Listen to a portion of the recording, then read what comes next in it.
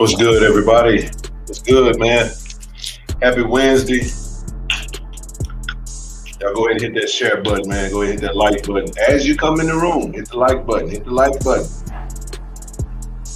If you'd like to donate to the page, feel free to hit that Cash App. Money sign King Clark 1400. PayPal.me at /King Clark 1400. Y'all see it going across the bottom of the screen. Got a lot of shit to talk about today, man. A lot of stuff to talk about today. First and foremost, got a few things I need to clear up. Man, before we get started. Yesterday I came on to congratulate our ALL SWAC players. And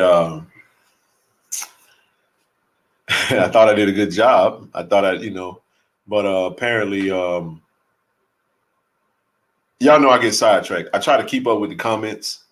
And so what's up, y'all?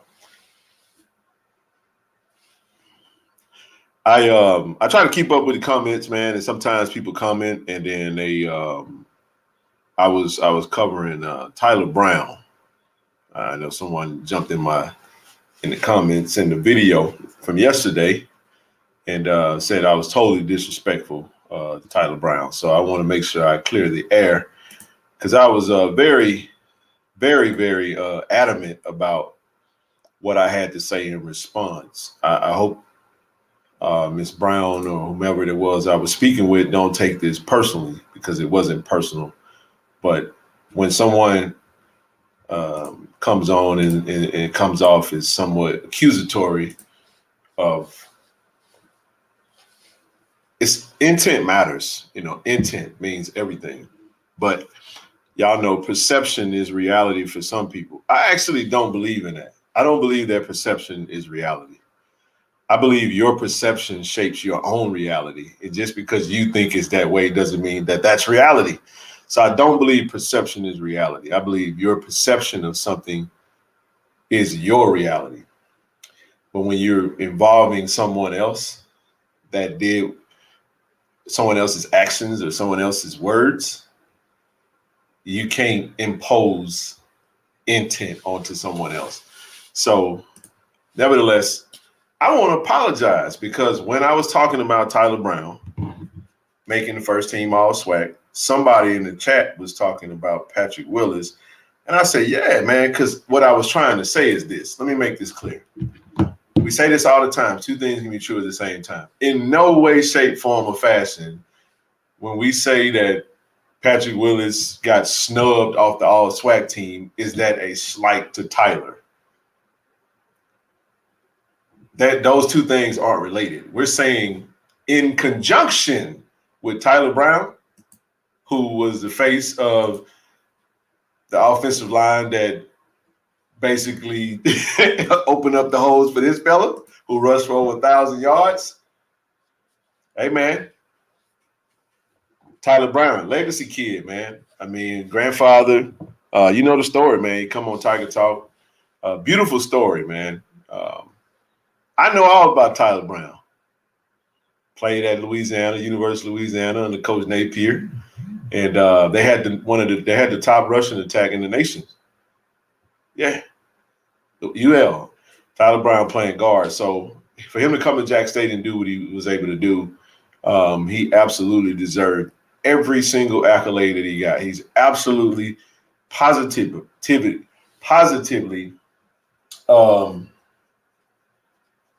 deserving of first team All SWAC. And also, I feel that Willis Patrick should be on the All SWAC team.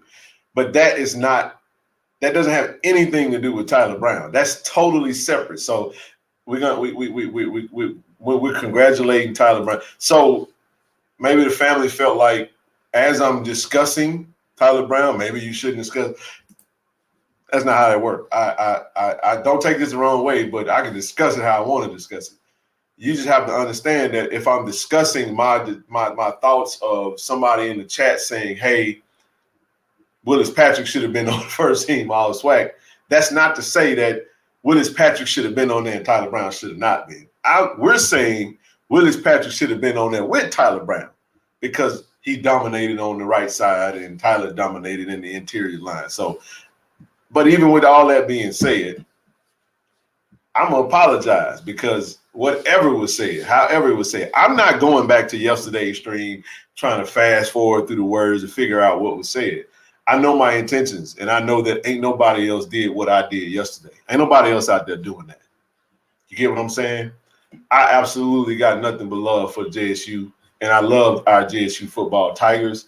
And in no shape, form, or fashion do I want anything negative out there. I don't like for us to take positives and turn them into negatives. So for that, I'm going to apologize because apparently I didn't do a good enough job giving Tyler his accolades. So I'm opening it up saying, listen, by no means, matter of fact, I'm telling y'all, the boy is special, man. The young man is special. Not only is he a special offensive lineman, but he's an absolute intelligent, and I do mean super duper intelligent. Not that we didn't expect him to be intelligent. He's a very well-spoken, just a very bright mind. Shador trolls him a little bit saying, my offensive lineman read books. Y'all know that. Y'all watch the videos, and I'm an absolute fan. So it's disheartening if someone felt like my words were that way. Chat, I'm not looking at the comments because I get distracted. So whatever's being said in the comments right now, I know I'm not looking at it right now. But what I don't want to do is I wanted to do this over because that's just how much of a fan I am of Tyler Brown. And that's just how hurtful it was to read that and say, you know what? I really, really, really apologize for that. If it came off that way, it absolutely was not that way. I said, hey, I'm going to address this when I go live tomorrow. That's going to be the first thing I open up with.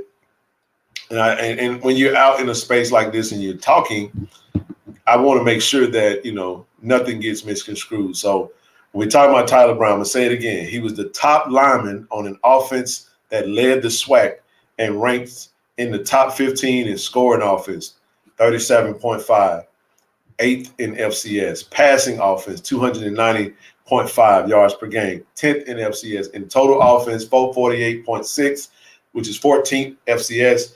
The offense gained 400-plus yards in a game 8 times this season, including a pair of 600-yard games, 638 versus Mississippi Valley and 608 versus Grambling. And again, when you're talking about a guard, someone that's right next to the center, you're talking about a running attack. And it is no way you can have a quarterback that's the offensive player of the year and running back that rushed for over 1,000 yards, and you mean to tell me only one offensive lineman gets recognized? I was making the case that Tyler Brown, along with his compadre, in my opinion, the one who's been the most consistent with him in starting, the one that has been most consistent in starting, it's only been 3. It's been him, it's been Tyler, Zach Bro, and Willis Patrick. There was a little bit of interchange between Evan Henry and Graham, and then there was some interchangeableness over on the left side with Demetri Jordan after he got hurt, Debo. So when we say consistent, I'm not saying consistent in performance, I mean starting.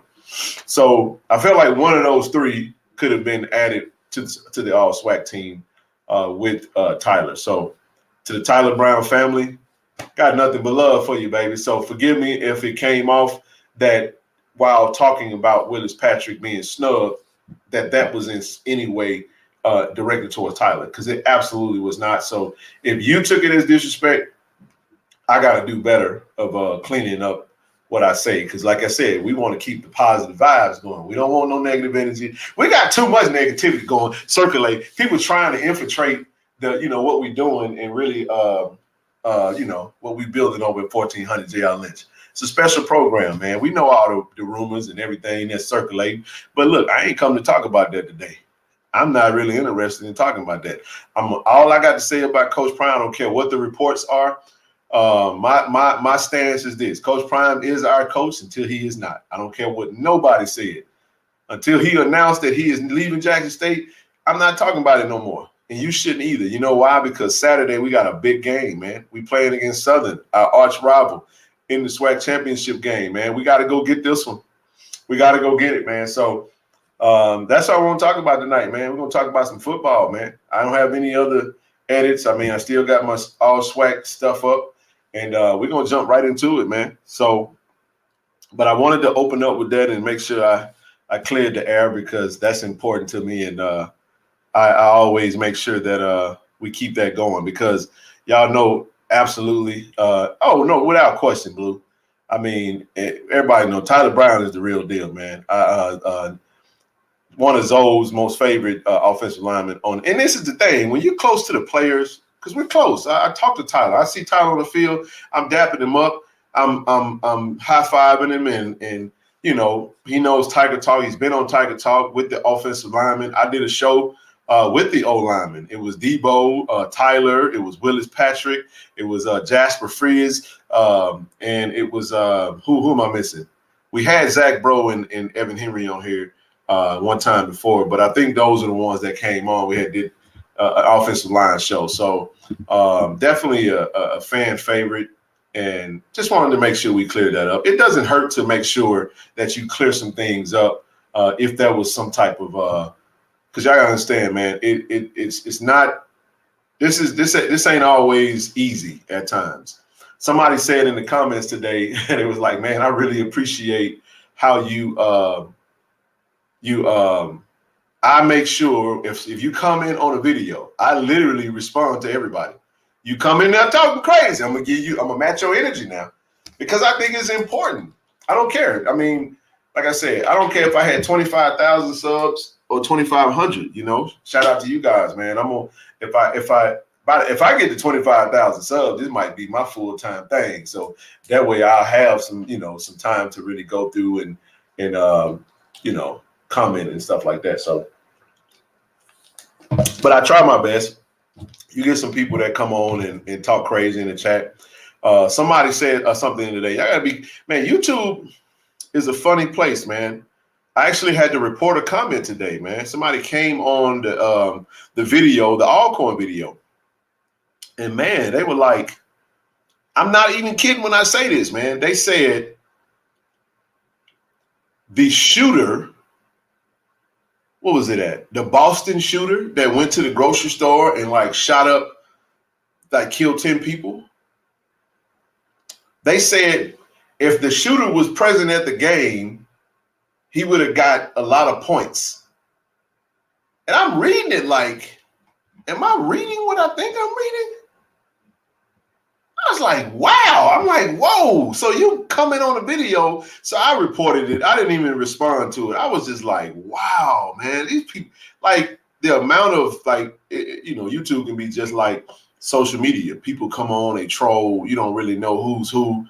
Somebody just say something, man. And I was like, wow, bro. Like they really said that. Like on the video with the Alcorn, with the band playing and all. I was like, I just reported it as terrorism. I did like a terroristic report, then it removed it. But I just was like, it made you take a step back. So that's why I'm saying it's 218 people in here right now. Y'all go ahead, hit the like button, hit the subscribe button. As the more I do this, the more I realize I don't want nothing. I just don't want to delve in any negativity because people are very volatile, very sensitive. People can really take your words and twist them. And I just prefer to keep it clean, man, and keep it positive. So that's why I say we're gonna make a very, very, very concerted effort. Anyone that come on the stream, no profanity. You're not gonna get any profanity from me. We're gonna try to stay away from any type of obscene gestures or any type of offensive language, any of that stuff, man. We just gonna stay away from that and keep it positive, keep the vibes positive, man. We want to make this thing rated PG. Yet at the same time, it's kid friendly and family fun and friendly, especially when we're talking about our very own Jack State Tigers, man. So Jack State Jack State football, especially, is a family atmosphere, man. It's definitely something. It's an event to take the whole family, so we want to keep it that way. So some people are 75% negative. Hey, I gotta say it, man. I say 90%. 90% of everybody, 9 times out of 10, you're dealing with somebody that got some type of issues or whatever, but that 90%, you're not gonna see it like that. But that's just my thought process. It's always like prepare for whatever. And if it don't, then you be good with that. So you're never caught off guard or whatever. But anyway, enough of that. I just wanted to say that because I think it's important for clarity's sake. And I banter on Twitter. I've gone back and forth with some media personalities, and now looking back on it, for me, I just don't want to delve into any other energy like that no more. I just want to have fun with it because it could get a bit nerve-wracking. You can get exhausted with this stuff, man. So I'd rather I don't want this to become a labor like that. I want to have fun with this. This should be a good way to come on and interact with you guys and do it that way. So John Huggins was overlooked for also. Well, John Huggins, the problem with John Huggins was toward the back end of the season, he got hurt, so he wasn't really playing. That could have played a factor into it. The defensive guys really feel like Jeremiah Brown really got snubbed of something. They felt like he had a really good year. Oh yeah, man. Hey, listen, it's going to be less than 5,000. They said as of earlier today, it was only 5,000 tickets left. All the parking passes were sold out. So, hey, man, parking going to be a doozy. I can tell you that right now. Just know the best thing I can tell you to do is just get there as early as you can. The game is for 3 o'clock. Get there early and tailgate, whatever you got to do, man. Let's make it a great atmosphere. My number one focus, talking to one of our fellow alums today for a good little minute was I said, bro, I'm just not interested in discussing the Coach Prime rumors anymore. AP foul language. Yeah. Absolutely, bro. Yeah, I'm gonna move on from that. But yeah, that's absolutely right. Just don't care to entertain it much anymore. I mean, I put it up there. I told y'all, man. I told y'all. Well, you know what? We'll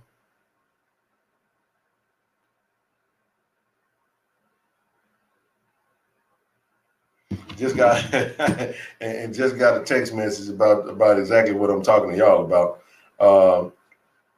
It's all day, man. I don't really I don't really care, man. Hold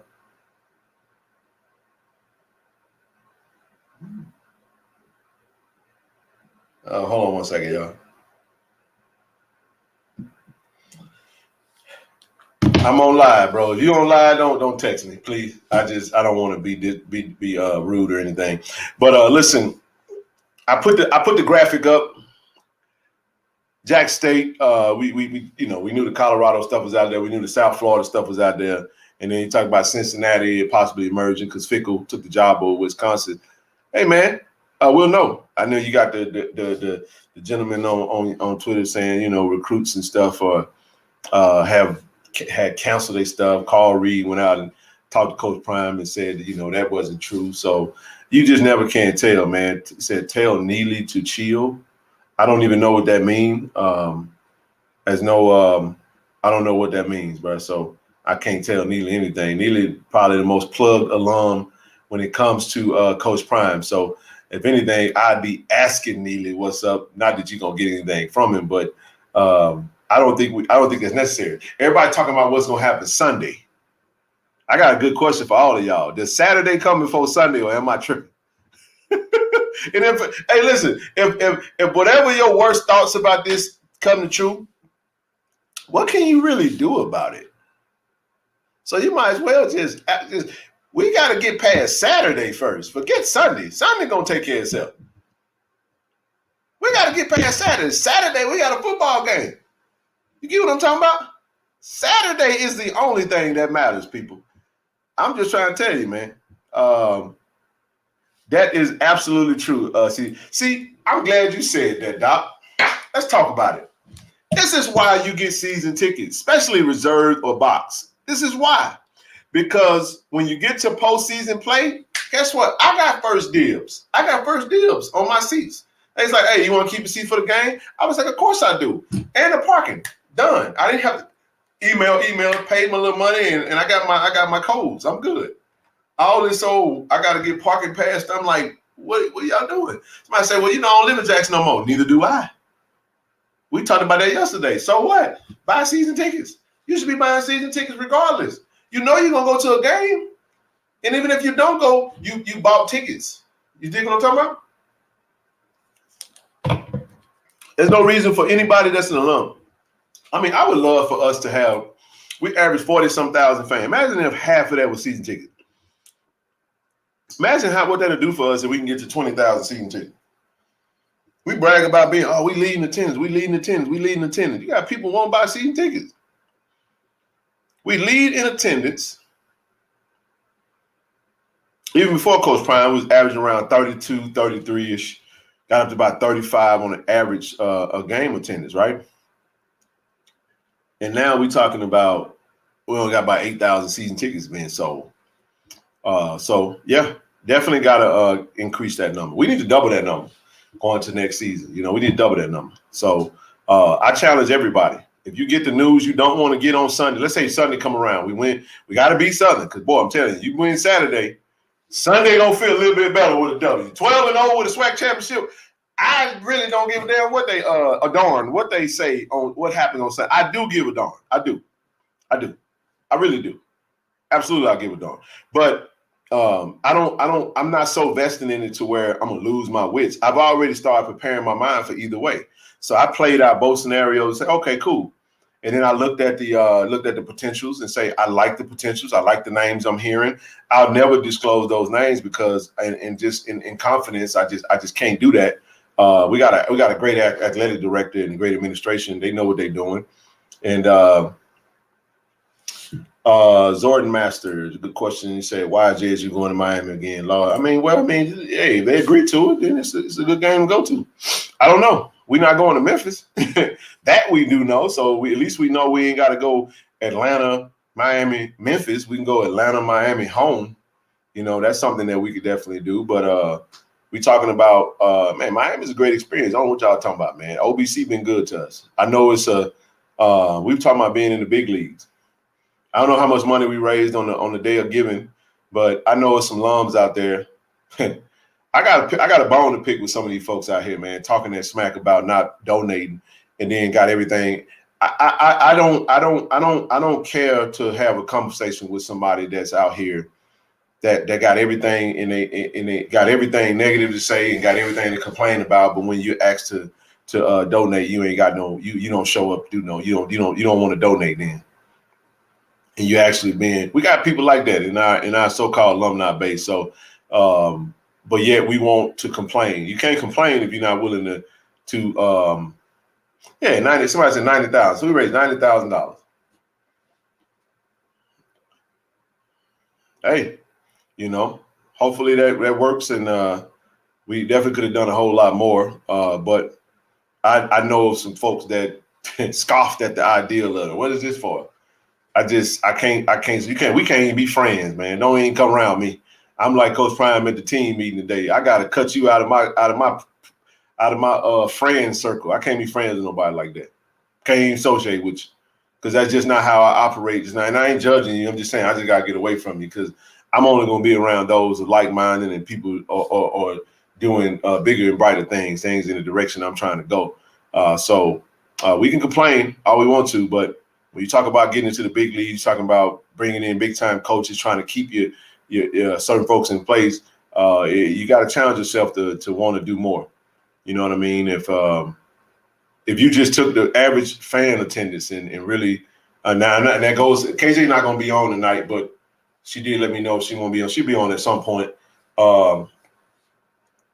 We gotta look at are we really like the messaging? Like are we really are we really connecting with the people? Are we capitalizing on every opportunity? Are we clear on what the expectation is? Are we specifically asking for what it is that we need? And is the messaging and the method effective?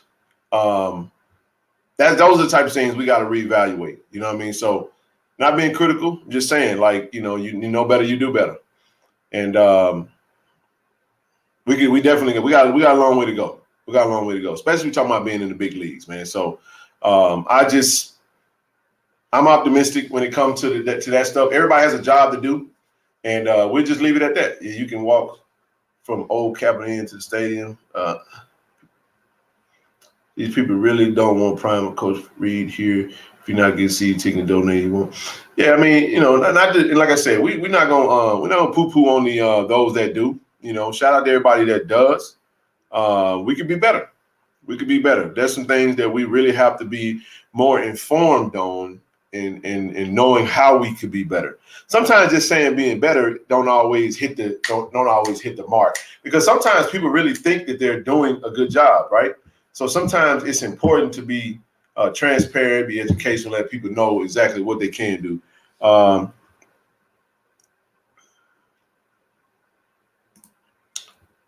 Said, do you think that not connecting with alumni supporters shortly after graduating college riffing? I mean, it's possible. Like I have to really, I have to know everything that's being done. I can't really speak on that, bro, because I don't know everything that's being done. And it's very tough for me to go out there and say that, because somebody can come back and say, well, you don't know what you're talking about because we did this, this, this, and this. Unless I can say specifically that I know we did this, this, this, and this, I really can't comment on it. I try not to do that, especially when it comes to in relation to Jackson State, because there's so many moving parts and there's so many folks that's out there. I'm just looking at it from a overall, from a top line perspective, that we got some room. We got some way. We got more work to do. We got more work to do. But all that take care of itself. Like, you get what you pay for. You get what you're willing to, to make sacrifices for. And we'll see. We'll see what that turns out to be. Regardless of whatever. Like I said, I didn't really want to get into Coach Prime stuff, but like I told you guys, if the scenario was he decided to leave, I do believe that Jack State's hottest job in America, man. Think about it. It's going to send shockwaves. Yeah, it would also say, Jack State is available for a job. You can just think about some of the names that's going to put their name in the hat for this particular job. I mean, they already know we doing numbers. You've seen what social media has forever seen what Jack State could do. They know what the vet looks like when it's packed and it's rocking and we looking good and we playing good ball. You know what I'm saying? Say YouTubers, you can't. Man, I ain't touching that. But anyway, so with that being said, it's like you just got to see what you're gonna do next. So, but anyway, like I said, man, football time, man. We got Southern, you know what I'm saying, coming in. Let's think about it from a football standpoint, right? If you look at the Bayou Classic, they basically got dominated by Grambling. But they lost the game because of turnovers. Like I said, I looked at the forecast. We looked at that today. We're looking at a potential rain in the morning time. Probably during game time won't be raining. Like a 50% chance, early day showers, and then some overcast in the evening time. So I think we're going to be okay from a weather standpoint, be a little cool, maybe a little wet. We don't know. We just kind of I don't think there'll be any thunderstorms, so we're probably not dealing with any rain delays. But when you go out there, you got a Southern that's coming in, I think, with house money. They know that they got whooped last time they came. They know the rumors. They know what's being said. They know what's circulating. They're going to try to play all of that stuff in their advantage. They're going to come in and be rowdy. They're going to come in and be aggressive. Y'all saw how they played us last time, trying to snatch QB1's chain and doing all kind of stuff, man. So I think for them, they're going to try everything. They're going to try to throw everything they can at us. But if we just go and do what we need to do, we're going to handle business. So that's why I said the most important thing for us, for our psyche, for this platform, for everything, man, for all things good in Jackson, things will feel a whole lot better with a SWAC championship.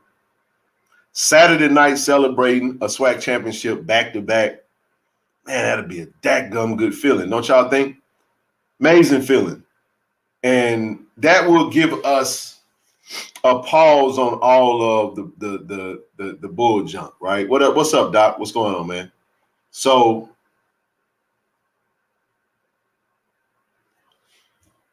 I'm glad you put this out there. So let's touch this. You show me any linebackers in the conference that can cover. Linebackers aren't made to cover like that. You only got a handful of linebackers that can possibly cover. That's not – what's up, Tyler? What's going on, bro? So it's not really – you're not really saying anything. You get what I'm saying? Like saying that linebackers can't cover in space that don't mean nothing if your quarterback can't throw a damn accurate pass.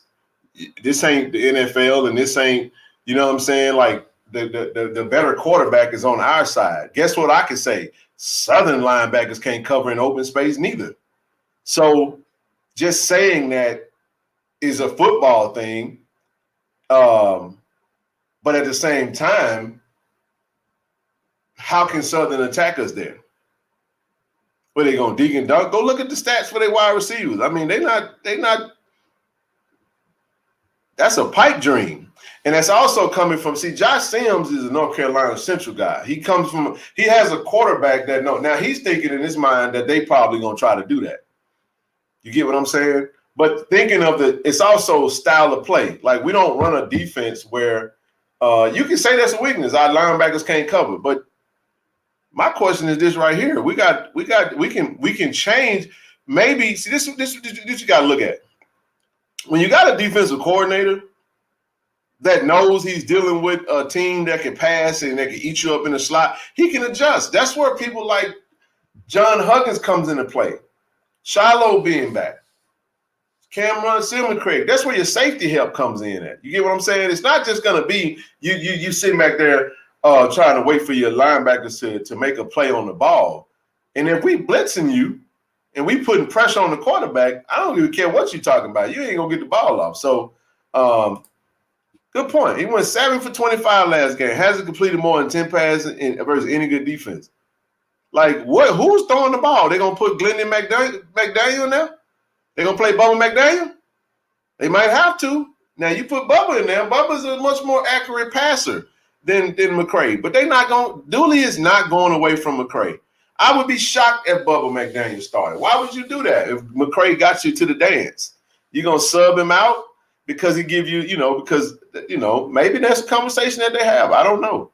But I like our chances of our linebackers because our linebackers ain't out there to cover. You might get a pass or two, and then we'll have to adjust. But if that's your game plan, you're in the world of trouble. You're in the world of trouble. And thank you, Ed. Majority of NFL linebackers can't cover. That's not what they're out there for. You get a few of them that can cover, but usually in certain offenses, you can match up a slot receiver with a linebacker. That's a nightmare. It's a nightmare for some nickel cornerbacks for slot receivers. So that's like the most valuable position in certain offenses, the slot receiver. So, or you got a good tight end, you put a linebacker on a tight end, then you're working with something. But I wouldn't say. I think we'll be okay in that area. What else y'all got? Who passes on linebackers? Yeah. So I think when you look at it just from a football standpoint, they down to, what's his name? Ligdon, the running back, number 19. He's a solid runner. And they run the ball a lot with McCray, their quarterback. So if he's in the game, that their style of play is very generic. It is what it is. My only question is, are they going to look at the Alcorn tape and try to do what Alcorn did, where they had the quarterback out there that I didn't think could hit the wide side of a barn, and they adjusted for us. I really hope that their success, when I say there, I mean Alcorn. I hope that Alcorn's success slightly, because Alcorn only completed 9 passes that whole game. It just looked like they did more because they made a couple of big passing plays against Travis. That might be fool's gold, though, right? So you might see, you might see them try Travis a little bit. I hope they do. I really hope they do. I like my chances with that. As I said, they do. Tomahawk out for the trick plays. Oh, absolutely. If y'all remember last year's SWAC championship game, we got caught with a trick play. The trick play versus Southern versus Prairie View. Now, mind you, Prairie View, same coach is the coaching at Southern right now. Dooley pulled out the trick play, so we definitely go. As I said, no chrome helmets. Jeremiah, you ain't by yourself, bro. Boy, leave them chrome helmets in that locker room, man. I'm hoping that we don't pull them joints out because people feel like they janky. I don't think the uniforms are janky. That's superstition. I know what you're saying though. But did you know that by definition, this is the nerd in me. Superstition is when you take two different things that are totally unrelated to one another. You think that one thing has the effect that can affect a potential outcome of another, yet they're unrelated. That's superstition. The helmets ain't got nothing to do with how we play. Nothing. It just means we've accepted the fact that every time we play them, the few times we played with those helmets on, it ain't been a little shaky. Maybe it might be something to it, but anyway. I don't like the Zenith helmets. The face masks are ugly. Yeah. I mean, Coach Prime got an endorsement deal with Zenith, so all Shador helmets are Zenith, so they ain't the best looking joints. You know what I mean? They blowing out. They wearing the chrome lids. It might be. We'll see. Our analysts need to do their job and need to stick to the game plan. I agree with that. I ain't superstitious. I just don't like. Hey, I ain't saying that you superstitious. I said that's superstition. Is when you think that one thing that's totally unrelated to something affects the outcome of it. That's what superstition is. Like you sweep your body foot, people spitting on brooms, and you break a glass, and 7 years of all that other nonsense that people, I think so. I think there's some truth to, for how you think of things, you could attract things with your thoughts. So I ain't getting into all of that, but I think we've all had those experiences where we thought about something or thought about someone, and then all of a sudden we saw them. We're like, man, I was just thinking about you. I don't know what that is, but sometimes the universe tends to bring us the things that we think about. That's why we got to stop thinking about this Coach Prime stuff. We got to stop. We got to just walk away from that. Just think about winning the SWAC. That's all you need to think about. Think about, close your eyes and focus on holding that SWAC championship trophy. That's all that matters. I am a nerd, by the way. For y'all that don't know that, I really am. I was a straight A student, by the way. I really am. It's all right. It's cool to be a nerd at times. Read books and stuff and exercise your brain. It's cool for that. It's all right. Coming from where some of us come from, being smart and being a nerd, you get picked on, but it's all good until they start asking you for your homework and you charge them for it. I was an entrepreneur back in the day, baby. I used to tell my teammates all the time, do not do what Ken do, because I know how to cram. Wait till the last minute and study and make an A, and you make a 14, we are not the same. Remember, family, at all the hall games we didn't see. Okay, let's get into it. Accounting, yep, crunching on numbers. Man, listen, y'all got to blame my daddy for this. My dad is CPA, he retired now. But, man, my dad was doing CPA work out of the house with the typewriter joint, man. Like, man, he was old school with it, bro. He was using ledger paper. So I used to do all his bookkeeping. That's how I made my money. True story. I'm not kidding. If my pops, I'd be like, man, if I needed something, man, I call my dad. I'd be like, Dad, man, I'm trying to get these shoes, man. He'd be like, oh, yeah, how much they cost? I'd be like, $100. My dad say, well, I tell you what, son, come down here and work for me. I pay you $10 an hour. I'm like, man, come on, bro. Come on, just give me the money, man. And then I used to have to go to the country, Madison, and sit down and do all his bookkeeping, take all his receipts, put them in date order, write all of it on ledger paper. Man, I know I've been doing taxes since I was 14. Got to Jackson State, got to my junior year in accounting, burnout. I didn't want to do it no more. I was like, Dad, I can't do this, man. This ain't for me. No, sir, this is not for me. And I went to him. I was scared. I was like, man, my dad want me to take over the family business. And I told him, I said, Dad, I don't want to do accounting. He said, son, it's not for you, then you don't do it. I was like, all right, cool. So I switched the business. And that's the end of that story. Back to what we were talking about. You had a great day. Man, I had the best dad in the world, man. Speaking of my dad, y'all give me a quick second. You know what I'm talking about? Let me talk about my dad since you mentioned Pops, right? I had a phenomenal father. I know what it's like to be a good father. I think I'm a decent dad, I had the dad, true story, when I was playing junior college basketball. My dad didn't miss a game, even my freshman year. My dad missed 2 games from high school all the way through college. 2. In both of those, he got tied up with work. One game he missed in high school, it broke my heart. It was senior night. I'll never forget it. It broke my heart. It blew everybody mind. Everybody like, what the heck? Where the hell Miss Clark at? True story. The one game my dad missed in high school was senior night. And I cried, man. I was like, my pops ain't here, man. I had to take my little rose and give it. My coach walked out there and let me do that. All right, anyway.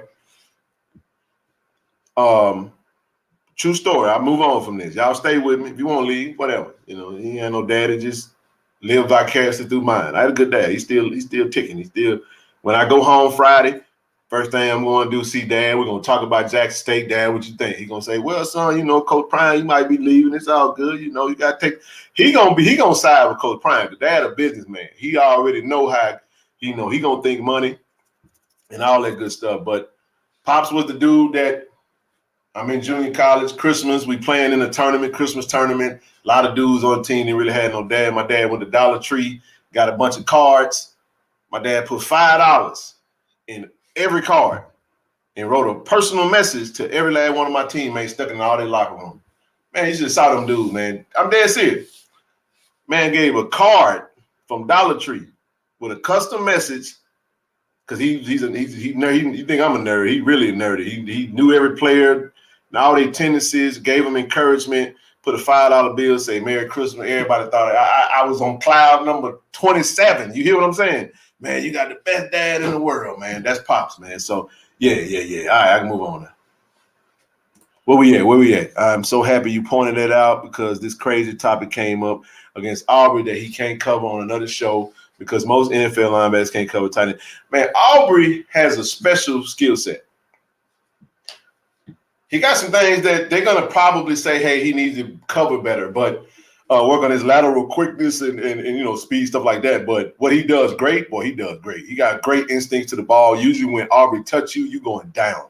You follow what I'm saying? He has his tackling ability. How many times have you seen Aubrey Miller miss a tackle?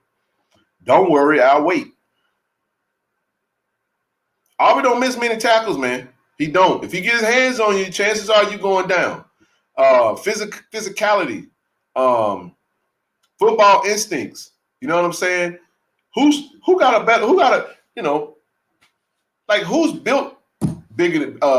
better than Aubrey from a physical standpoint? Just his physique is already on that level right now. So he got a few things that he could do. I mean, that's where the training comes in at.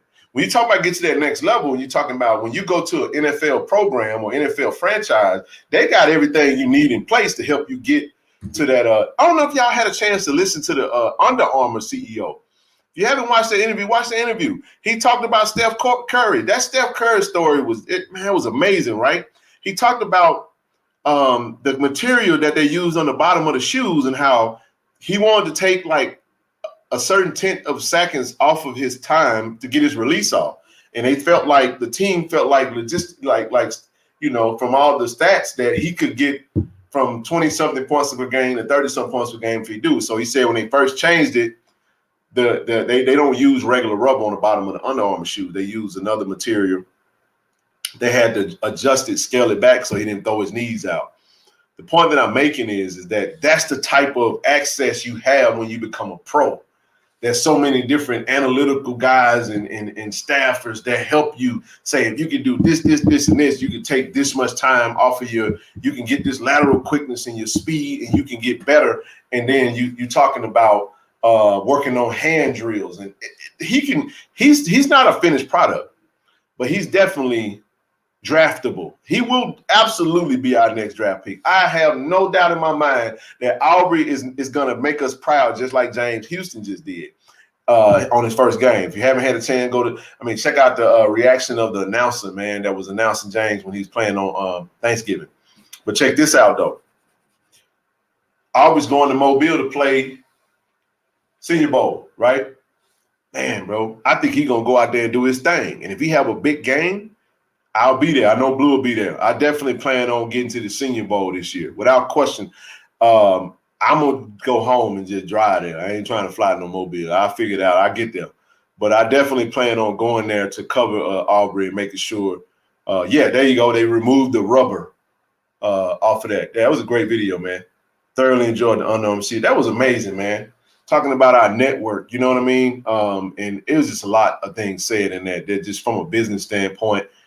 Typical entrepreneur, man, and how they grew, 17,000 to 100 and some thousand, and it's just 500,000 and $1 million in 4 or 5 years. It was amazing, man.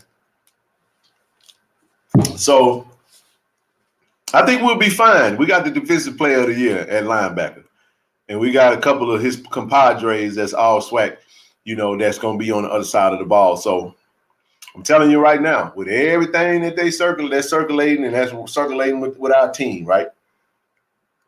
Everything's circulating. It's 2 people that's going to be the most important people. Actually, more than 2. First one going to be this cat right here. All SWAC first team, Aubrey Miller. Still got him. Still got him. Still got him. Y'all, let me know y'all want me to stop now. Still got to get through him. Still got to get through him. Right? Y'all see what I'm talking about? That's just a few defensive guys. Number 1 most important player, man. This guy right here. This the guy. This the guy. This is the guy, man. Savion Wilkerson. Now, we're going to need for him to do what he's been doing. We're going to need for him to have a big game, right? We expect him to do what he's going to do. But this is the fella right here, man, that's I think is going to be our most important player of the game. And I think he needs to have 20-plus carries, man. I'm not kidding. On Saturday, Savion Wilkerson needs to carry the ball for north of 20 times. He needs 20 attempts. I'm telling you right now, he needs 20 attempts. A minimum of 20 carries. A minimum. Reason I say that is because Shador didn't look too well in the last game versus Alcorn. Got to be real about that. A little shaky. Got banged up against Alabama A&M. So do we get Miami Shador, or do we get Alcorn Shador? Do we get Bethune-Cookman Shador, or do we get Tennessee State? I'm just saying, like we don't know. We don't know. Give you something to think about. Dion is leaving. If all caps. You think his son don't know? I think he do. I think he do. And if he does, what's that do up here? If you're asking me, I think he's gonna be lights out. I absolutely think he's gonna be lights out. I think he's gonna be lights out. Now they got a good defense. They coming for him. They're gonna try to apply all the pressure because the last few weeks he been getting touched, but he had a couple of weeks to relax. And I tell you right now, I think the offensive line gonna be extremely important, man, to make sure that they protect him. And if he got time, I absolutely think he's gonna go out there and he's gonna dominate. He's gonna ball out. That's just my honest opinion. And like I said, we just got to get that trophy on Saturday. We get that trophy on Saturday. And end this notion that, boy, we always lose the Southern and the SWAC championship. Oh, we got the 2013. Oh, you got, man, we done this. You had all the rumors. None of that matters, man. When the clock strikes 0 and we got more points than they got. That is the only thing that matters. That is it. And if that happens, when that happens, we'll be able to stomach Sunday a whole lot better. I can assure you that. You know what I mean? Yeah, O-line absolutely got to show up, be fresh. Say without question. I pray it's Miami Shador. Hey, I think so. Dion's leaving might dictate what type of game Shador have. It's possible. It's possible, but that's what I said. We're not gonna run from it. We know what the haters are hoping. They hoping that Dion leaving, and they hope that Shador is checked out. They hope that Jack State get embarrassed. We know what they want, but we ain't gonna give them what they want. They ain't gonna get what they want, man. They're gonna have to deal with this, man. We're gonna finish. We're gonna focus and we're gonna finish. Right? And that's what time is gonna be, man. It ain't gonna be easy. We're gonna have to go out there and take what we want now. We're gonna have to go out there and take what we want. And I think we do just that. I think we do just that. Another key to the game, man, is the game plan. You know what I'm saying? Like what type of game plan, you know, or is the offense coordinator gonna mix it up a little bit? Are we gonna see some new some different wrinkles, some different plays? We don't know. We don't know. We just got to go out there and see it. I would love to see the defense go on the field first. That's just I want to see us win the toss. I want to see us kick that thing off, and I want to go punch them in the mouth and take the ball from them. You get what I'm saying? We got to protect the football, man. Absolutely got to protect the football. We can't turn the ball over. Can't have it. Can't put the ball on the field. And we can't do like Grambling, man. Grambling had 2 unforced turnovers that led to touchdowns. Julian Chavez, the quarterback, just had, I guess, small hands and, you know, get ready to throw it, and the ball just slipped out his hand twice. That was crazy to me. And both times it led to a touchdown. One of them was a scoop and score. So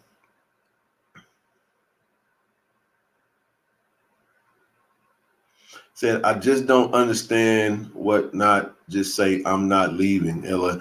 I mean, we can say that, but, you know, game plan number 1, no chrome. Jeremiah, I'm done with them chrome helmets, man. I already told you how I feel about it, man. Let me see if I can find a picture, man, with the chrome helmets. Where we at? You talking about D right there? Them things, hey, look at that, man. It's gonna be all right, man. Pay attention. Look at it and just breathe a little bit, man. It's okay.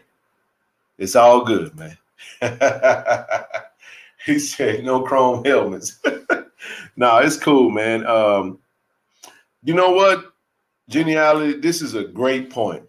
And I want to build on this. So this is a great life lesson for the team, learning how to still perform at a high level even when there are big distractions. Couldn't have said it better. Like I told y'all earlier, man, this is going to be the greatest coaching job or greatest motivation that you've ever seen Coach Prime ever do. 79 is better than Jordan. He had a bad game. I don't know if you say better. You know, I don't think. I mean, you can say what you choose to say, but I ain't gonna. Now I'm gonna leave that one alone. I don't know if that's necessarily the case. I think they both have He didn't have a good game. Debo didn't have a good game last game, but you know, I'm pretty sure he might be starting. I think Demetri Jordan returned to practice, so that's a good sign, man. That's a good sign. Anytime you got O-line depth and if you got a joke out there getting whooped, you know, we can definitely go in we can definitely sub them out. Back in the lineup would be a little. We don't know. Maybe he goes in as a reserve and just kind of is there as an insurance policy to kind of help a little bit. Navy would be fired. Navy Chrome would be fired. Yeah. Navy Chrome like a whole nother helmet. I mean, what if everybody talking about the uniforms? Like, we don't know what we wearing. You know, the Under Armour CEO was there. What if we might roll out something we ain't never seen before. They did give out some shoes, and speaking of the shoes, them shoes was fire, by the way. The little versatile shoes, the slide trainers. Oh man, I like them joints, man. But you never can tell. I hope we don't come out looking like Liberty did against New Mexico State with all the freeze to Auburn. Listen, I'm going to subtract any of that. I don't know what you're talking about. I ain't even finna think about it. Apparently, it might not be very good, but there's a lot of scenarios out there where there was some rumors and some players and the team went out and played well. I think we just kind of gravitate towards the worst possible scenario sometimes. Hey, this would be fire, bro. Like rolling out some new units like the Naval Academy. How dope would that be, though?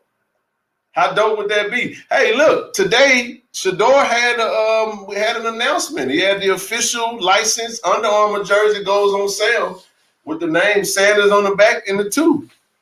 Made a lot of people like, whoa, wait a minute. They dropped the Under Armour Jackson State Shador jersey. Does that mean he's staying? Everything is like, is he leaving? Is he staying? Was he? It's just like, bruh, we got a game Saturday. That's my response. What you think? I think we play Saturday, and I'm gonna be home Friday morning. You get what I'm saying? My brother called me this morning. Shout out to bro, man. Bro said, bro, what you think, man? You think Dion leaving? I said, dog, I don't know, man. We don't know. We don't know nothing, you know. I know he got options. But he's our coach until he's not our coach no more, you know. He said 9, actually. Initially, it was 9. We don't know. We don't know what they're going to roll out. They sold out the jersey. The jerseys are sold out. I bought one. Yes, I did. I bought a 2X. I sure did. I said, man, hey, I got to get me a piece of history, man. If this is it, I got the cash. That's why I went all in. I ain't going to be disappointed, you know. If they decide to, move on, I really leaned in and got the full Deion Sanders leading Jackson State experience, man. And I'm content, man. I went to, 7 games this season. I wanted to go to more, but 7 out of 11 ain't bad. I missed 4, one of them due to some place I had to be. And then one of them I just elected not to go. I kind of hate that I missed it. Hey, speaking of, man. Hey, man, I need y'all to help me get in contact with Mr. Body, man. Somebody contact Mr. Body. Mr. Body, you're not getting away from me. I need my stack, man. My stack. Somebody go hit Mr. Body up, man. Send him, share this screen. It's 300 of y'all on here. If y'all know Mr. Body personally, talk to him. You got a cell phone number. You got hey Tyler, yeah, he did say, Mr. Body, that man owe me a G, man. I need my G, man. Somebody Facebook friends, IG friends, Twitter friends, or something. I want you to take this stream and I need you to go and send it to him. Send it to him. I needs to be somebody send it to me. I need to figure out a way to contact him. He ain't getting out of there. He's all on that spaces talking greasy. I need that. I ain't no running either. I need my stack, man. I told him out the gate. Now it wasn't 2K, it was 1K. I need my grand, bro. I need it ASAP. If you get paid bi-weekly, I'll give you the next Friday, but I need my bread. He listening to me now? Where you at? Where you at, Mr. Body? Say something in the chat if he on here. All ones. But I'll take 10s, 5s, 20s, and 100s. Whatever make you feel better. If I go to the number one, I don't know nothing about all that. Only show I know that's number one JSU show, the one you talking to, the one you own. I don't really be on a lot of them other shows, man. I don't. But now, y'all know, if somebody help me out.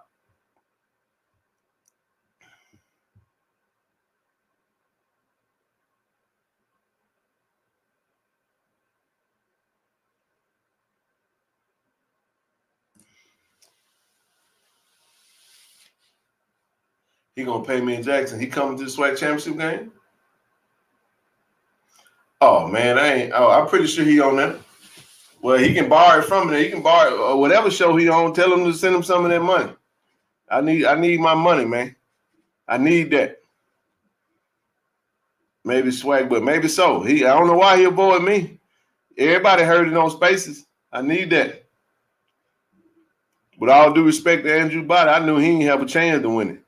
I knew Shador, that was easy, man. Like taking candy from a baby. I'm like, you really want to take this bet? I bet. Let's bet 1,000 on it. He took it too. I ain't settling. I need all. I don't want 997. I don't want 998. I need a whole 1000. I need every dollar. That's all I got on it. Somebody send him to. Hey, get him to me. Get him to me. If you got a, is he on Facebook? Send me the name. Send me something, cause I'm coming hard and heavy, man. I need that bread, man. I don't play by my money. Pay me my money. Somebody give me that Sam Washington. Tell them folk to pay me my money. I need that. I should have bet 1,400. I got the other folk. I just need the 1,000. That's what I need. I need what we betted against. All right, enough of that. Enough of that. I done did a whole hour talking, man. Let me open this thing up. We'll give y'all an hour to come on. Let's chop it up. And then after that hour, we're going to shut it down at 2. Like I said, I would love to get some new fresh faces on. I mean, faces of some new fresh folk on to come on. And if not, it's all good. I would love to get KJ back on. KJ got tied up, so we'll get her back on. I will tag the body. Yeah, tag him up. Tag him up, man. Tell him come on in this thing. I love him to come on. I love him to come on. Man said, kiss me my money. That means me say give. Okay, next time, let me hold some money on the bet. Grand, I got to get it first. I need that. I think he owes Zoe too. He might owe Zoe 500. He might do. He's 1,500. You said 1,400. He's 1,500. Yeah. No, I ain't leaving no timetable loophole. I didn't. I said as soon as the awards go out. As soon as the awards go out, I need that to be. What's up, Quinn? How you doing, bro? He ain't gonna pay you, Ken. Who said he ain't? I'll be at Texas Southern game next year. Who ain't? As if Andrew Body there. Hey, thank you. See, Blue, you a real one for that. See, I already know he. Listen, you ain't gonna tell me your son, second team preseason all SWAC, second team all SWAC team, and somebody ain't got his number. Blue, hey, you a real one for me. I connect me. You can text him my number. Say, bro, send him. I'm gonna put this banner up. Send him the cash out, Ken Clark, 1,400 or PayPal. I'm gonna leave that up. I'm gonna leave that up. I told him he was gonna be offensive player of the year. I tried to tell him. Blue, no, whoa. No, he ain't. That's called no. That's called a friend right there. He know where he was on the stream.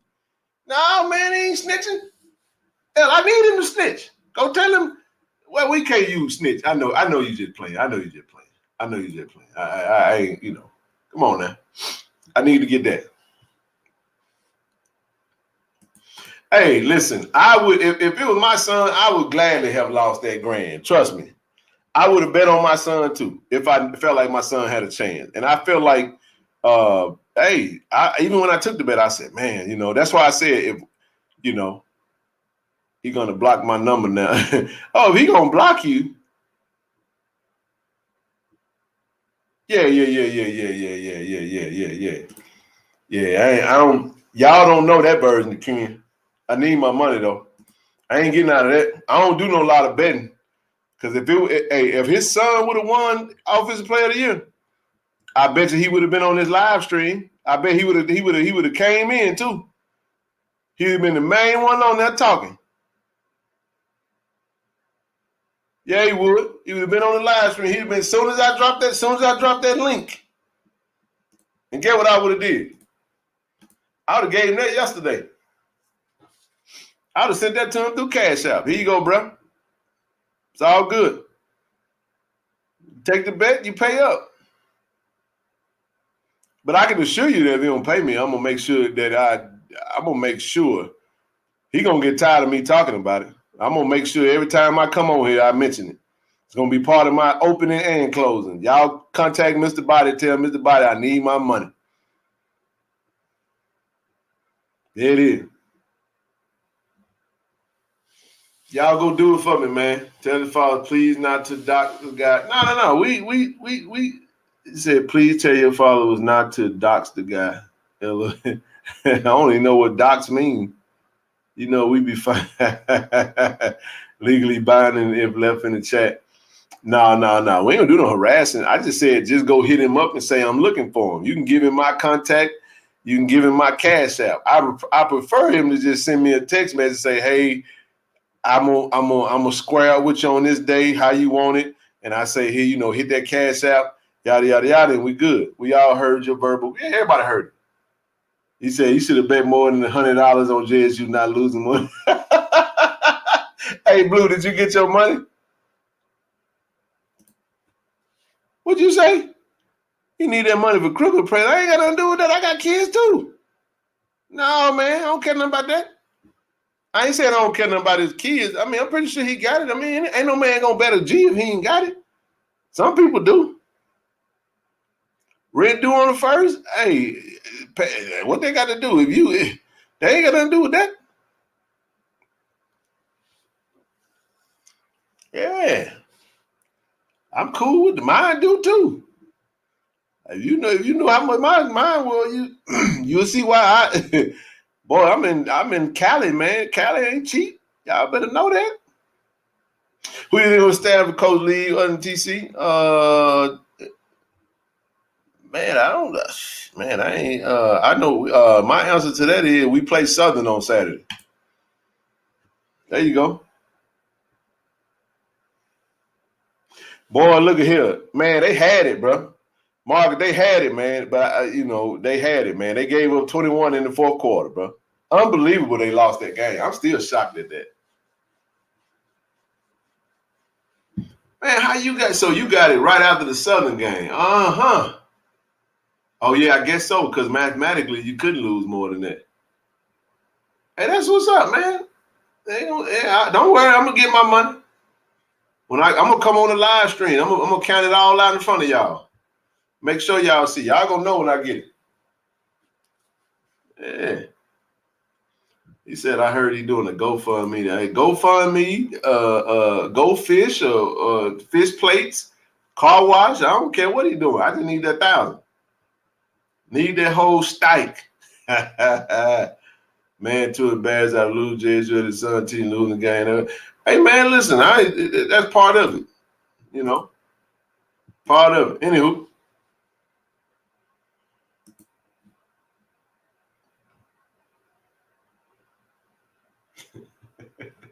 Man said, with my money, he's still saving the rack.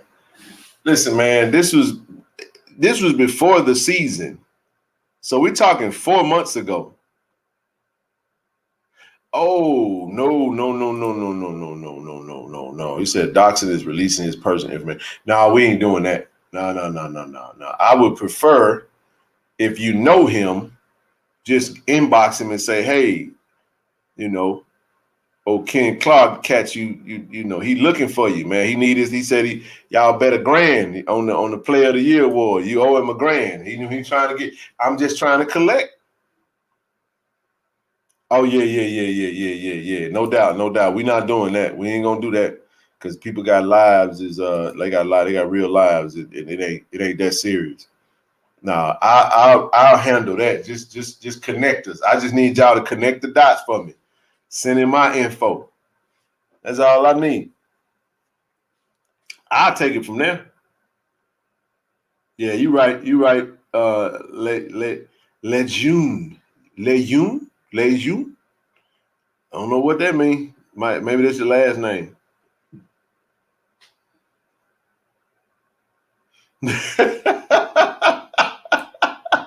I can't believe I shared that with y'all, man. You using it against me. I got hit. Boy, if you ever got hit with that electricity, that thing will make you sit down real fast. What's crazy is, this is the crazy part. And I'm telling you, that y'all see them videos, Joker be running and they go, hit them and they stop and they fall. Man, you just imagine the amount of adrenaline and the amount of juice I was worked up on the way I got hit right in the chest with that thing. And all I felt was a bite. And I yanked that thing out like it wasn't nothing, man. And by the time I yanked it out, it dawned on me what I had did. So I was like, man, next thing was going to be a billy club across my back. So I immediately went down. I was like, I don't know. And then I was sitting like smack dab in the middle of the street. So I didn't know which angle or nothing. I just was like, no, I got to go down immediately before they knock me down. And I went on down and yeah, that was that. Count that money on the stream like Tupac was. Man, I'm trying to tell you.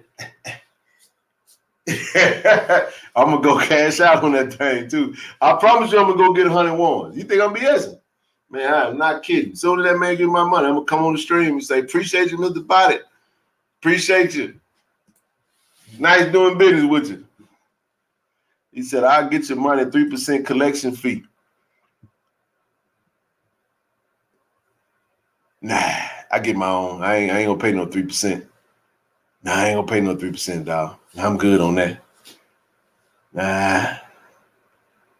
3%, that's $30 right there. I can't do that, man. I'm good on that. God is good, JSU, man. Where's Franklin Kuntz? Where Mr. Kuntz at? Unstoppable. A lot of old people Mississippi call it electricity. Yeah, man. I got hit with that voltage, man. You don't want to mess around with that. You don't want to mess around with that. Law-abiding citizenship. That's what you should practice. Everybody should practice. That's called a hit for hire. Yeah, man. Now, I feel you. If you can get it, pack, count that body pack. Nah, man, but anyway, I'm sure I'll get it. I'll get it. I don't want to mess the stream up just talking about that, but anywho, Ken, watching you and the Nuggets at the same time, can't ever miss a show. Hey, Brandon, I appreciate that, man. It's cool, man. Like I said, I was hoping KJ would have came on today because she was really on and popping. Where my boy Stoney at? We was really chopping it up today, or yesterday rather. And but nevertheless, man, it's all good. I thoughts on the new. Oh man, yeah, UAB hired Trent Differ.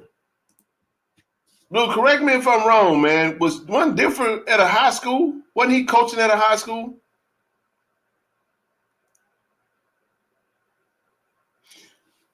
Tyler, you gotta come on, man. I think you dropped a couple of shows, man. Sit My Thoughts podcast, man. You really I like the one when you talked about Shador popping this, pop your stuff, man. It's he doing his thing right now, and it's all right. I know he didn't win the Connolly Award, but Judkins had a great season. You lead the nation, you lead the SEC in rushing. That's kind of hard to top, man. But nevertheless,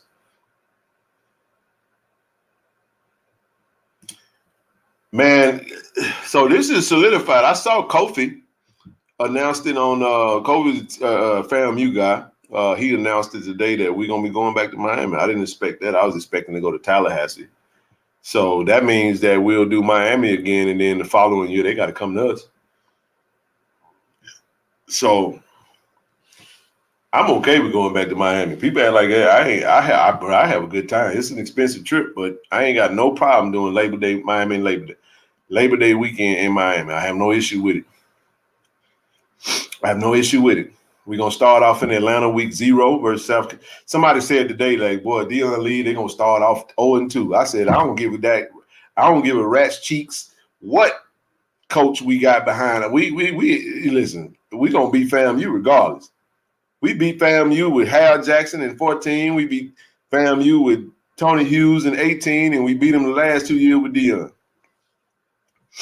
Oh, yeah. There you go. Differ was a part of the Elite 11 recruiting thing. Okay.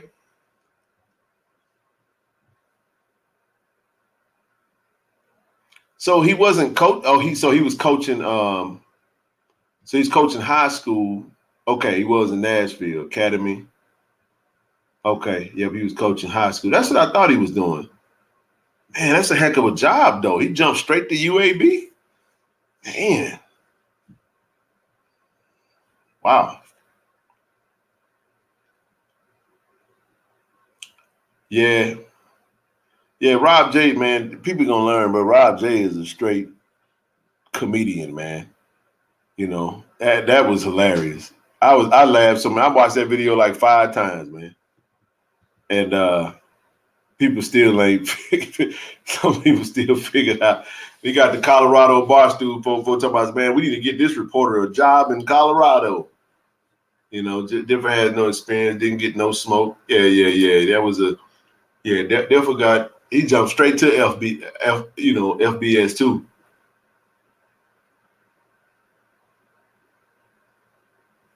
Do I think that they have the Connolly Award is a Mississippi award?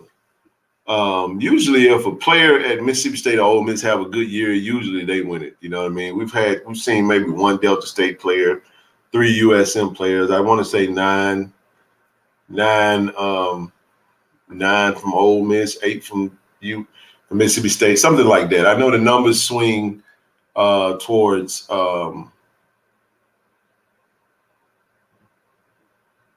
the SEC schools more so. But I felt like the high school David Lipscomb. So I felt like it just kind of like slipped under the radar, man. With all this Deion Sanders noise, man, it just kind of slipped right under the radar. Man, I saw this, man. Mickey Joseph, talking about bad timing. Man, I hope that wasn't. I don't know what that was, but that was that's terrible timing. He was the interim head coach in Nebraska, Mickey Joseph, and wound up getting arrested. And that was horrible timing. Hopefully that works out, you know what I mean, well for him. And yeah, that might not bode well for him. That might be the end of his coaching for a little while. Maybe he can go take maybe a position coach or something like that. But as far as head coach, with that smoke around his name, it's gonna be hard to shake that unless he. I don't know what that is. I don't really have much to really say. I just saw the report today. I'm like, dang, bro. Yeah, it's like domestic, like the assault or something like that, man. It was like, yeah. Then I saw the young man Kittner. Yeah, child pornography. Like, man, I gotta be careful with that, man. Like, I don't even know what that could mean multiple things, man. So I don't know. I do know that one time I was talking to a cop that said if you got a friend or somebody that sends you inappropriate photo like of a child, like don't ever share that. Don't ever do anything. Like don't even respond to it because if they like are investigating someone and they'll that's gonna backtrack to everybody that information went to. You don't want that stuff being in your phone. You don't ever respond to that stuff. Call them and say, bro, don't ever send me nothing like that again. I had somebody inbox me something today about someone, and I had to let them know, look, bro, don't ever inbox me about this again. That's not. I don't deal with that. And I'm sorry, man. And it's cool. I ain't trying to be no butthole or nothing like that. But just I got to let you know, don't do that again. Do that again, I'm gonna block you. So, yeah, man, that was weird stuff, man. Weird stuff. Got to stay away from that. Yeah, it said, was it him or a player that strangled someone? Looked like that was him. I did see that Guthrie. Besides, Guthrie is gonna be in the building on Saturday. Hey, man, I really hope. I really, really, really hope that we can sign him. That'll be an amazing pickup for us, especially with his former teammate, being on the roster. So I would love for that to transpire, man. Add some more depth, DB depth for next season. Yeah, don't share. Just call the police, man. I'm gonna delete that junk and I'm gonna call the person that sent it to me, and I'm gonna check them like never before, and let them know, don't you ever in your life send me nothing like that again. I mean that. So, yeah. I can't. And then I'm gonna get away from around with something like this. It's some weirdos out here in the world, man. People got these some sick people out here. Don't even try to save evidence because you can be charged. Yep, that's true. That's facts. I had to stop my friend from sending my pics of people he tattooed. Oh yeah, man. Yeah, these phones will get you in trouble, man.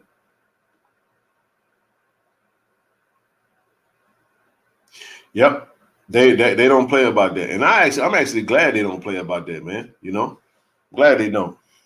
But can Coach, what'd you say? Coach Prime is heading to the Power. Man, we don't know. I don't know what's going on. You know, we don't know what's going on, man. We're gonna see though. We're gonna see what's cracking like. 1 second, y'all. 1 second, 1 second, 1 second.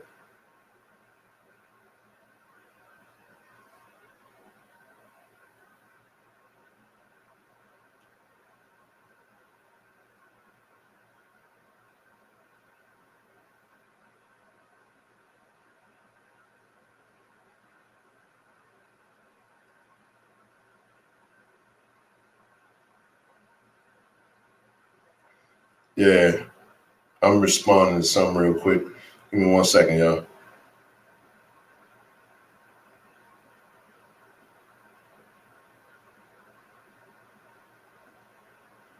It was funny, man. Anywho, Prime ain't going nowhere. You dadgum right, Brian. We're gonna keep Coach Prime. We're gonna keep him. I had to block that weird Asian lady when I was there. I don't even know what that means. Move on from that. I wish the George felt the same about Chop Mads in USA. Man, listen. I got married young, so I ain't even gonna. Yeah, is that Mr. Body? A lot of talented guys that can fit the JSU. Man, look, it's over 2,000 kids in the portal already. That done hit the portal. 2,080 some kids, man. I mean, I saw the breakdown. This is as of 6:45, 6:30 yesterday. 6:30 yesterday. So you're talking about over 2,000 kids that's in the portal. You'd probably be 3,000 as of today. And what I said today was, I said, man, it's going to be astounding how many kids get left in the portal. Telling you.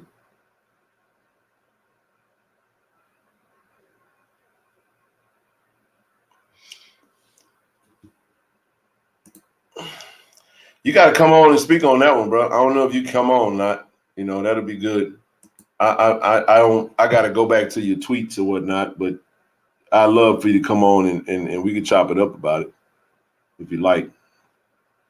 Let Bruce take the Colorado job. Bruce supposed to stay with Coach Prime, man. We want Coach Bruce to be with us when Coach Prime stay. Yeah, you just heard this. It's been out there for a minute. That's in 2026. That's supposed to take place. 2026, they supposed to expand unless they talked about speeding it up. I don't think they did. I think it's 2026.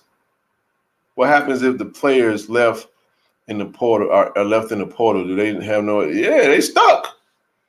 What you mean they left? Yeah, they stuck, man. You can't play without no school. Yeah, man. This is the thing, though. Why though? So I go into some of my alumni chats, and I'm just like, what are we doing, man? Like, what are we talking about? No, I didn't play football at Jack State. I did not. But I'm just saying, like why? Are they a timeline moving up to 2020? Ooh, that's interesting. That's interesting. I like that. Not bad. Not bad. Not bad at all. Had something to do with the Rose Bowl. Okay. I ain't seen that one, but I appreciate y'all updating me. It's like being stuck in the quantum leap. Let me hop on it. What's up, bro? What's up, Doc? What's going on? Oh man, not a whole lot, bro. What you got? I was about to say, I ain't choppy, am I? Because I know last time I was on here, I was choppy. Ooh. Yeah, there you go. You loud now. There you go. What's happening? Oh, ain't nothing, man. I'm just chilling at the house, just looking at everybody trying to lose their damn mind about where Prime going. I'm gonna just say it just like this: until the man say, like I said, until the man say I'm going here or I resend my offer from this school, he's still the head coach of Jackson State University. Point blank. He still got a job to do to coach a team for the not Celebration Bowl, but the SWAC Championship, and to hopefully get to the Celebration Bowl and to become national champs in Black college football. That's the number one goal, bro. That's it. That's it. Nobody's not gonna. I'm just Tired of people just saying, well, he's going here, he's going there. And if you really think about it, if you haven't been on Twitter, if you haven't been on any other sports page, most of these jobs are getting filled right now because these ADs, these ADs are impatient. These ADs are not wanting to wait until after.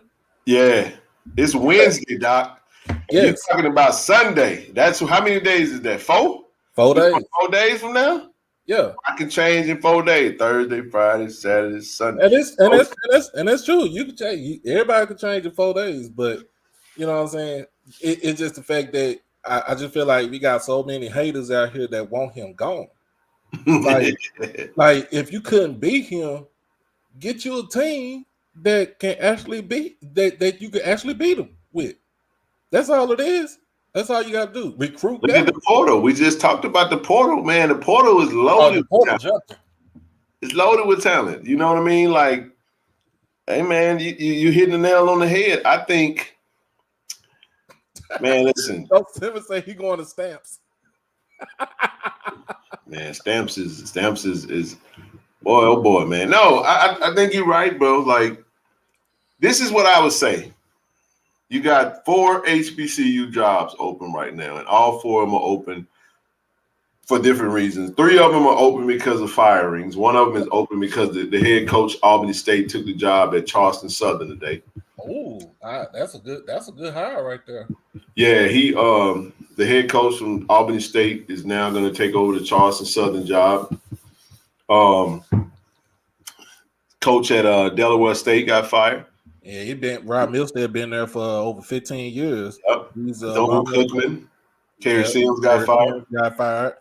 And then you got Arkansas Pine Bluff, Doc Gamble got fired. So you got 2 SWAC jobs open. You got 1 MEAC job, and you got 1, was that SIAC? Mm-hmm. Or CIAA? Which one is what's SIAC? SIAC. So if Jackson State opens up,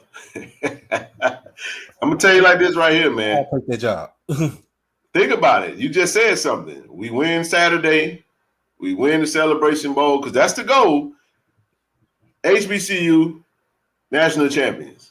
13-0. Yep. Coach Prime decides to go for greener pastures. You taking over a 13-0 national championship, Jackson State, with the largest FCS fan base. You tell me that ain't the hottest job outside of all these other jobs right now. I mean, that's going to be the hottest job in all of FCS and even in some major college football. They're going to be talking about that on every major sports network just because Deion Sanders is leaving. What is Jackson State going to do? I mean, the storyline is going to be prime, but let's just look at some of the schools, right? So you got here's my opinion. This is how I want the dominoes to fall. All right, since you're on here, we're going to talk about it. All right, let's go. Cincinnati, I go Brian Hartline. Here's why. For those that don't, I know Tom Herman is out there. I know they mentioned Deion Sanders' name, but I'm going to scratch Deion Sanders. I'm going to start with Jackson State. Deion Sanders stays at Jackson State 2023. That's my opinion. Okay. I'm rolling with Brian Hartline over Tom Herman. Why? Brian Hartline is the best wide receiver coach in the nation. He from Ohio too. From Ohio, he's the wide receiver coach for Ohio State. By far has recruited the best wide receivers class after class after class. And then he got McInnes the 5-star to commit to Ohio State. You got Jackson and Jugbo, all the talent that's over there. Marvin Harrison Jr. You got a slew. I mean, Chris Olave, Garrett Wilson, all those kids that come from under Brian Hartline and being able to recruit. Cincinnati is South Ohio, going to the Big 12. I mean, do you go Tom Herman? Tom Herman played in the Big. I mean, he coached in the Big 12 at UT. I mean, you can go that route, but do you go there? I think Brian Hartline, from a recruiting standpoint, in my opinion, if I'm Cincy, pull him out of that program. I mean, from what somebody just texted me tonight, that's probably what you're gonna, they're gonna probably interview him and Herman.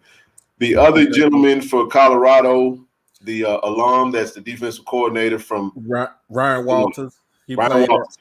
He played at Colorado back in the early 2000s with Chris Brown. Those guys right there. Joe Klatt. Yep. So he was with Joe Klatt. So he knows the lay of the land out in Boulder.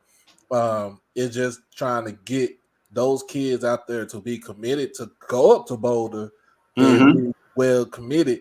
Of course, but the only problem is, like I said, is the Pac-12. You don't know what the Pac-12 is going to be like once he gets up there. That's true. But he's an alum, so I like him for that position. So I'm gonna go that route. South Florida. You could go Coastal Carolina head coach. Oh yeah, he's a hot name right there. That's who I think they're gonna roll with, in my opinion. Because if that's the case, he'll probably if he goes down there, Grayson McCall, the quarterback for Coastal Carolina, is gonna go down there too, because he runs an offensive system like no other. Yep. So those are my thoughts on how I would like to see it, the dominoes fall. But here's the question. The Cincinnati, like this is why I was telling someone earlier, I said, I know they wanted to name somebody by the end of the week. Are all of these teams are willing to wait till Sunday? You know what I mean? Like, are they willing to wait till Sunday to make an announcement? Or are they really trying to, Chadwick from Coastal. So Coach Simmons put something out there in the chat. Airbnb for Colorado. Yeah, like I said, it would be nice. It would be nice because I'm saying like this, Ken. Airbnb has been an offensive coordinator for like the last 5-6 years. He has one of the most explosive offenses in the NFL, right? With the best trigger man with Patrick Mahomes.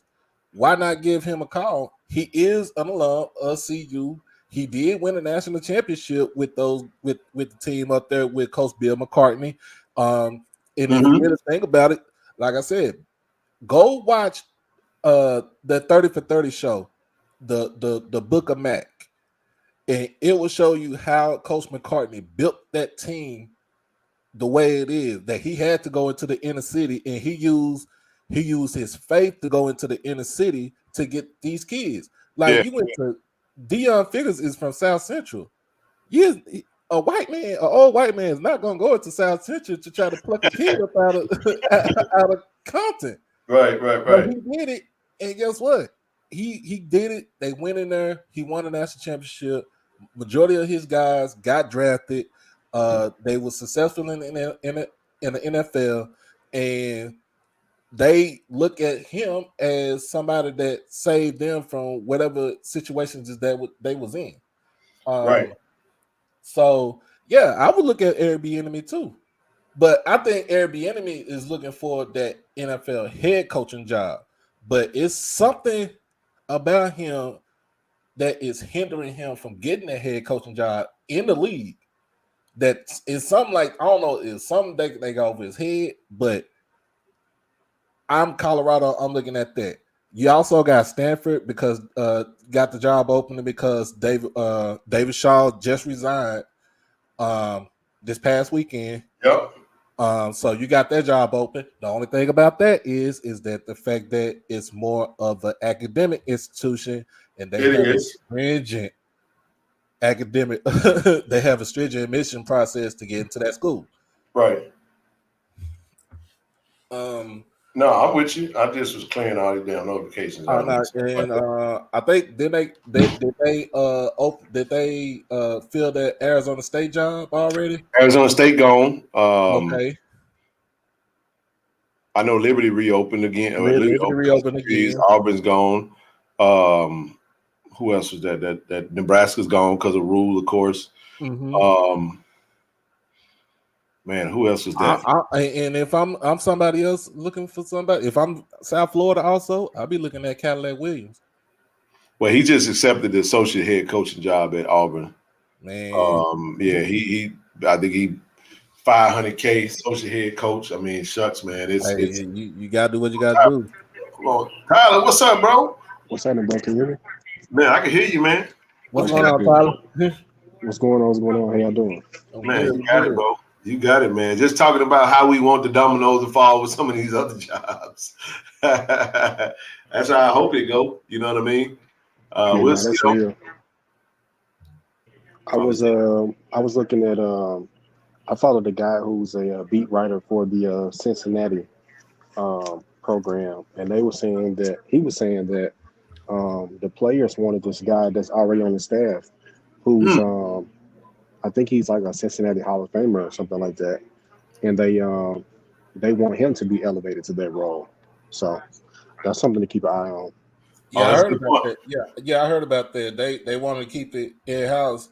They don't want to mess anything up. Luke Fickell has done a great job with Cincinnati, and he has a hell of a staff. That's what he took over from. Who was the head coach? It wasn't D'Antonio. It was Brian Kelly. Brian Kelly. Yep. Brian Kelly. Brian Kelly went over to Notre Dame, and then now at LSU. Yep. Mm-hmm. So Texas State is open. Coach Simmons just put that in the chat. I forgot about Texas State. It's open.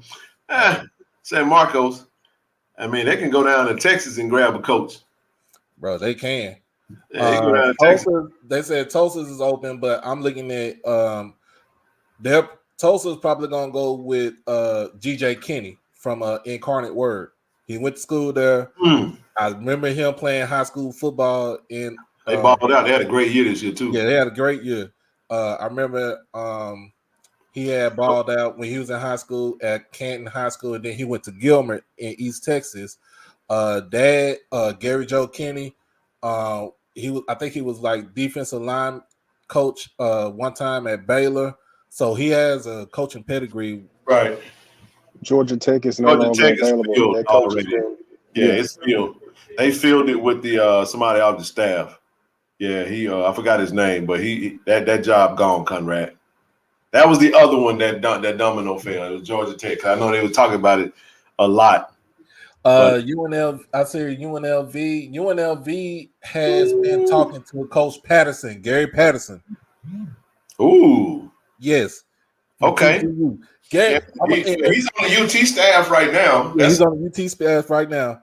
That's why I was gonna say like Texas State could go get Patterson, but if UNLV, I mean, listen, that might be a nice spot. Vegas is coming along, bro.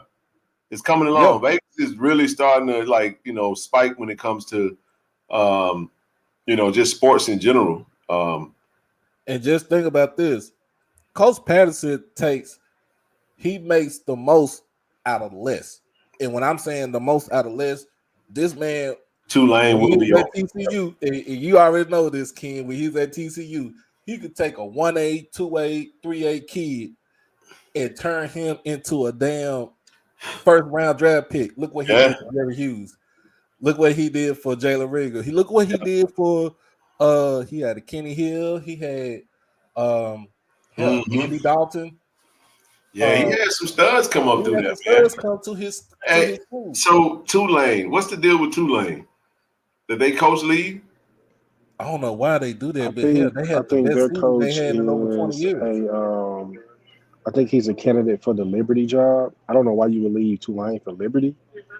I mean, maybe more money. I mean, New Orleans. But Liberty is an independent. So, but then Liberty is, you get money from Jerry Falwell. So you got money right there, man. Well, here's what I will say though. I kind of heard that, fam, you may not want this, but I was told that,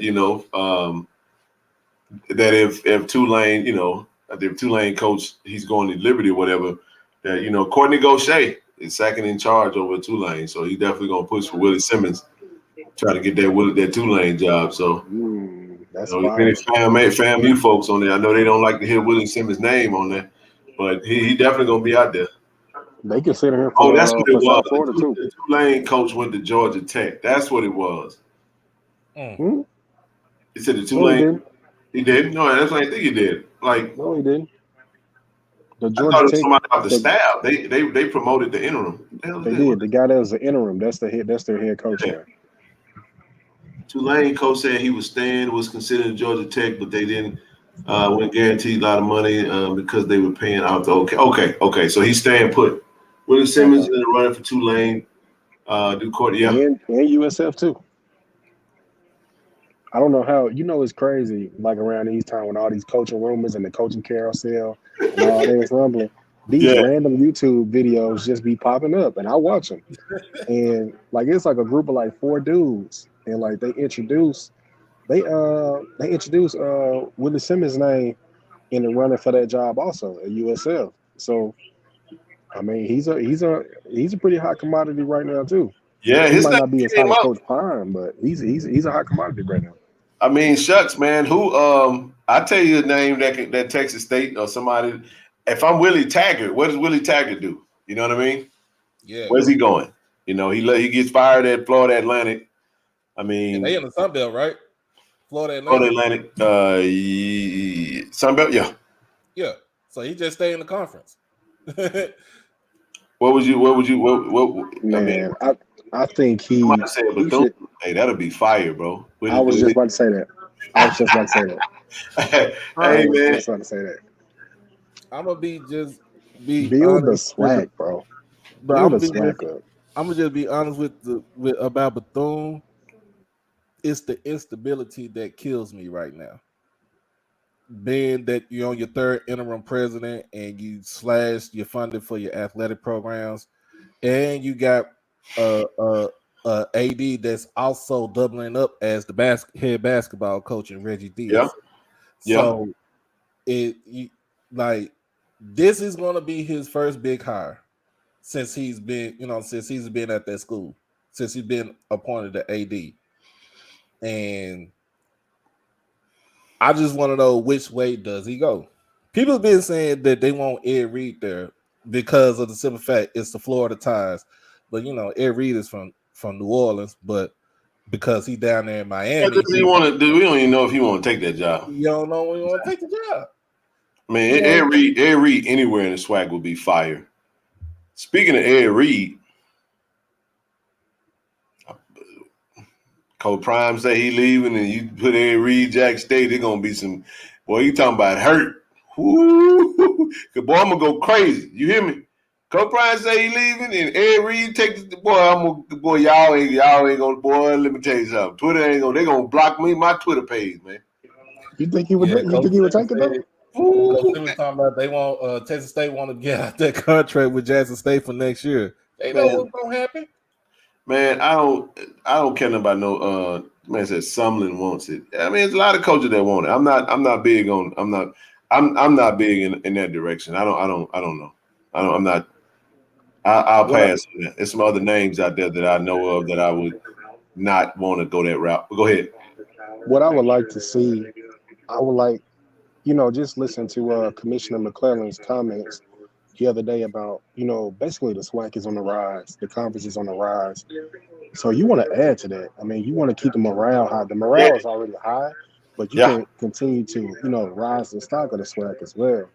I think you go out to coaches that has that footprint that will be able to continue to, keep it on the uptick. So, I mean, Willie Taggart would be good at Bethune, but that just all depends, No, we won't. I said no. Oh. No. Somebody, I ain't mean to cut you off. Somebody asked, "Will JSU will hire a white coach?" Not a head coach, man. That ain't happening. Okay. Not a head coach. Yeah.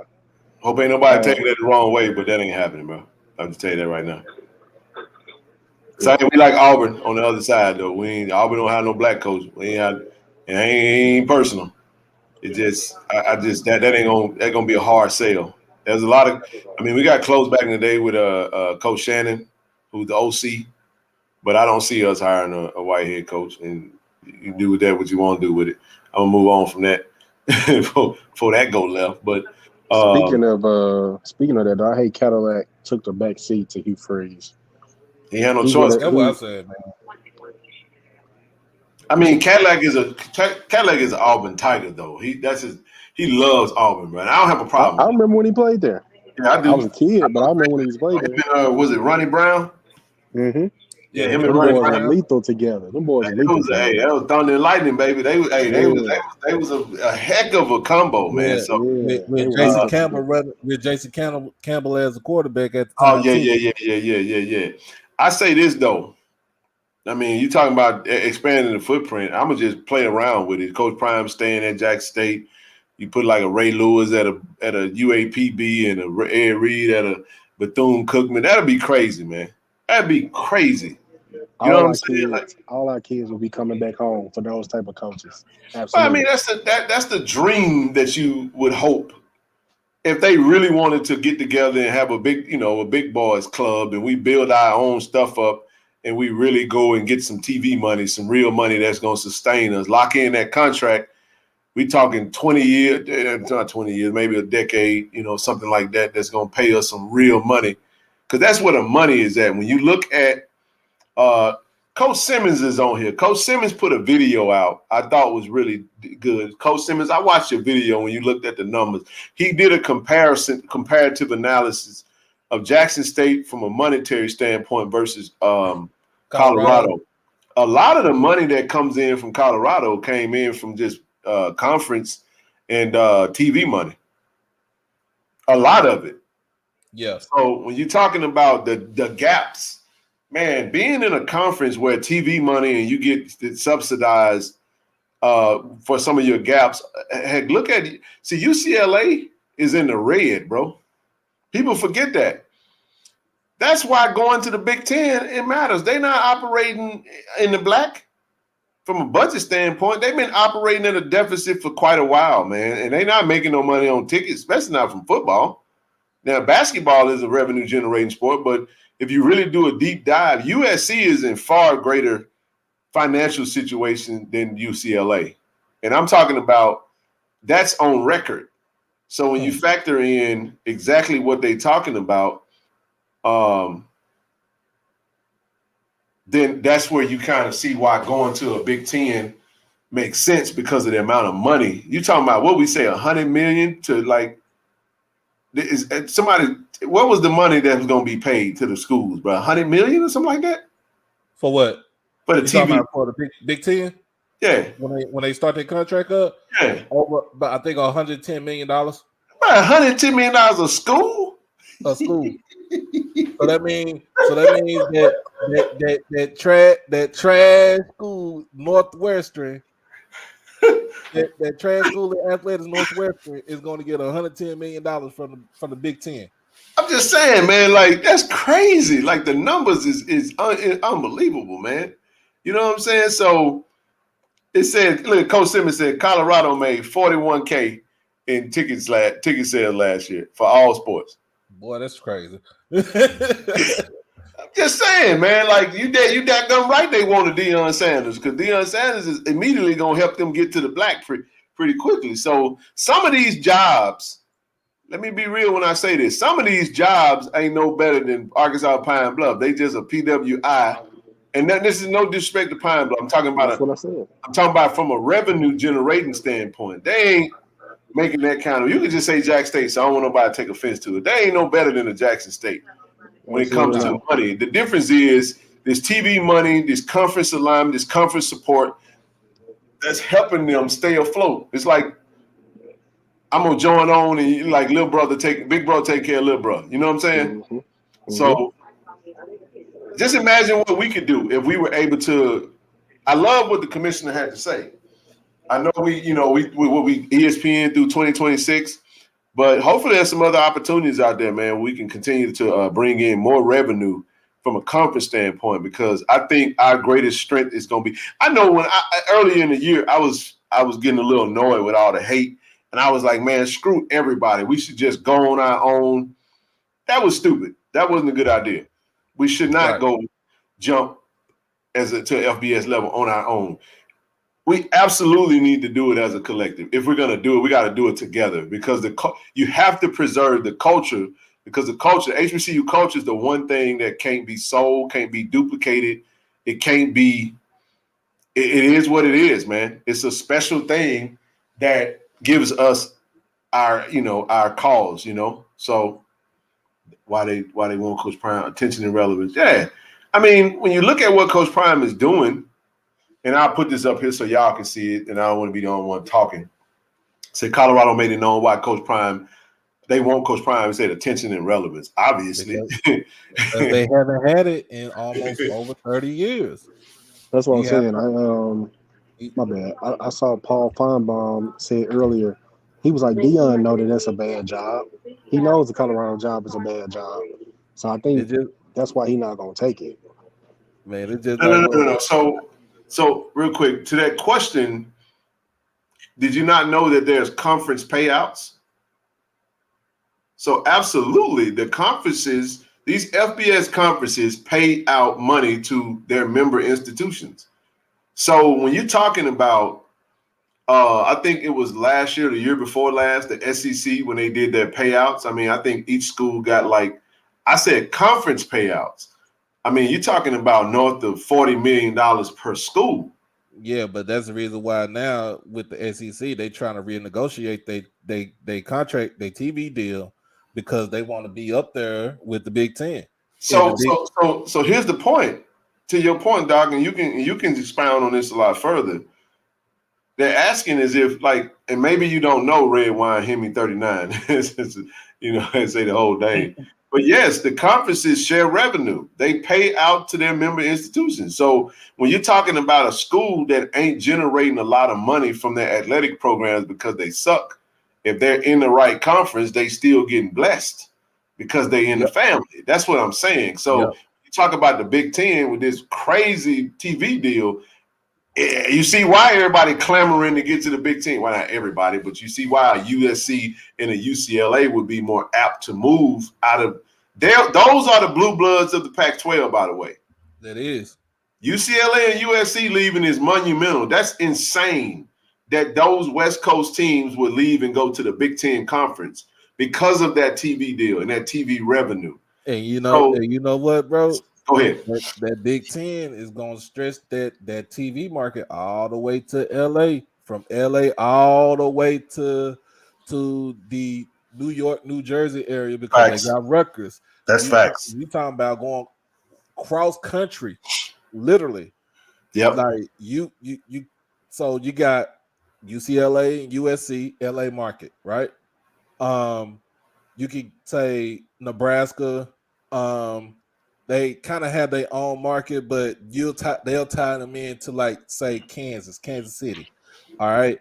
Then you got the Northwesterns and the Illinois. Hell, they got the whole Chicago market right there. You got Wisconsin got its own market. Oh, my bad. I didn't mean to cut you out, Doc.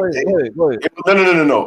And I'm probably gonna get cussed out in the comments because I cut you off. Y'all, I apologize. I'm gonna shut up and let Doc finish. I just wanted to make sure that Hemi knew that we were in agreement. So it sounded like he was questioning. Okay, go ahead, Doc. My bad. Go ahead.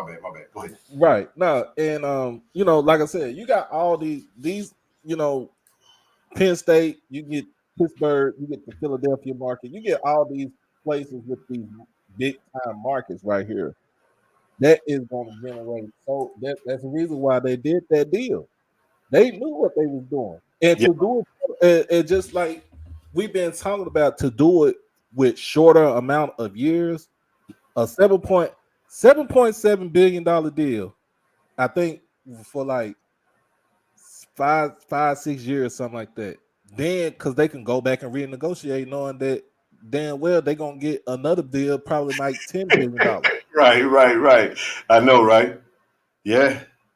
The numbers are insane, man, and that's why I said we need. This is what I'm saying. You're not gonna, the average HBCU, when you talk about alumni giving, you're not gonna get just nationally. What you talking low? You're talking in the teens for some.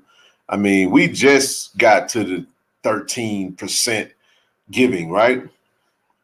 Then when you talk about these FBS schools, you're talking about attendance, number of students that's actually at some of these schools. Some of these schools, you're talking 20, 30,000 students.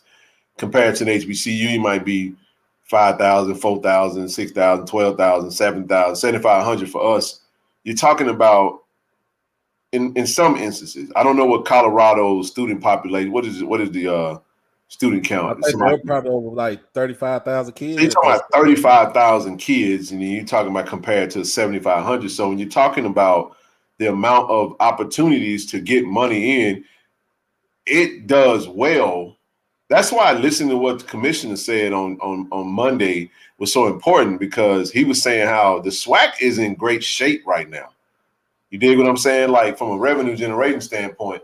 And the SWAC does the same thing. They put money back into member institutions, and it's not on the level of, say, some of these other bigger conferences, the conference payouts, but that's where you talk about the separating from a FCS program or a HBCU conference versus like an FBS conference, where you're talking millions and millions of dollars, man. So not only is their student population a lot higher than ours, but you're talking about the tuition rates are higher, the student fees and all these other things that factor into revenue. Because at the end of the day, these are businesses.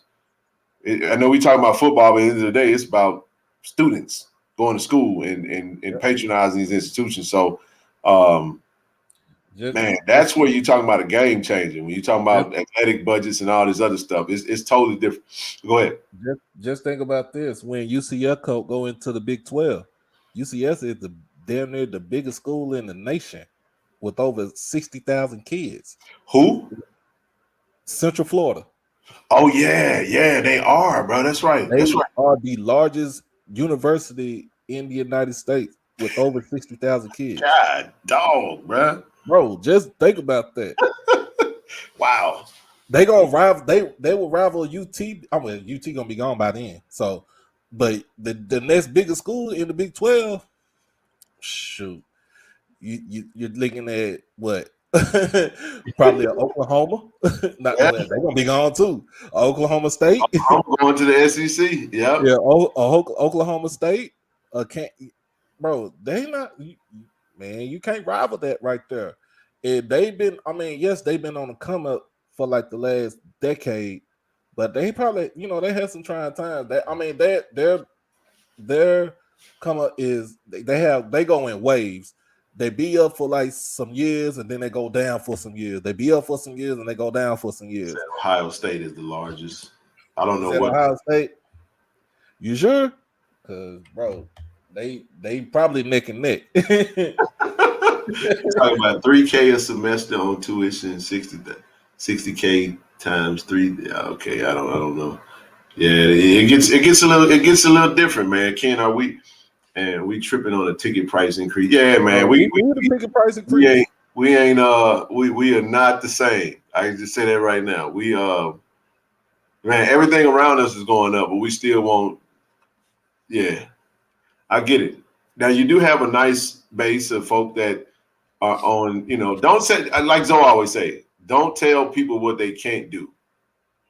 Like you don't make that decision for them.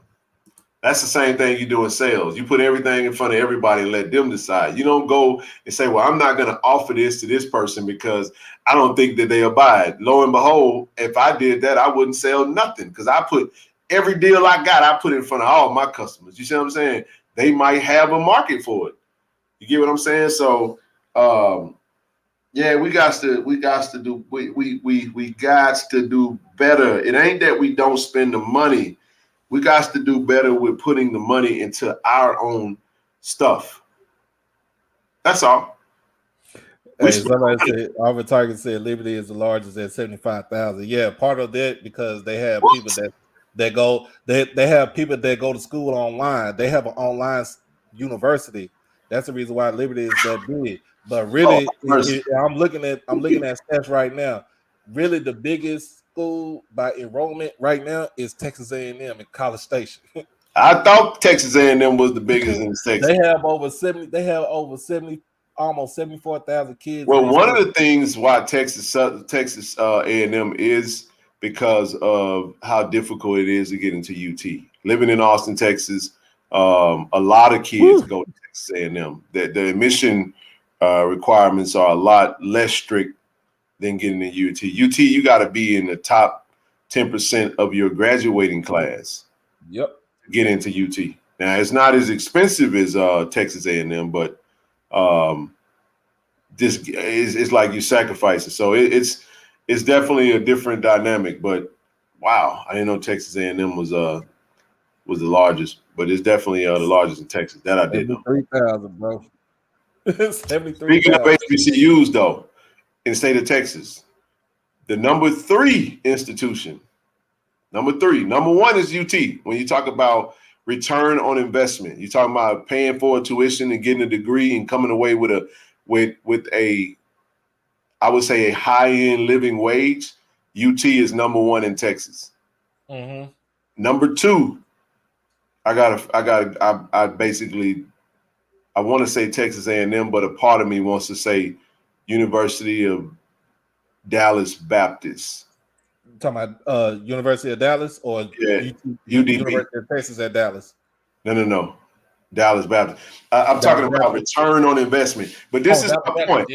Yeah. This is my point. The number 3 top university, I don't even think it's that. It might be UTRGV. I think it's UTRGV. It's one of the ones you talk about what you're spending versus what you get and the types of careers that come out of that. Prairie View. Yep.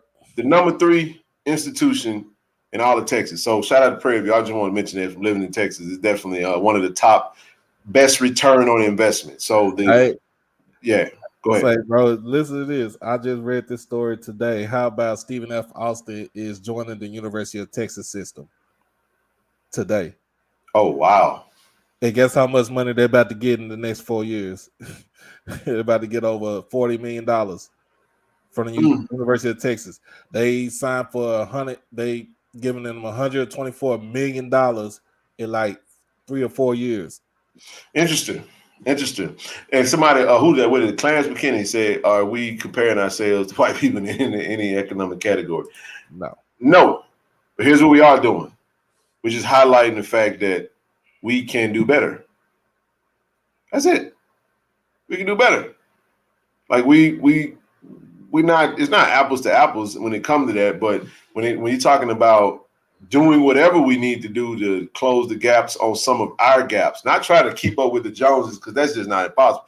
But what we can do is align ourselves to do better business.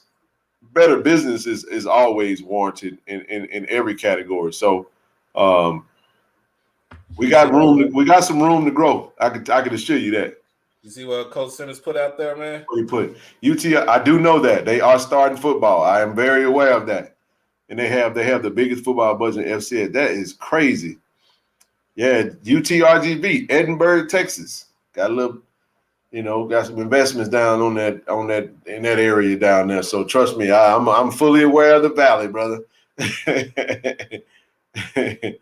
Yes, indeed. UTRGV basketball program. The man, what the hell is their name again? I forgot. They got a weird logo. But anyway, enough of that. They are bringing football. That's gonna be interesting. It's gonna be interesting. There you go, DBU. That's what it is. Dallas Baptist U. I said UDB. It's Dallas Baptist U. Shout out to you, brother. Good school right there, man. Good school. A lot of young brothers from the inner city of Austin, man. Went there that I know they went to play some basketball at DBU. So shout out to them, man. But yeah, man, it's a lot of opportunities around the country, man. A lot of teams, every team that opens up a job is throwing Coach Prime's name in it. I'll say this. Shout out to Coach Prime, though. And let me say it, because somebody needs to say it. We gotta change the energy about this, bro. Shout out to Coach Prime for getting recognized. Now we know how the game go. We got to prove ourselves first. And even our best got to still prove themselves. You see what I'm saying? So this is a lesson learned for a lot of us. We see how the game go, and he did it. He took a risk. We took a risk. He took a risk, right? And he cashed in, man. Came in, did his thing, and now he has some opportunities that he didn't readily have. Y'all know how we feel about it, but. I'm kind of torn in between selfishness and also understanding what progression looks like. We got to be okay. Vaqueros, that's what it is. Vaqueros, Vanqueros. UTRGV Vanqueros. I knew that's what it was. Miguel, what's up, Miguel? How you doing, man? Like, what's it? Ooh, boy, don't let me mess your name up, Miguel. Are you in the Valley? You from the Valley? You got family in the Valley? Put it in the chat. Let me know. Shout out to all my peeps, Cameron County, McAllen, Edinburgh, Brownsville. One of my good buddies from Mercedes, Weslaco. Don't get me started. I trust me. I know. I've been to every last one of them places when I worked at Greyhound, man. Yeah, man. Nah, my good buddy, man, from Austin, man, from Edinburgh for sure, man. And yeah, we chopped it up, man, down at Padre. My cousin was in the military, San Antonio. He always talked about Padre Island and everything. So it's South Texas, man. Hey, Brownsville is where SpaceX is, and you know, a lot of people not translating, transferring. They're moving out of Cali and relocating to Texas, and there's a lot of I would say you know, gem of a, you know, diamond in the rough type areas that you can go invest in. So definitely something to Nigel, my bad. Nigel Thorne. Okay, my bad, Nigel. I said Nigel. Nigel. Where did I get that from, man? Nigel. Anywho, welcome, man. Appreciate that. Appreciate you for being on, man. Lipscomb High is in Nashville, prime to the hey, shout Trent Dilfer. Trent Dilfer got a job, man. Yeah, with UAB. Nah, I went to FAMU, but I'm doing my PhD in corporate. Oh, okay, so I learned some South Texas stuff. Okay, that's what's up. All right, I see you down in Corpus. Yeah, so let me ask you this: Do you know Andrew Body, who played high school down in Corpus? He has a father named Mr. Body. He owes me money, so I don't know.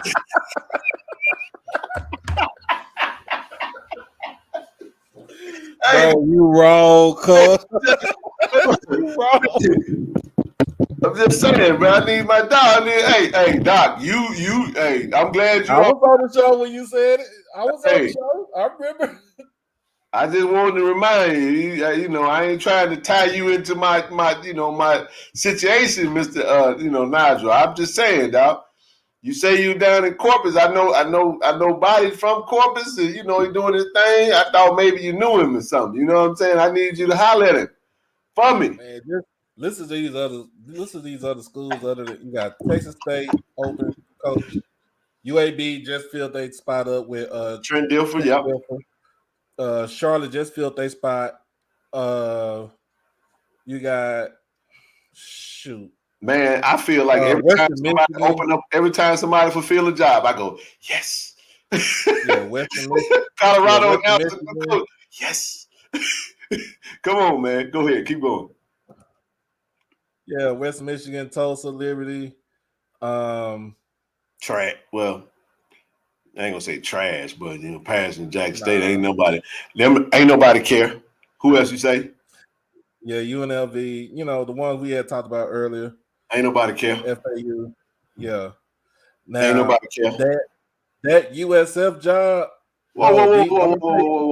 USF job. Let me. Oh, pause, okay, hold on. Pause. Whoa. Wait. Oh, so now you know him. Oh, yeah. He's our referee. And my first year was his senior. Trust me, I wish he was on FAMU radar. Hey, wait a minute. I just had an epiphany, y'all. What's that? I'm just talking now. University of Cincinnati fans are begging Coach Ryan to come up there. Hey, man, I put in the chat, and I don't mind saying this. I felt like, in my opinion, Cincinnati, I'm going to get back to you, Nigel. Hold your horses. I got something for you. I said Cincinnati, in my opinion, was the biggest threat with the Under Armour stuff. They're already Under Armour school. They got a winning roster. He played for the Cincinnati Reds, so he lived there before. He can stick it to Ohio when it comes to recruiting. They got, dope uniforms. They can, like I said, Under Armour. Probably can pay him the most. They're going to be playing in the Big 12. Hey, man, Cincinnati's a threat. It's a threat, definitely. But I'm rooting for Brian Hartline. Now, Nigel, where you at? I was just about to say he gonna get that job. He gonna end up getting that job. That's why I think so. So Nigel, I got something for y'all, and this is not breaking news. It just dawned on me. Who's to say that Andrew Body's gonna return to Texas Southern next year? Ooh.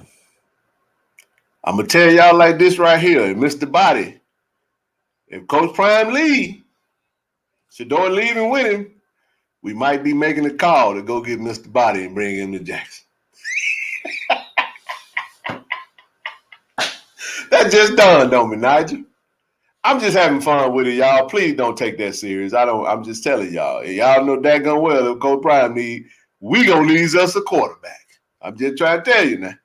So listen to me carefully. It is not a mystery that if Coach Prime decide to leave, us Tigers is gonna need us a quarterback.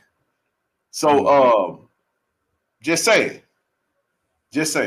So I'm not saying that any coach, I ain't tired. Listen, I'm not speaking for anybody. I'm just having fun with it. So just go ahead, bro. So Ken, reading out for USF these coaching the potential candidates. Who else? So they have Dan Mullen. They've been talking to Dan Mullen.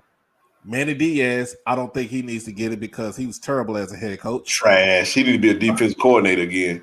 Prove yourself. Go ahead. Jeff Lebby, who's the offensive coordinator for Oklahoma. Of course, Prime. Tom Herman. Scott Frost. Scott Frost needs to rebuild his. Scott Frost gonna get Liberty. Watch. Coach Simmons, Willie Simmons, Bill Clark, Alex Atkins, who is the OC at Florida State. I'm gonna give you a name that nobody really talk about. Kendall Browse, Art Brow's son. Used to play at UT. Yeah. He's the OC over at Arkansas right now. Todd Monken, who is the OC at Georgia. Yep. And Jamie Chadwell, with Coastal Carolina. Kendall Browse name sparks up because the simple fact that, of course, he's a coach's son. Art Browse, that's his dad. It's the same Art Browse that they try to run them off of from Grambling. And he's been doing it the right way, like literally. Because he's been an OC over at with University of Houston. I think he was an OC for I forgot what the other school he was an OC for, but his name has been around. He's been around that coaching ranks for a while. Only name I care about is Coach Deion Sanders. Stay away from my coach. But that USF, like they got a whole bunch. They got a lot of people. They got a lot of people looking at that. Coach said they're going with the guy from Georgia. You talking about the OC? Okay. Hey. Oh, he's Coach Monken. He is the one other than Dana Holgerson, who's over at West Virginia. He kind of built that offensive system with Oklahoma State when he was over there with Mike Gundy. Yeah. We don't care about all these coaches. That's what I said. We don't care about all them coaches. No, I do. I am a fan of these coaches. Just subtract Coach Prime name out of it. And let me Prime 23. What the campaign? Prime 23. Prime 23, man. Let's do it, Coach. These jobs are bottom tier jobs. These I swear they are. That you take. These are not jobs that you take. I'm a numbers guy, Tyler. I say you take Shiloh's number and you take Shador's number and you add it up. It's 21 plus 2 is 23. Prime 23. Jackson State Tigers. Let's go. All right, now don't let Coach Prime open up a club at Jackson talking about prime time 21 like he did in Dallas. Hey man, we'll love it, man. We'll love it. I mean, if it keeps him in Jackson, it's cool. Like I said, we love to keep him. We love to keep him. He gonna stay. He can stay as long as he want to stay. Contract ain't up to 2025, so he definitely can stay if he choose to. And we hope he do. He's our coach until he's no longer our coach. Facts. And just for y'all to be seeing all this conversation on Twitter and stuff like that, bro. just from a media perspective, like I'm at work now. Yeah. From a media perspective, if these people do not have history in breaking news, if they ain't Bruce Film and if they ain't, guys that you normally see breaking news, don't be paying much attention to what it is that they telling you or talking about. Because Yep. for one, they don't have sources. They don't have national sources. What they're doing is going off what they see other people saying. So if it's not John Jock Taylor, if it's not Pete Thamel, Carl Reed, people Yep. who are actually in the know, don't waste Yep. your time going in these people comments, arguing with them and stuff like that, because they don't have no information and they're Hey not man, insiders. it's great. I'm just But telling you Tyler, from a it's media great. perspective. Yeah, Tyler, it's crazy. I could go to Carl Reed. I could ask Carl Reed on DM. Hey, what's going on, man? Carl ain't gonna talk to me right now because I know he ain't gonna talk. He'll talk to me though. he might not he sour on me right now. Love you, Carl, but it's all good, man. I ain't said nothing. I apologize and just be quiet. But go ahead. I'll go. I'll Carl talk to Carl. He I'll know. talk, He yeah, gonna know. yeah, he. You know what I mean? He not gonna back down for what he say anything like that. So Well, and that's why I knew I was wrong, Doc. I was like, wait a minute. Carl ain't put this out there just to be playing. just to be putting it out there. Be putting it out there. I said, Carl, I know that if you put it out there, it's a great possibility that you might have, what you're putting out there could very well be very true. You could have even been told to do it. I know you're in the know, but at the same time, I can't shoot the message. I just don't like the timing of it. And I'm speaking from a Jackson State perspective because I'm thinking about how it affects us. And I said, I got to take my emotions out of it and just say, hey, man, I apologize. And I did it publicly because I did say something publicly. I did delete the tweet, but we ain't talked since then. And I don't know if we will. I mean, it's cool. I squashed it. I don't know how you feel about me, but I got you back, bro. But I'm gonna get some. Let me hit y'all with something. If you think about, go back in history about Coach Prime. All right, go back in history about when he do contracts with the teams that he played for. Right. Mm-hmm. The Braves, the Yankees, the Falcons, Cowboys, 49ers. Even when he was other than baseball, Cincinnati, San Fran, those teams. Y'all understand that man has never broken a contract in his whole time playing or even coaching. He's never broken a contract. He's always played out his contract. When he became a free agent, when he became a free agent with the Atlanta Falcons, he went to San Fran on a 1-year deal. He knew what he was doing when he went to San Fran on a 1-year deal. He was a hired assassin. They couldn't get past the Cowboys, right? So then when it was time for him to find another team, he signed a 5-year deal with the Cowboys. That man ain't never broke his contract, and I don't even think he would actually do that now. Because if his contract is up is till 2025, I feel like he's gonna wait till 2025. Well, the initial was 2024, but of course, Celebration Bowl appearance, it got him a right and get him a new extra year. So yeah, I know we can't sign past 4 years in Mississippi. We can only do 4-year contracts. So yeah, if it's 2024, 2025, he gonna stay to 2024, 2025. Just think about that. Just go back and look at it. He's never breached his contract or anything like that. Steve Chapman, you killing my vibe over here, bro. I mean, Doc over here restoring my faith in humanity over here. He's like, it's the first time for everything. but I'm just saying, I understand. I'm messing with you, Steve. Go ahead, Doc. Go ahead. I understand it's the first time for everything. I'm just going by history with this man right here. He's never done that. He's always been a man of his word, and when he signs his name on the contract, on the dotted line of a contract, he lives out his contract, and that's the thing that he learned from the late great Eugene Parker, his old agent. Like he's always worked and played his contract out. So I don't see him going nowhere no time soon. And this is a good point, Doc. He said he can, But it says he gets an extension every year. But what about the original contract? The original was to 2024, and that's in my mind. The new extension joints is cool, but in my mind, it was always 2024. I mean, and that's the year that Shador graduates high school. I mean, graduates college, right? There you go. Unless he graduates early. So that's my only thing. I'm gonna say it again, y'all. I stand on this. I mean this. It is absolutely important to me. I have said this to everybody I've talked to. Look at this, Jeremiah. Come on, bro. That don't matter yet. That ain't got nothing to do with that. Boy, you stupid. You talking about contracts? We're talking about contracts. Oh my gosh, man. God, Lee, what I'm gonna do with you, man? You got the same last name too, bro. You just yes, indeed, man. Eddie J. Hey, but this is what I want to say real quick, Doc, and I'll let you rock.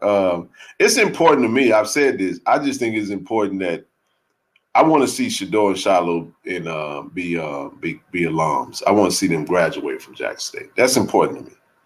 I think from an alumni standpoint, it'll be dope, in my opinion, to see them walk across the stage and get their trophy. I mean, not their trophy, but get their degree from Jackson State. That's one of the things that I value in seeing them come and seeing that first, even if it's just the first signing class, those freshmen out of high school become graduates, and then he decided to move on.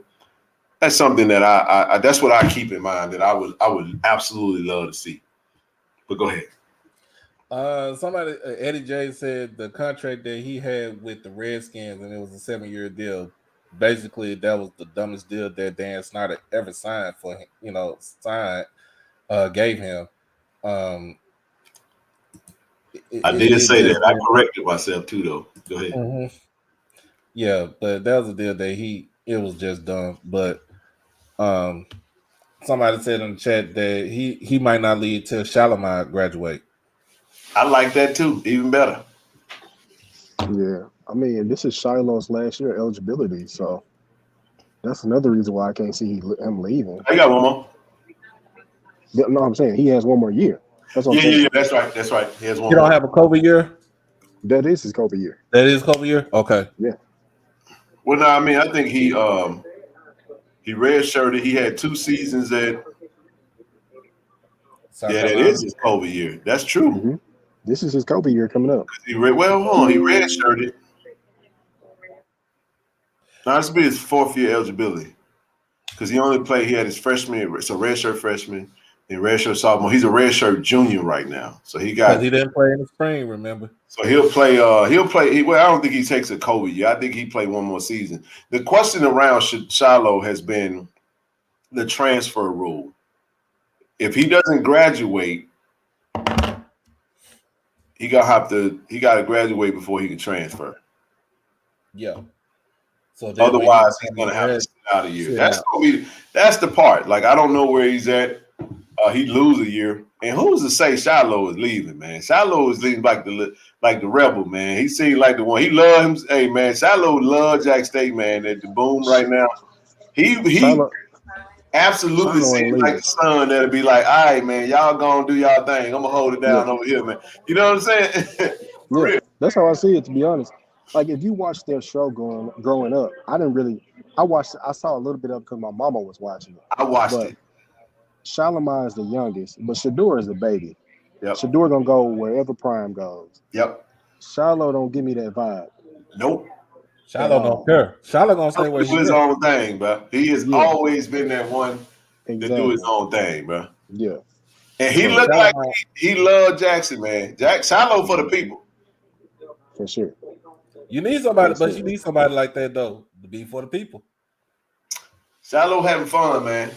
He having fun, man. He really. That's because Shiloh is just like Prime. That's true. That's a good point. They just alike. That's why they clash. They said Shiloh, Jacktown Jew. Oh, he definitely a Jew now. You know, well, you know, Jacktown JU. Hey. Yeah, I don't know, man. I don't see Shador leaving, man. Especially since he got one. He probably gonna be one more year in the program, depending on how he does. And Yeah, I think he's on pace to graduate early anyway from Jackson State. I think he graduate next winter. Yeah, I think he graduate next December, a year away. Because I mean, he finished. Mhm. You know, he go. Let's say he stay. You get the spring. You get spring 2023. You get summer. Then you get fall 2023. He should be done. and remember, he came in in spring 2021. He left school. He graduated early from high school. Well, there's no worry. He said, stop worrying. No, ain't no worry. We just dialoguing. This. We just chopping it up right now. Come on, son. We good, bro. We straight. I told y'all my stance is simple. He is our football coach until he's not. I don't think he's going nowhere. I don't. I don't think he's going anywhere. If he do, we go. What are we gonna do about it? Nothing you can do about that. Like I said, Ashley better have a big old succession plan. Man, you think that ain't got no succession plan? I talked to him directly. He said, I know you talked to him directly. Listen, Ashley ain't. That's one person I'm not worried about. I can assure you that. Because I'm telling you the names I was told, you know what I'm saying? He got a plan. Believe you me. He got a plan. If needs be. I don't think Ashley wants to activate a plan. I think he wants to see his coach stay through 2024, 2025, man. But if he have to, he ain't he like he said, he always got a short list of coaches. That's a great AD, man. Great. He's not a reactor. He's proactive. Ooh, we got some football games this weekend, man. Marching Buffalo. I'm worried about that. Sweet Caroline after touchdown. Hey, man. I'm just worried about that game that started at 3:00 on ESPN2 from the vet. That's it. I'm gonna be right in that thing, man. I pull out this thing tomorrow. I'm about to say, when you leaving? Oh, tomorrow? Yeah, I'll get make a pit stop, man, and I'll be there Friday morning, bro. Yeah, one trap in the mud. Man, that's what I do, baby. Bro. What I do, baby. Bro, I got a lot of things going on, man, around the nation, man. You know, try to keep businesses and you know, I always, when I move around, I make it count, bro. So that's how I do it. But I'm excited to get there. I'll be in Jackson Friday, man. I'll be at the game Saturday. And, man, I can't wait to see us whoop Southern, man. We got to whoop these boys, man. We got to whoop them. That's what we got to do. Ain't no ifs, ands, or buts about that one. Yeah, I'm about to say, I'm looking at this, talking about Shiloh crazy enough to buy him a mace off of Amazon. He got that off Amazon, or did you get that from the boom? I don't know if he got it on. I don't know, but he unboxed it. That was funny though, bro. I was like, but Shiloh, if you remember, if Shiloh he's a real musician though, man. He's a music guy. I seen him play. That boy talented. Yeah, off the field. For real, bro. So, like, you know, people say if he don't excel in the league, shoot, he got another avenue to go. Yeah, bro, he do. He got another avenue to go. Shoot, he can win money. I mean, he can get money just like that. I mean, but right now, I'm gonna just say it like this: we living a life. We 11-0. About to be 12-0 on Saturday.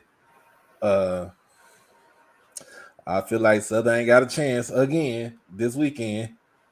On the way is if we turn the ball over. Man, Trey, as soon as I get on Twitter, Trey say, breaking news, sources tell me Deion Sanders is expected to be named the new head coach at UAPB. Man, that dude backed up fool, man.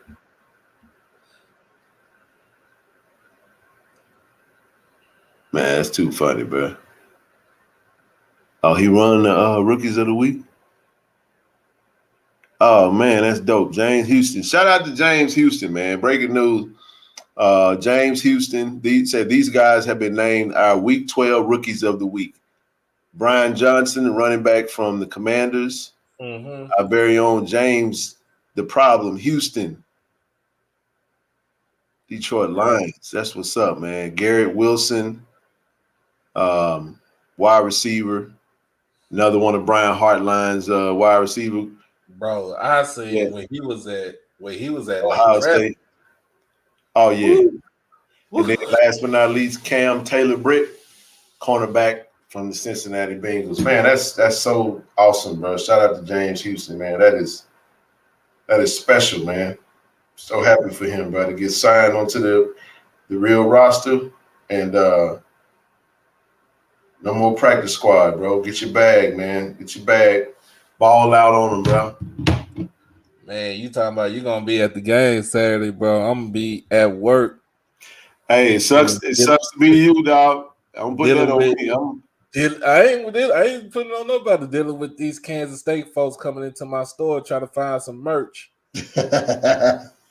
But the game will be on ESPN too, though.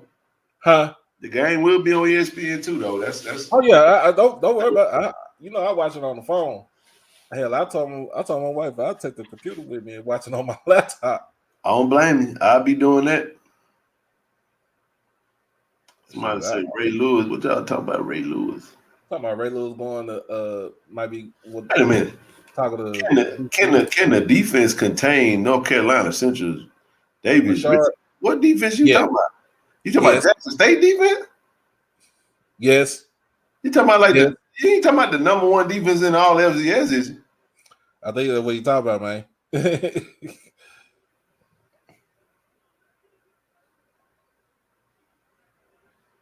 Ms. Gaddy say he voted 200 times. I know I voted a whole lot. I ain't keep count of it. Hey, Ken, let's talk about something, man. What's that? Have you talked about the SWAC, the SWAC conference, the awards?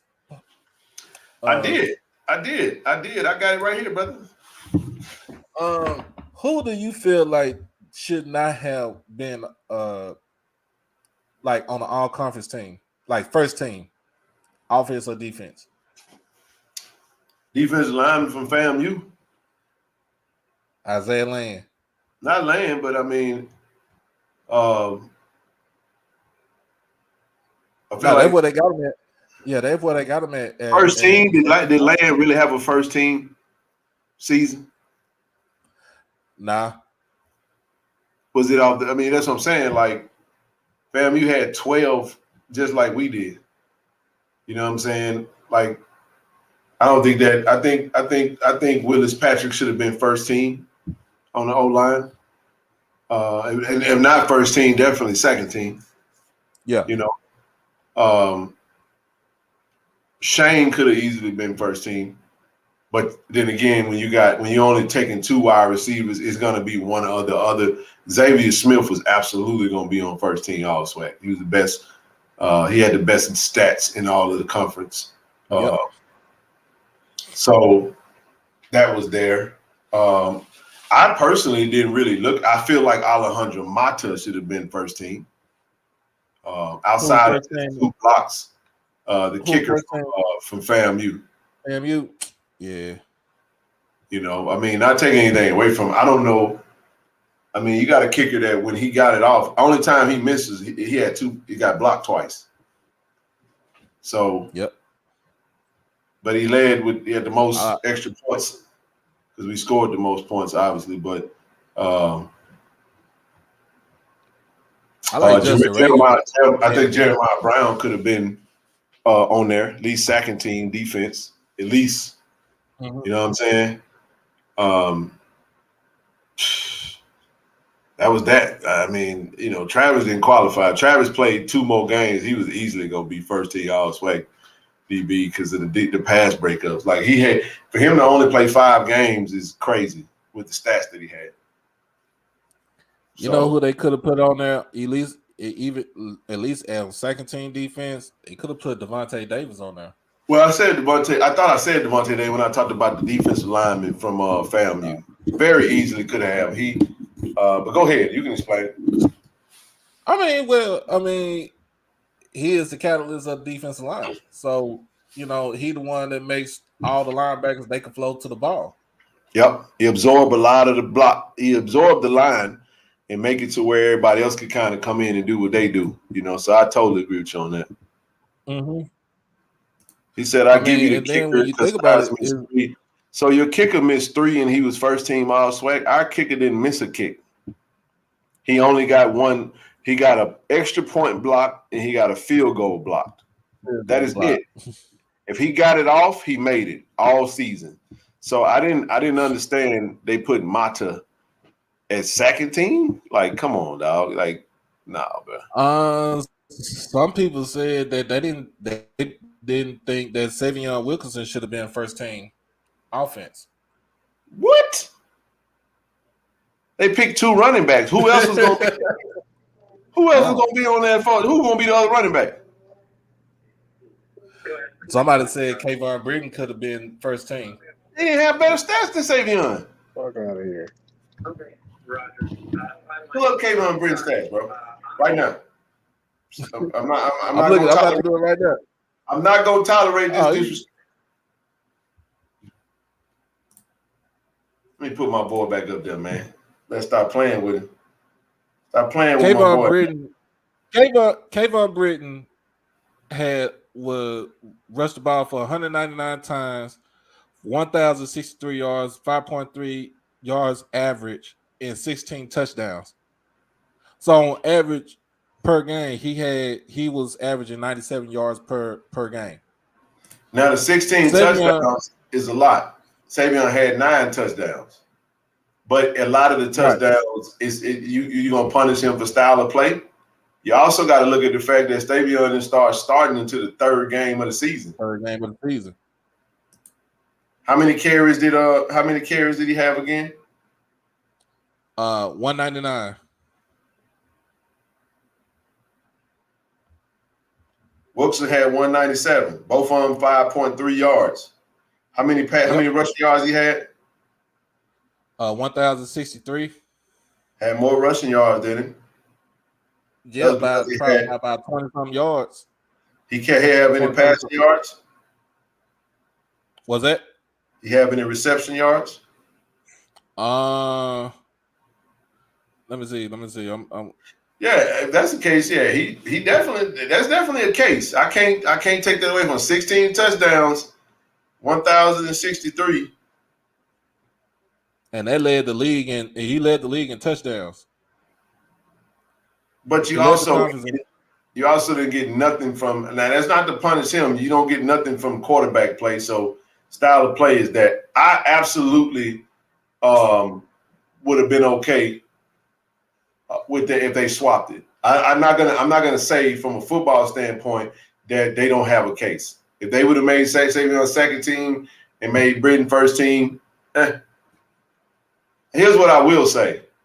Britton is in the portal, and I want Jack State to go get him. That's all I'm gonna say. That's just my opinion on that. Go get him and put both of them side by side, so we have 1-2 punch. Then somebody said about Dallas Daniels being first team, but who they wanted to be over Dallas? I can't really say who will be over Dallas. Like literally, that I don't see no other receiver. The only person that could have been over Dallas was Shane.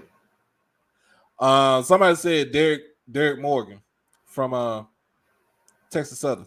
What was his stats?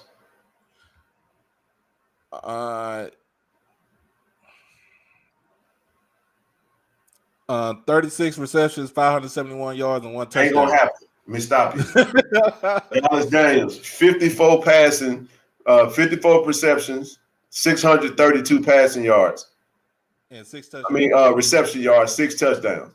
Now, Shane, same exact receptions, 54 receptions, 601 passing yards, 8 touchdowns.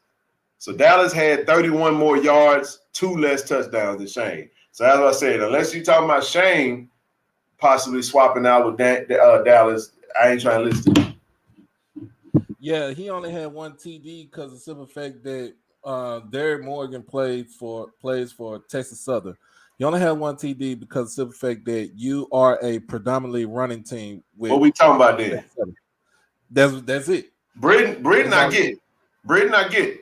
You want to take Britain over Savion? I'm not gonna do it. But if you want, not you, if somebody else want to do it, I'll listen to it. But I'm not listening to none of the wide receivers that they might well just say their breath on that one. That ain't gonna happen.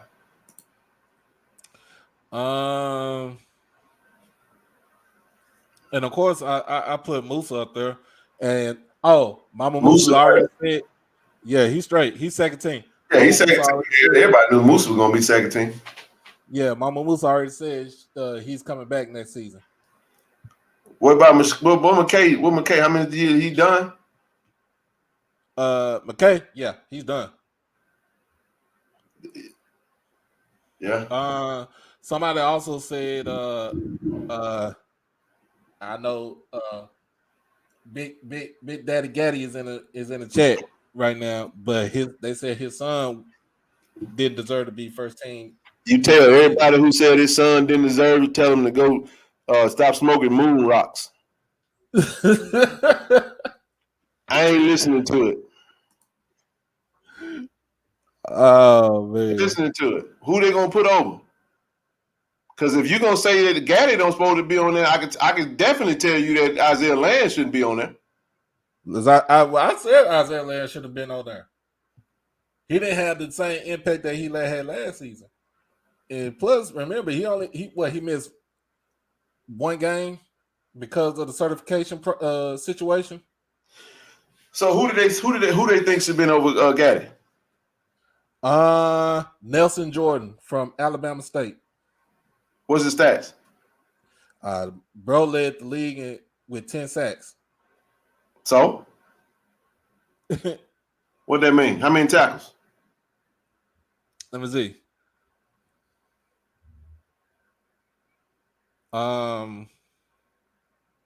He's not gonna be up there in the tackles because he playing on the line.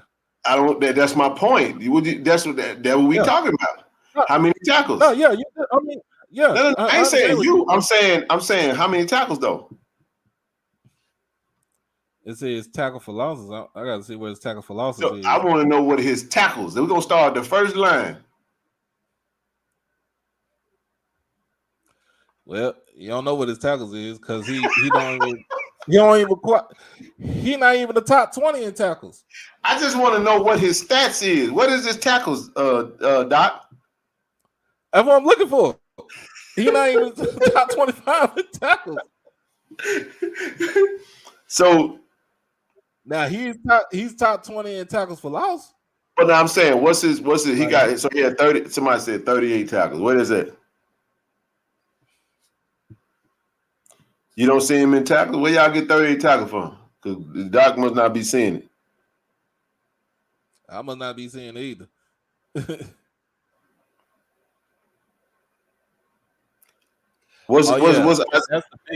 That's the biggest debate right there. I'm gonna tell you the biggest debate. KD Hall just pointed out. I'll get ready to tell you. Aubrey Miller versus Bubba Adams from Alabama State. I don't care nothing about stats when it comes to Aubrey Miller Jr. won Defensive Player of the Year because we got the #1 defense in the nation. Bubba Adams, you can make the case if you just want to take stats. But I'm sorry, bro. A 6-5 team ain't getting the Defensive Player of the Year. In my book, if you got a defense that's 11-0, ain't gave up but 10 points a game, and they the #1 defense, and not just HBCU in the in all of the country. I get the stats debate.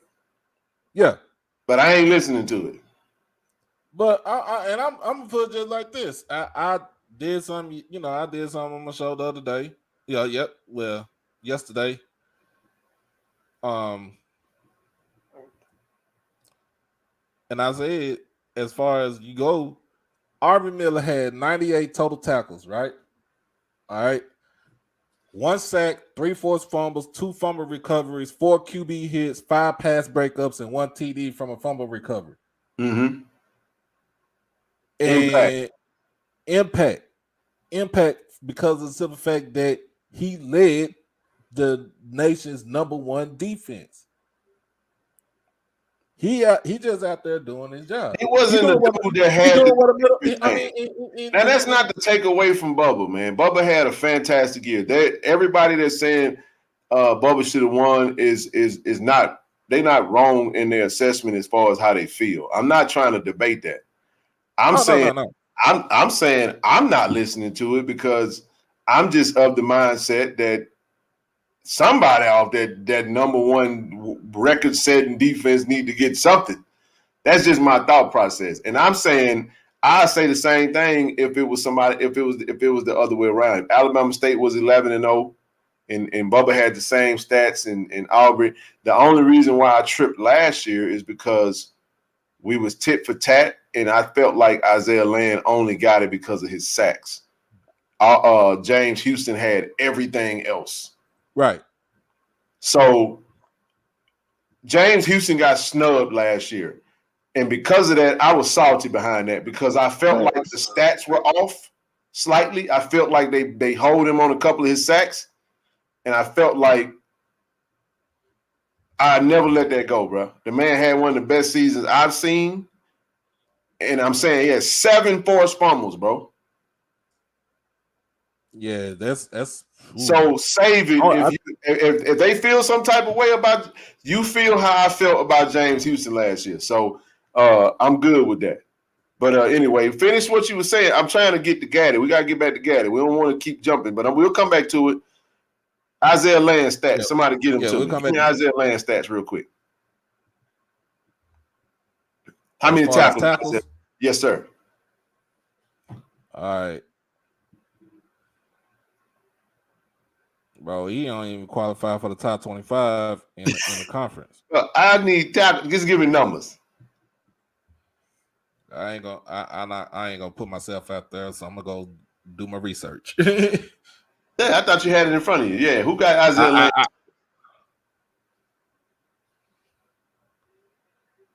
Well, you said there's an argument between who's the better linebacker. I mean, we play 2 different styles of defense. You give me Aubrey. I ain't saying Colton Adams ain't good, but I'm gonna take Aubrey every time you get it to me. Do stats count? Yeah, stats do count. Winning stats count, not garbage time stats. Yeah, the stats absolutely matter to me. I ain't even looking at their stats. They got it right. And you say you can say I'm biased. I'm gonna help you. I'm gonna help you make your argument. I got stats for Isaiah Land. Hold on. I'm making it very plain. I'm gonna make it for you. Ken Clark is 1,000% biased towards Aubrey Miller for Defensive Player of the Year because we got the #1 defense in the nation. You can take the stats debate. I'm saying you have a case. I'm not gonna waste any time on it. But you more than welcome can go make the case. It's not a debate for me. It's a closed case for me. I debated to the cows came home last year for James Houston, and it got me nowhere. So as far as I'm concerned, Aubrey Miller is that dude, and I would take Aubrey Miller over Colton Adams. That's my answer to that. Now give me a stat. So Isaiah Land had 23 tackles, 11.5 tackles for losses. 7.5 sacks, 1 forced fumble, 1 fumble recovery, 8 QB hits, 2 pass breakups, and he did score 1 safety. So y'all need to leave Gaddy alone and start talking about Isaiah Land because you can make a better case that the person that you said should have been on the first team. What was the first kid name you said that the one that you said had 10 sacks? Nelson Jordan. So what I think took place is, so for those that don't know, I think they did two edge rushers and two regular D linemen. But I know on the award it just said D line. So But Isaiah Land and Gaddy are edge rushers. What position does the other young man play? He plays interior. edge. He's an edge rusher. Well, shucks, don't leave Gaddy alone, because Gaddy had 33 tackles. Listen, how many Isaiah Land had? 23. So he had 10 more tackles than Isaiah Land. 10. And hold on, what was the next stat? How many sacks he had? 7.5, and Gaddy had 6. So he had 7.5, Gaddy had 6. But I can show you on film where they game plan for Gaddy. They really accounted for him because he came out the gate strong. So he still had 6 sacks. What was the tackle for loss Isaiah Land had? 11.5. So he had 11.5, Gaddy had 10. All right, 1.5. He got him on that. Forced fumbles, 2. They both had 2. Mm-hmm. Quarterback hits, I don't really know what that ain't. That's you just get pressure on that QB. Yeah. 2 pass breakup. They both had 2 pass breakup. I'm just saying, like, when you really get down to it, had a forced fumble. They're pretty much similar. Huh? They're pretty much similar. They very similar. So my question is, why y'all ain't picking on Land and saying Land should have been second team? Why you just automatically get Land with 23 tackles? But the thing is, though, bro, Nelson Jordan didn't even get second team. Oh, he didn't? No. Who got the second team? He didn't even get second team. So who was second team? Second team defense, Sundiata Anderson from Graham. Yeah, he's that dude too. Yeah, go ahead. Taj Brown from Southern. JT Reagan got second team. Oh yeah, you gotta get Reagan in that thing. Zarian Hayes from Alabama A&M. He got second team. That's number 4. That was the cat that was number 4, wasn't it? Yep. Yeah, he balled out this year too. Yeah, hey man, it sucks, man. Somebody got snubbed.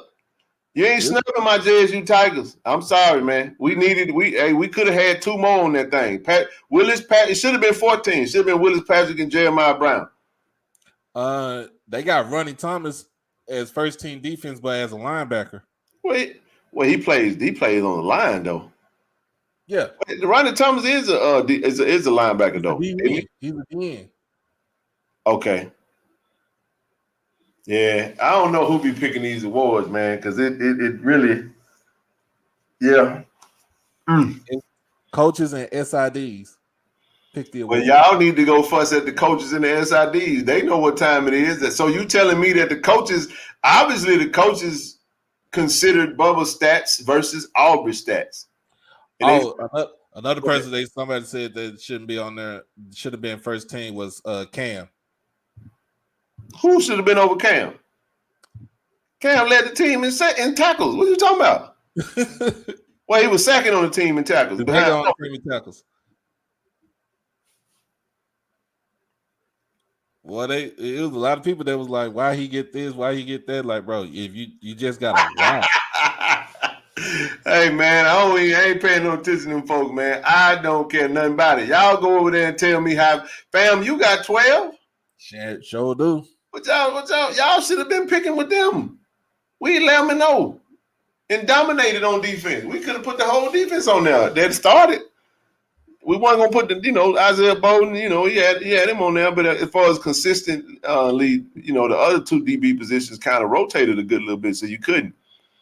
Sim and Craig was the staple of the defense. Him and Aubrey. Yep. Reagan, JB Brown. Like I'm saying, I'm just saying those are the cats that JB should have been on that thing. And then Zay Bowden got second team defense, because you gotta realize too with Zay Bowden, when you didn't have no nugget out there on the field, even with Kendrick being injured sometime, and Trevor was injured majority of the season. Yep. You got Zay playing both sides on the field as a cornerback. Plus, you got him playing the slot corner too. Kick return, all that. Kick return. Well, they limited his kick return. They did, because he needed to play the DB position a lot. So, and then still, I give you another name on the defense that should have got a little bit more love. Jason Mercier. Yep. Come on now. Mercier held it down. What about John Huggins, man? What about John Huggins? John Huggins until he got hurt. What hurt him? He got hurt. Toward the end of the season, He's coming back. He should play in the SWAC championship game, which is big time. And man, the link on there. All you gotta do is scroll up, man. The link been on there. There you go. But anyway, yeah, man. I just think that, like I said, I ain't gonna do the debate because we done got snubbed so many years on awards. I'm sorry. I'm not interested in it. Don't nobody debate for us when we got snubbed. So by all means, go and do your campaigns. They say, man, they just gave out award jacks. They so. Anybody say nothing when it's the other way around. So, but no, the cases that could be made is Britton, the running back. Okay. Mm-hmm. Bubba, okay. He got amazing stats. I get it. I'm with you on that. But I ain't listening to it. And somebody kill this dating site stuff. They come to porn heads. And if you really think about it, you could have did co-defensive player of the year with Bubba and Aubrey if you really wanted to do that. We ain't doing no co. Yeah, but I'm just saying that you really wanted. If you really wanted to be like that, you could have did co-defensive player of the year. But I know they wanted to be unanimous. Yeah. Now I get why they did it. They knew what time it was. The coaches and SIDs knew what time it was. They was basically rewarding the best player on the best defense. That's all it was. Everybody know what it was, man. Jarente Davis, yeah, he had a great man. He came on strong. That's man. I'm telling you, bro. That our defense. He had a lot of, and then you got to think about it. A lot of these players are sharing time with the amount of depth. Jacks, they got a lot of depth. So we're not playing conventional defense like everybody else is. You stay in the game the entire game and never sub out. Bubba in the game from beginning to end. A lot of these players that we're talking about, they rotating because of the amount of players that we play. Now that's not their fault, but I'm just saying. There he is. What's up, Big Daddy? What? Stop cussing on him, man. I don't want to get the channel shut down. What up, Rick? What up?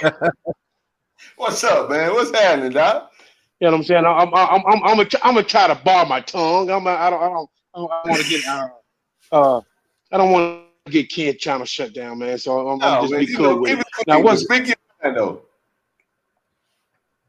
Man, I listen to I ain't even going to the name that don't need to be said. I mean, I listened to that because somebody tagged me in it earlier. So I listened to it, and I listened to the camaraderie. But please tell me, with the way my young man started the season off, and people don't know football, evidently. You know what I mean? And the people that voted, they voted that for a reason. You know what I'm saying? So who's to say anybody, all the second guessing, all the fuckers that, she got me started already. But all the people who debating and saying who should be there, who shouldn't be there. What's your credentials? Who told you that you know what you're talking about? If you say they don't know what they're talking about, just tell me that. That's true. That's true. It's a good point. Because the simple fact is, I'm saying that the coaches voted right. Coaches and SIDs, right. SIDs right. and coaches voted, right? Yep. And all the coaches that had the game plan for Niles knew what his impact was to the game. That's facts. So therefore, he got that vote. I could care less about some fraudulent stats. People get sacks all the time for just standing there. People get tackles for just standing there. Right? Stats ain't what they all packed up to be, because the stats don't tell the whole story of the game. That's facts. That's facts. I mean, you can get 12 sacks and got your butt kicked all up and down the field, but you fall in on a tackle. That's true. Yeah. Don't play the game, been there. Don't say I don't whoop some guys' butts, and they still got a tackle as an offensive lineman because I blocked him right into the man. Yeah. But he jump up and kick in the air like he did something because he got a tackle. We see it all the time. Absolutely. All the time. Okay? Guys celebrating, throwing their hands up in the air. Oh, that was me. That was me. But did you see what just happened to you? Like the DB that celebrate when the quarterback throw the ball 5 yards high and he was beat. Yeah. But the quarterback overthrew him and he like Like, dude, you Like, was, bro, what you doing? yeah. But you're right, Doc. Go Or ahead. the dude who just got toast and another man tipped the ball and he catch the interception. But dude, you just got burnt. And you celebrating? Yep. Yeah, definitely the eye test and actually the story of the game ain't all in the stats. I'll give you an example. If for those that love the stat story, Grambling had better stats than Southern on Saturday. Oh yeah. Better. If you look at the stats, they dominated Southern. And trust me, I feel for Nelson because I know his family. Nelson families we're from the same area in Mississippi. And I was really rooting for that young man, especially when they posted that he had 10. He come out of he was consistent out the whole season. He ended up with 10 sacks. You know what I'm saying? He did a phenomenal job, right? But I'm still not going to take nothing from my son, right? For all the hard work that he put in. Yeah, and we run an entirely different defense than most people. You know what I'm saying? Our edge rushers are mostly fucking tame, right?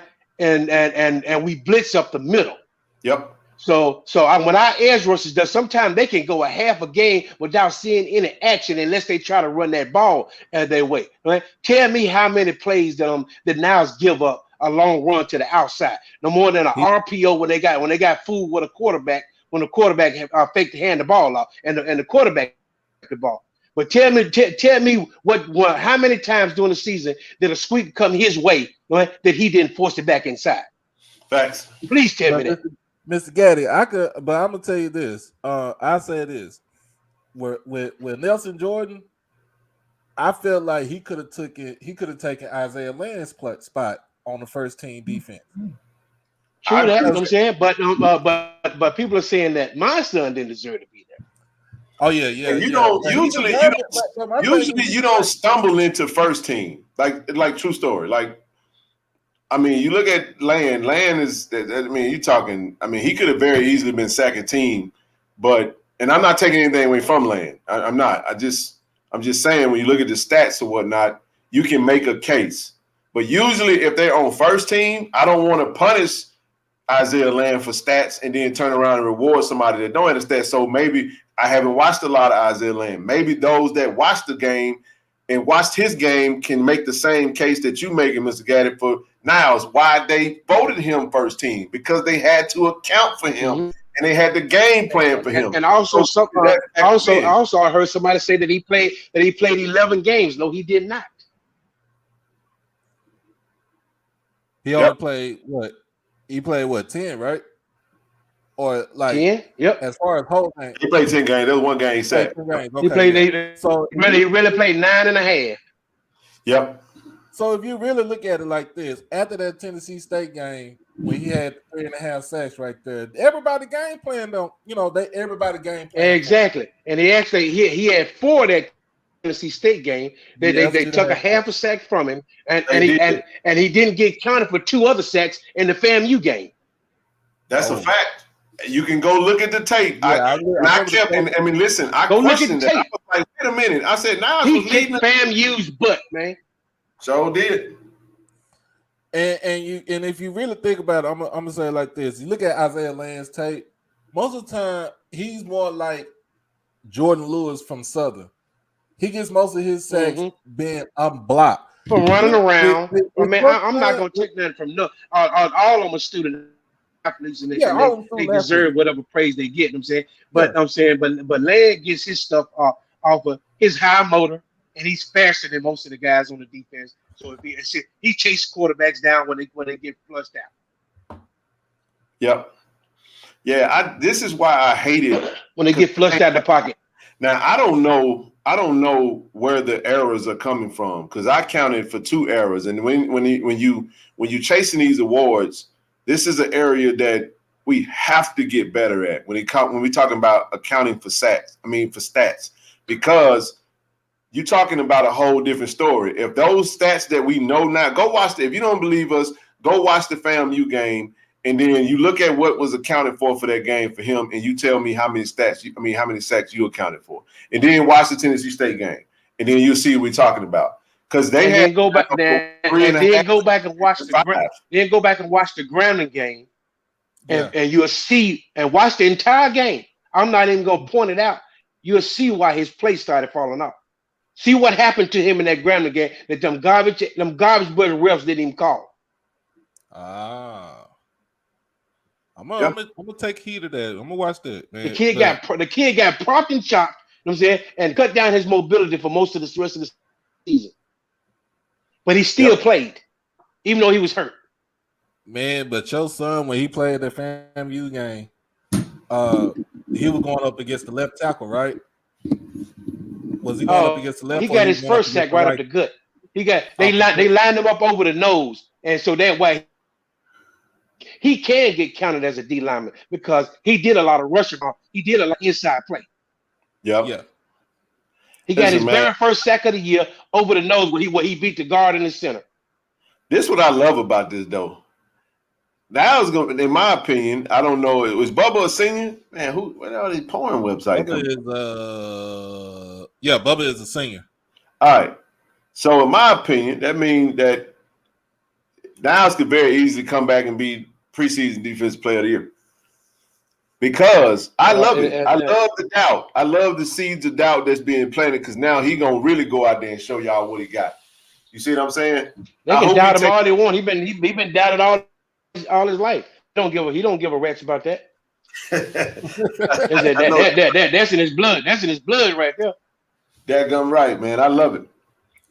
That's right, man. I love it, man. Now I think some of that stuff, man, comes from it's just an easy, low hanging fruit. Folks like to hate because it's Jackson State and people feel how they feel. He been hated on since when he first got here for no cause of his own, just because somebody else saw something in him that somebody else couldn't understand, that they want to hate on a kid and talk about it. All that boy did was to put his nose to the ground and work hard. That's and keep working. He gonna keep working. I'm saying until he get to where he need to get to. That is a fact, man. I'm a fan, man. I definitely am. And like I said, I ain't saying that because you on, because I appreciate you, kid. Me and my family appreciate you, man. No doubt. Fan. I be tweeting about him from time to time. Yeah. Too. He was my dark horse, man. He was my dark. And listen, coming out the gate, I said, boy, he on fire, man. He about to prove me right. And like I said, he dipped off a little bit because of the injury. Then too, they started game planning for him. They had to, absolutely had to. So it was just one of them things where, but at the end of the day, I was happy that he still was able to finish up the season and get recognized, because that means a lot. It means a lot. It means that his hard work is paying off, and that's all you really want. Randy, what's up, man? What's going on, fellas? I've been listening, right, and I'm so glad that Mr. Gaddy's on here because I have a question for him. Okay. Do you think his stats would go up higher if his hand? You broke up on me. Say that again. All right. Can you hear me? You broke up on me. Say that one more time. All right. Do you think he would be better off with his hand in the dirt? I think he would because he's long. What about maybe 10 pounds? Okay. That's a good point. He got the body frame too, man. Yeah, what about 10 more pounds? Yeah, he'll be fine with that. He got the body frame to actually get, like you said, get more. About 245 right now. 45. That's it. No. He's under that. He's in the 30s. Really? Okay. Mm-hmm. Yeah. He's about 230. And see why everybody hated on him last year. Folks don't realize that boy played that position at about 215 last year. Wow. But he didn't look like he did. No. Yeah, he definitely got 260 at least. Come right back. No, exactly. No. Now, when he hits 245 to 250, oh, y'all gonna know it then, because I've seen him at that weight. Oh, really? Oh, okay. Mm-hmm. I've seen him at that weight, and I'm saying, and it is extremely impressive. And I ain't even saying that. I am not just saying that because he's my son. So when he gets back up to around 245, 250, man, hey, the world's his oyster. Yeah. Yeah, I like that. Can you imagine getting 2 years kid? Yeah, that's what I said. I mean, legit 6'6", you know what I'm saying? Ish, 6'5", 6'6", and man, hope everyone in Ken Clark Land is doing well. Yeah, man, we good. Appreciate y'all, man. Y'all hit that like button, hit that subscribe button, turn the notification bell on, share, all that good stuff. Make sure if you're in here, you subscribe to the channel. Appreciate y'all, man. Definitely appreciate y'all. But yeah, keep going. What else you got, man? Oh, okay. Yeah. You can ask me whatever, brother. He's a player that like he just jumps off the screen. You know what I mean? He's definitely on his way. Seriously, like to be like I can see him first, second round defensive end. You know, like doing it because he's athletic also. Yep. You know, he's not just big and strong. Get down. Move. He got good lateral movement, everything. Get down. Every time I get on here, Ken. Hey, stop that, baby. You put that on me. Hey, man, get out. Get your butt down. Yes, indeed, man. That boy yoked up. No, man, but no, I like that ideal of that, man. An extra 10, 15 pounds of weight, muscle, man, and definitely going to bode well for him. Yeah. He getting there, though. I just need him to go out there and do his thing Saturday. I hope he's listening so he can feel doubted and be – I need all them boys pumped up for Saturday, man. We got to go out there and dominate. That's what we got to do. He's most definitely pumped. Yeah, man. It's gonna be a big one here, bro. I mean, we just run a different type defense, man. You know what I'm saying? Yep. That don't.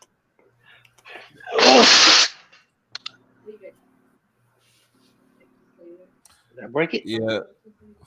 I mean, if you really look at the defense that we run, bro, it's still the same. It's the defense that he ran and like he got copied from Baltimore. With Rex Ryan. Mm-hmm. Yep. All it is. It's not to put it's to attack the offense. It's to attack the offensive line, get to the quarterback. Make the quarterback try to think. And who made all the plays in that defense? Aubrey. Right. Aubrey and Ray Lewis. Yeah, the back. Ray Lewis. Yeah, Ray Lewis. Because he had the like I said, if you look at the defensive line, Devontae Davis is like a Haloti Nada. Yep. Not that big. But he clogged, you know what I'm saying? He could take on the guard, the center combo, and he lets the linebackers flow through the gaps to the ball. Yeah. Yeah. That's true. I mean, and Dennis Thurman did the defense like that because he wanted them boys to go into the league. That's most of the time you look at defenses. That's what most defenses in the NFL run. Exactly. Dennis is trying to prep these guys. You know what I'm saying, to play the position, play it the way it's supposed to be played, in the NFL. So all they got to do is buy in and roll with it. Yeah. I put it like this. I'm a Cowboys fan. And the defense we got with Dan Quinn is pretty much almost the same defense you see with how Dennis Thurman is running with Jackson State. Like Thurman knows he has athletes, and all he does is stuff them gaps up, and they just run up to the ball. It ain't real complicated, you know. And this secondary is better than anybody else's, you know. 1-on-1 outside, you know. Well, I think it's funny that you say that. You know what I'm saying, because everybody be trying to dissect it. And it's funny that you said that that it's not that complicated. No, It shouldn't be. I mean, it's football. I mean, especially if you find what works and you make and you run it. Yep. I mean, and when you start trying to make things too complicated, that's when you don't win 11 games. When if you find a way to simplify stuff and keep it simple, as I say, keep it simple, stupid. Yeah. I mean, then that's how you win 11 games. Simplify it, keeps them up players playing fast. Yep. You know, and not thinking. It is reacting. Yep. Good stuff, man. I agree. I just need them to do it Saturday. I mean, and I always hear people say to me how much they blitz. I mean, they blitz a lot, but it's not too much more than many other teams. But you still gotta have the personnel to do that. Right. Yeah. To blitz like that. Yeah. I mean, I heard people say Aubrey didn't deserve first team because he's a downhill guy. I mean, the guy was dominating in what he was told to do. Yep. Right? Point blank. Right? Trying to dissect and trying to make him be somebody else. The boy from Alabama State. Yeah, he's a good linebacker. But some people on I've been seeing on these comments are smarter than others when they realizing that Jackson State got a dominant defense. How many 3 and outs did them boys have? Right? Yep. How many teams actually drove 80 yards on those boys during the course of a season? Yeah, you see several big plays where people got long touchdowns. Right? But how many times I can't count on one hand how many times I've seen that team get drove on from the 20 to the fucking 20 and scored on. I can't count it. I can't count more than 5 times. That's a great point. So yeah, you can get more tackles than Aubrey, right? Because you're on the field more than Aubrey. Yeah. That's a fantastic point, man. That's a good one. Right. Yeah, you can get more sacks. You can get more sacks than Niles because you're on the field more than Niles. Right. Yeah. I mean, they pitched so many 3 and outs. So how many goose eggs did Alabama State put up this year? None. Jack State got 1 on them right there. How many times? They hold an opponent to 150 yards, less than 150 yards pass? I think 10 out of 11. Thank you. That's what Jackson did. I said, how many times did Alabama State or any other team hold teams to more than less than 150 yards passing and less than 100 yards rushing? Not too many teams that did that.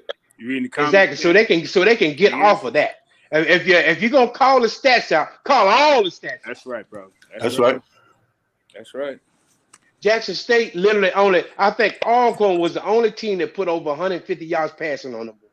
Yep. That was the only time. Last game of the and not too many teams put 100 yards rushing on them. What was it? 3? Or 2? 2. It was multiple teams. I mean, not single rusher over 100 yards. The total team. Oh, the team. Yeah. Total team did it. Texas Southern did it. Alcorn did it because they just. No, they didn't do it because they was negative because they sacked the quarterback. I think 6 times in the game. Yep. So that counts as a rushing. But Jarvis, that takes away from your rushing. When they sack your quarterback, that takes away from your rushing yards. Yeah, Jarvis had almost 100 yards in that game. He was 4 away from having 100 by himself. Right. That's it. That's the same thing that happened against Tennessee State when the young running back had 100 yards, but he lost yards because of all the sacks they put on. The quarterback. Mm-hmm. Oh yeah, Devon, because of them 4 sacks from Niles. It should have been more than that, sir. Sir, it should have been more than that. He should have got in that game. Right. Yeah, that defense. So I don't be wanting to hear them saying these guys want to come out here. I mean, yeah, just because you got a mic don't make you right. And the only one that broke the bar right there for a long run was against Grambling. That was Maurice Washington. He broke for that 75-yard run. Yep. Yeah, I mean, there's a lot of situations occurred. Go ahead. Just look at the whole season. Just like you said, we have been dominant in pretty much every game we played. Even in the games that look ugly, like the Tennessee State game was ugly, the Alabama State game was ugly. You can even go with the Alcorn game was kind of ugly. We still dominated in every aspect of the game. Yeah, our defense got the opposing team offense off the field and put our offense back on the field. Now, what we did with the ball, that's a different story, right? But our defense did their job all year long. They got people off the field. They didn't get as many opportunities. I can't tell you how many times I sit in the stands. I'm saying, you know what I mean? Because I'm wishing the best for the boy. You know what I'm saying, I'm hoping he get another opportunity to go get him another sack. But guess what? I'm looking at the clock. They don't get another chance. They just set them down and put our offense back on the field. Yeah. Right. Yeah. So his opportunity to get another sack, doing that one to close down real fast. Hey, I appreciate you, Auburn Tiger. Well, I mean, this is why you guys make it what it is, man. I appreciate it. I'm just out here to do it. EA said something I want to touch on. He said, so the pro scouts evaluate players. You think the SWAC office would convince them that they can play in the NFL? Absolutely. I mean, look at James Houston, to say the least. You know what I mean? Look at Marquise Bell. What did he say? Man, my eyesight bad. Say that. Hey, so when pro scouts come to evaluate players, you think SWAC offenses will convince them that a player can play in the NFL? Absolutely. Oh, yeah. Yeah. Oh, most definitely. Man, what you been watching all these years? Especially the guys outside. Yeah. It's some pretty good players in the SWAC, man. I mean, all these new jacks that come to that's covering the SWAC, brother, and folks who just not finding out about the SWAC. Yeah, we don't have some down years, man, but we don't put a lot of guys in the NFL. That's right. Period. Man, we had some down years. I don't know why the NFL gravitated away from black college football players. You know what I'm saying? But they coming back because once we get in there, you know what I'm saying, we dominate. That's right. If they give us the opportunity, we dominate. That's right. Randy, they were saying you kind of low, so whenever you speak up a little more. For me? Yeah, Randy. Yeah, they were saying you low. They could barely make out what you were saying. Oh, but I think that's a great point. When you're talking about evaluating defenses, you got to look at if you're eliminating opportunities for the defense to even move the ball, the stats will be lower. So here's the thing. Aubrey had over 100 tackles last season and he was frustrated that he didn't even get consideration, right? Yeah, he was bad. James Houston had like 60 some tackles. I want to say 50 or 60 tackles.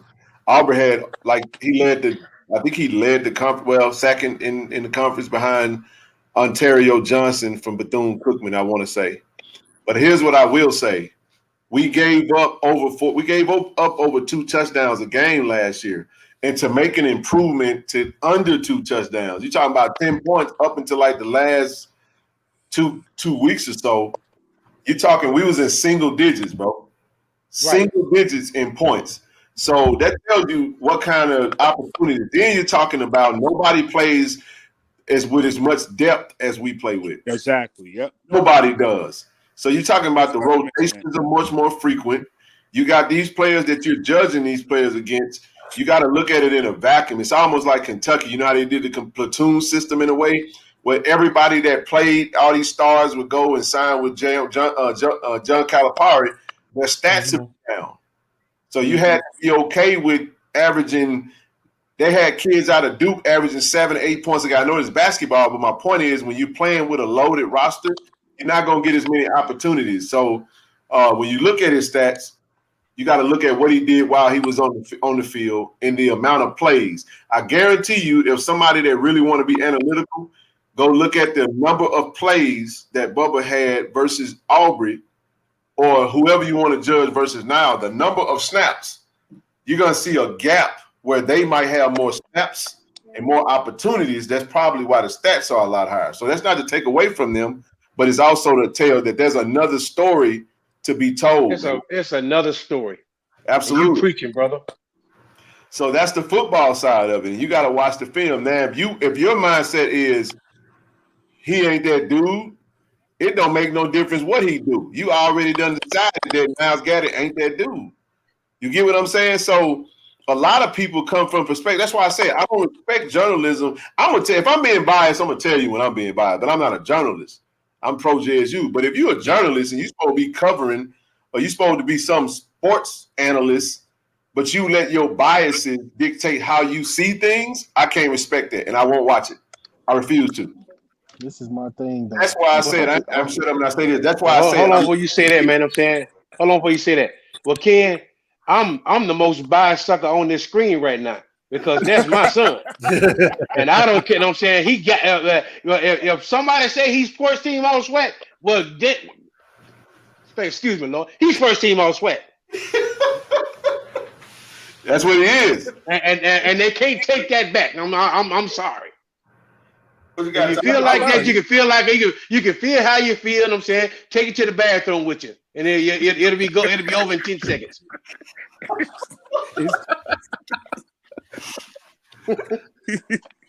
It's in the books, you right.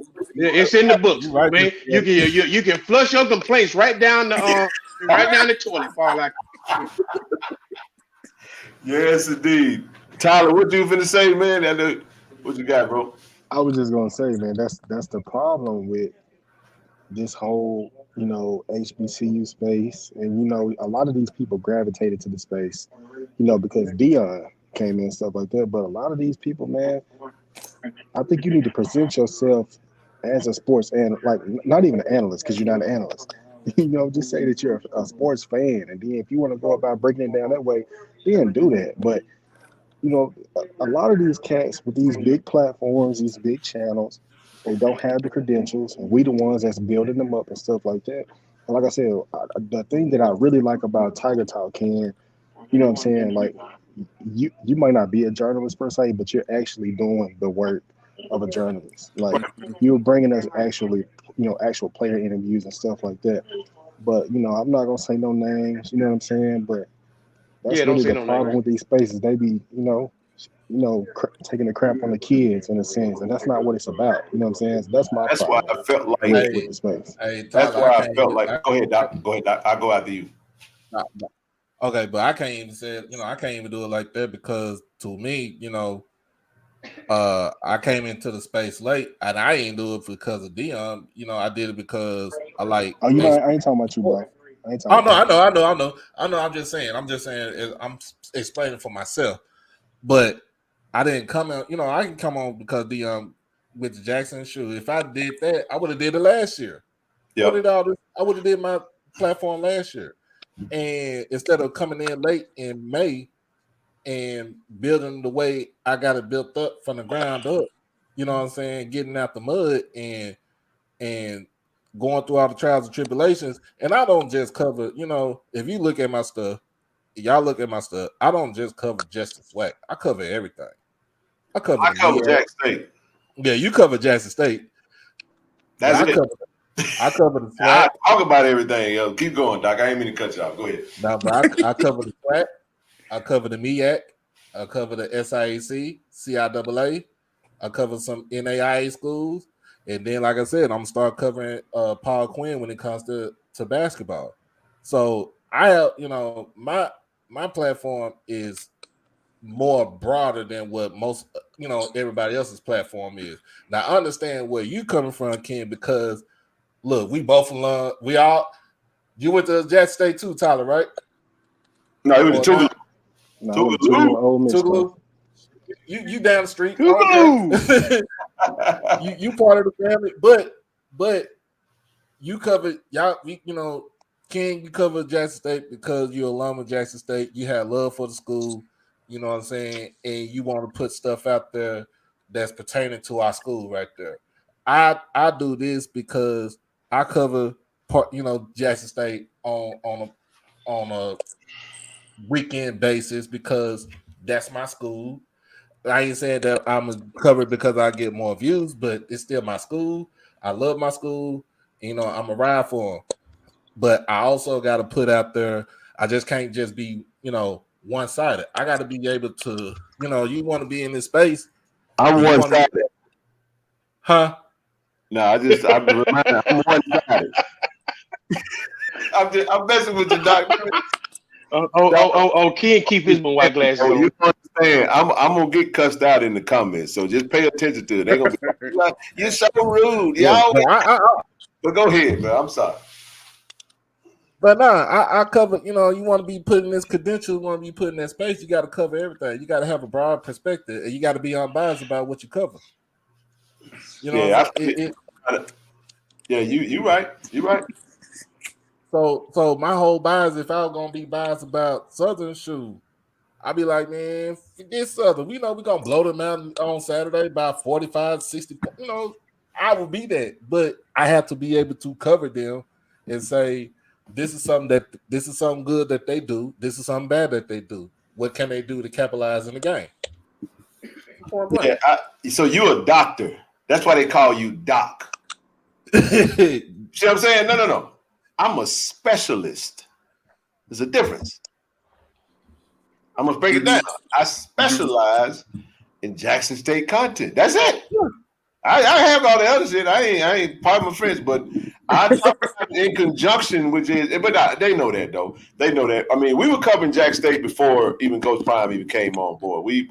I could talk. We started 2019.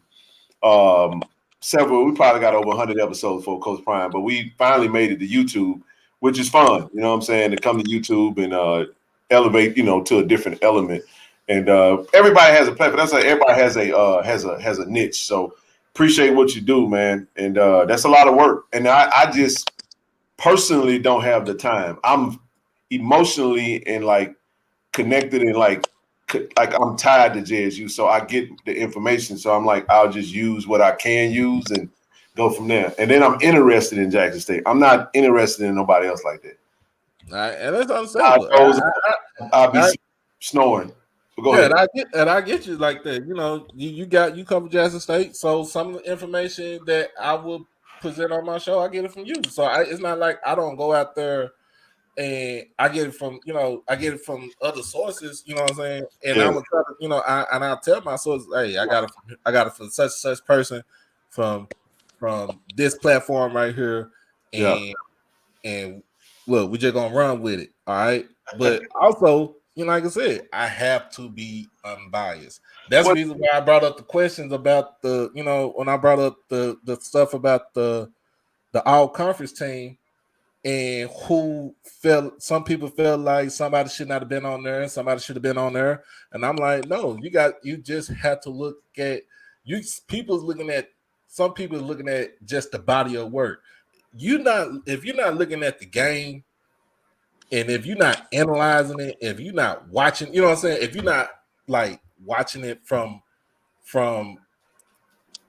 somewhat a point of view, then you're not going to understand where people coming from when this person should be first team, this person should be second team, this person should even be on the first or second team at all. It comes with territory. Like, you just have to be unbiased. Yeah, I think anytime you're doing anything, that's why I said you can. So here's the thing: you can be biased. Like, I don't be biased when I'm talking football. But I have fun with the stuff I know people gonna say, because they're gonna be like, man, y'all da da da da da. You know what I'm saying? What hateful pregame? Yeah. Ken specialist. I'm as a specialized bias Jack State fan. So here's what I say. I'm glad you put that up there. I'm glad you put up there, Ken. My existence. I want y'all to understand this. Franklin Kuntz. Hey, Franklin Coach in the building. God is good. Deion Sanders is the greatest coach in America. I love it.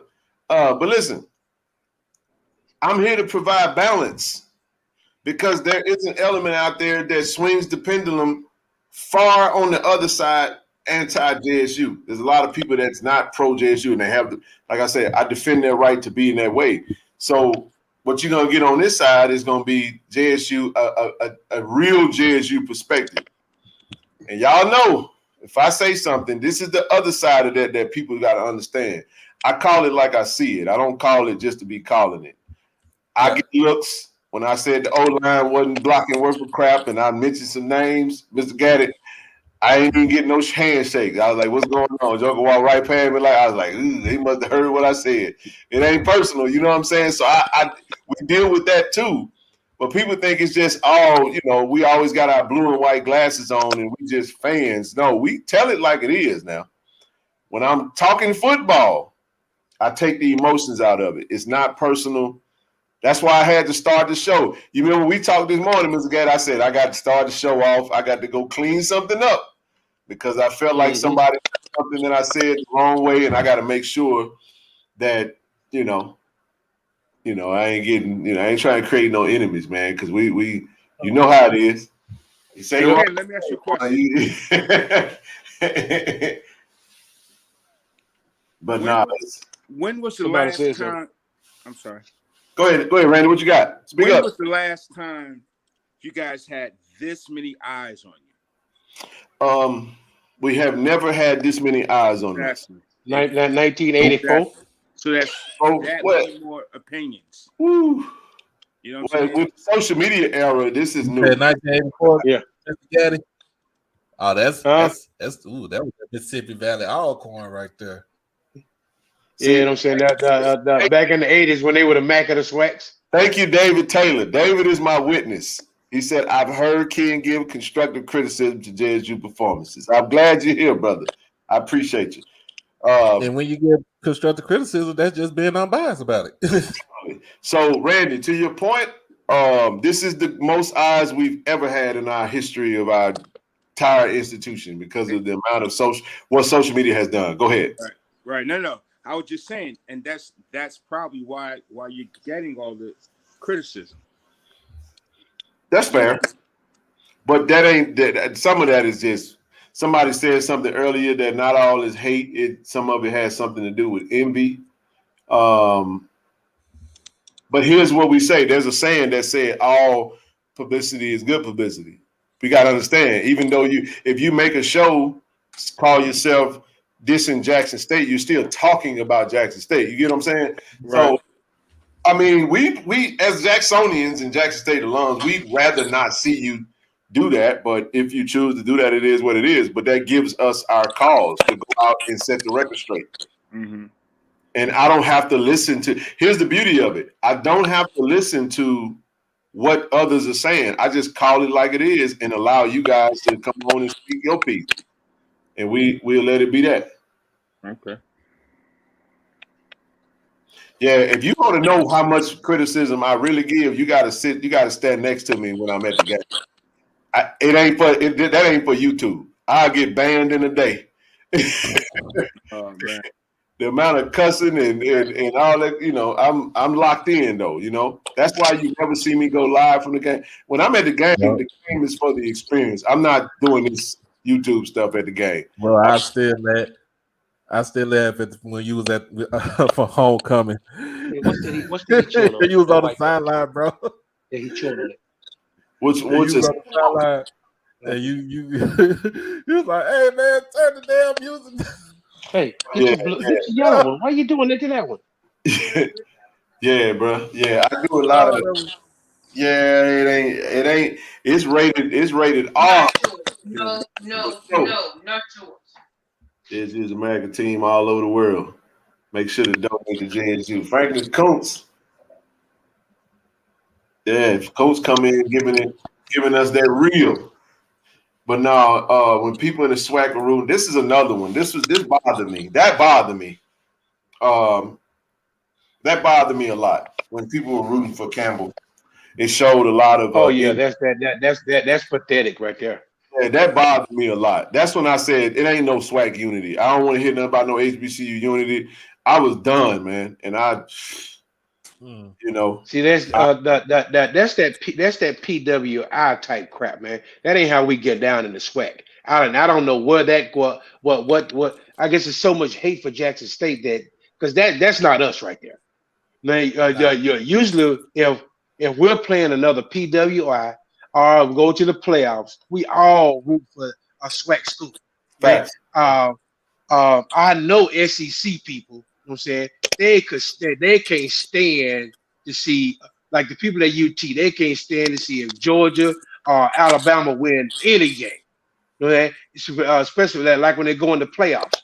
Man, you should want your conference to dominate that team. Yeah. That speaks volume of you. Instead of letting the Big Ten beat the SEC, why are you rooting for that? Why would anybody that's in the SWAC root for another conference to be the SWAC school? You want the SWAC school to win because of strength of schedule, revenue sharing, brand recognition. That only uplifts your recognition. But if you root, and I understand the friendly banter, but I'm not doing that. When FAMU played Southeastern in the playoff last year, I was rooting for FAMU. Yep. I know Southern played LSU. I just watched that game. I'm sorry. I don't root for Southern. That's all these new jack man. Folks, I ain't gonna publicly say I'm rooting for LSU though. I'm just gonna watch the game. You know what I'm saying?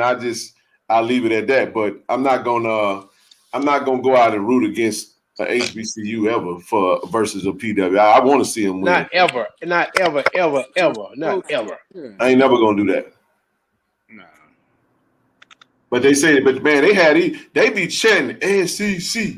You know what I'm saying? Like, especially when they breaking bread from a conference standpoint, of course they gon' No, brother, I'm saying I've been in those groups before.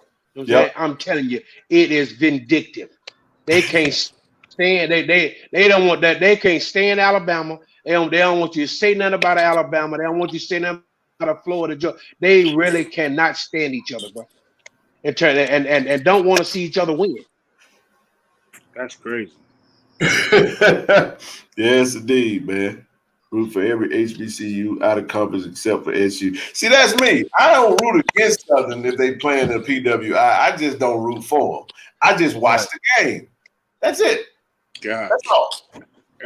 But you'll never hear me say, I want Troy to beat Southern, or I just can't bring myself to ever get to that level. But I understand it. I mean, a lot of people feel how they felt when Deion Sanders became my head coach. And that's why I left all them old SWAC groups, man. I'm not in none of them groups because I knew what it was going to be when Deion came. I said, yeah, I'm out of here, bro. This is going to be toxic like a mud.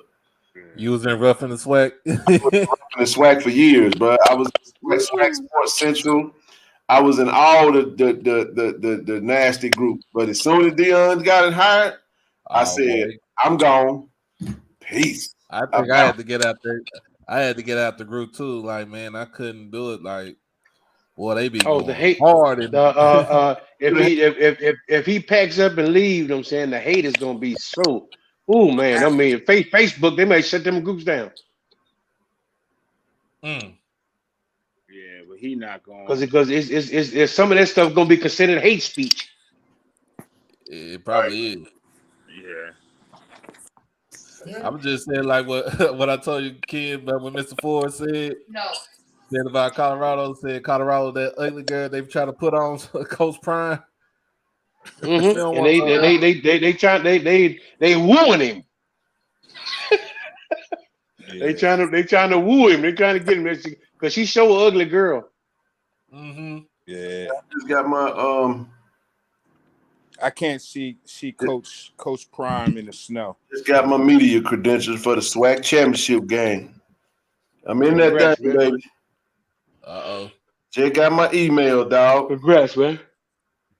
Oh, I was in there. I was following up like, bro, what's up, man? What we doing, man? I done sold my reserve tickets to a Southern. So y'all gotta forgive me if you sit near my reserve seats in the vet, you're gonna have two Southern people sitting in them because I overpriced them and sold them to him. He took it bait, so I said I'm gonna take that little cash.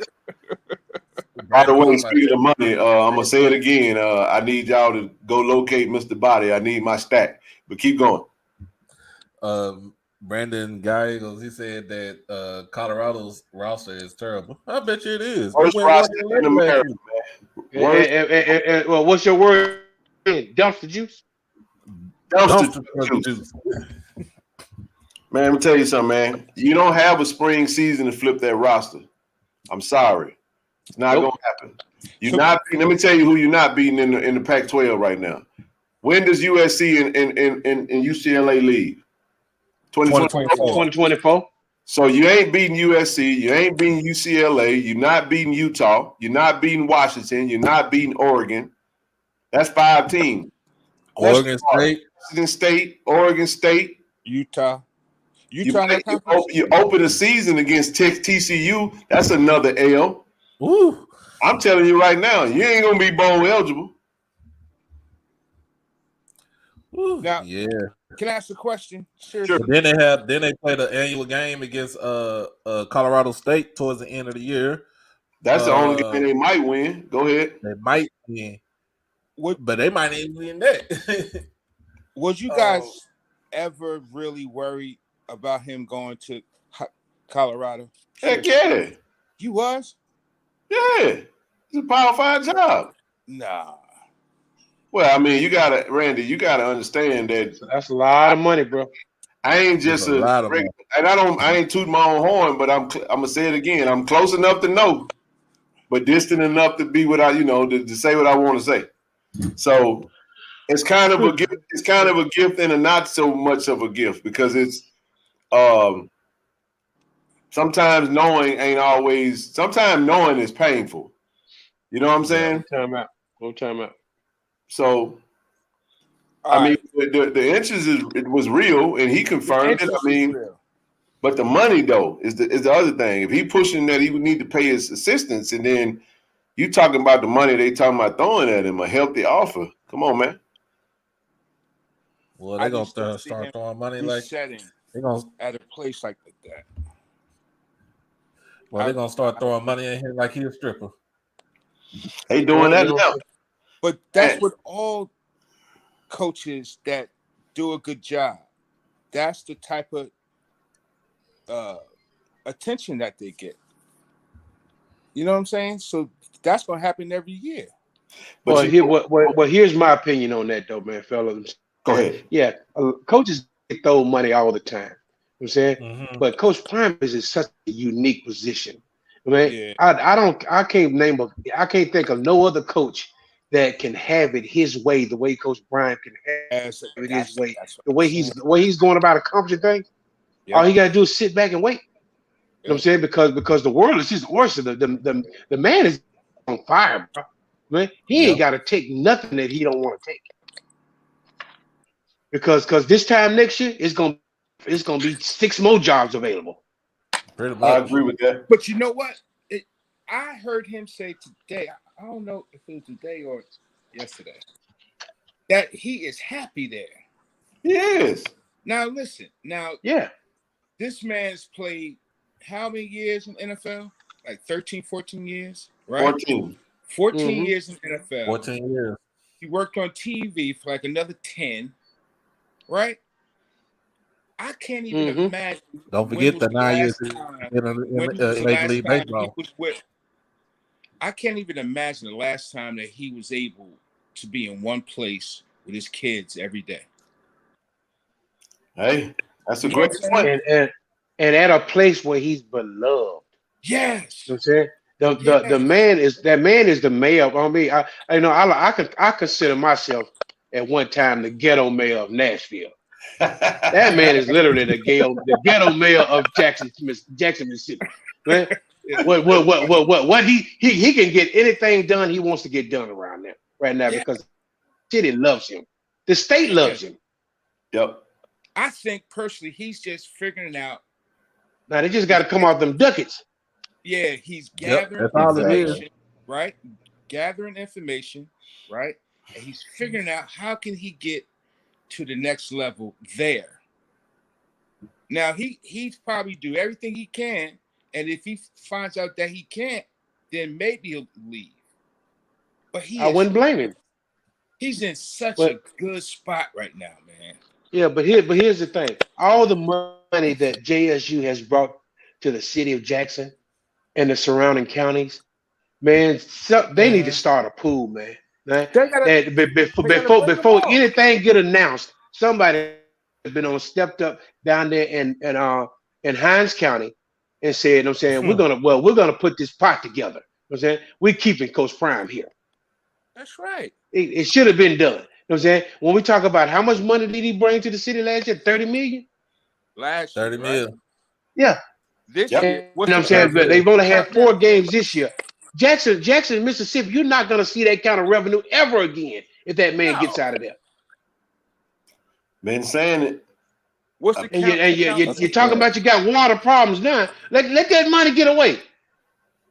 Yeah. That's a fact. Me and Ken from there, so we know. And I've been preaching it. You need a collective in place. If I Man, was they just like they do in church, they need to pass out the collection plates, bro. Over and over.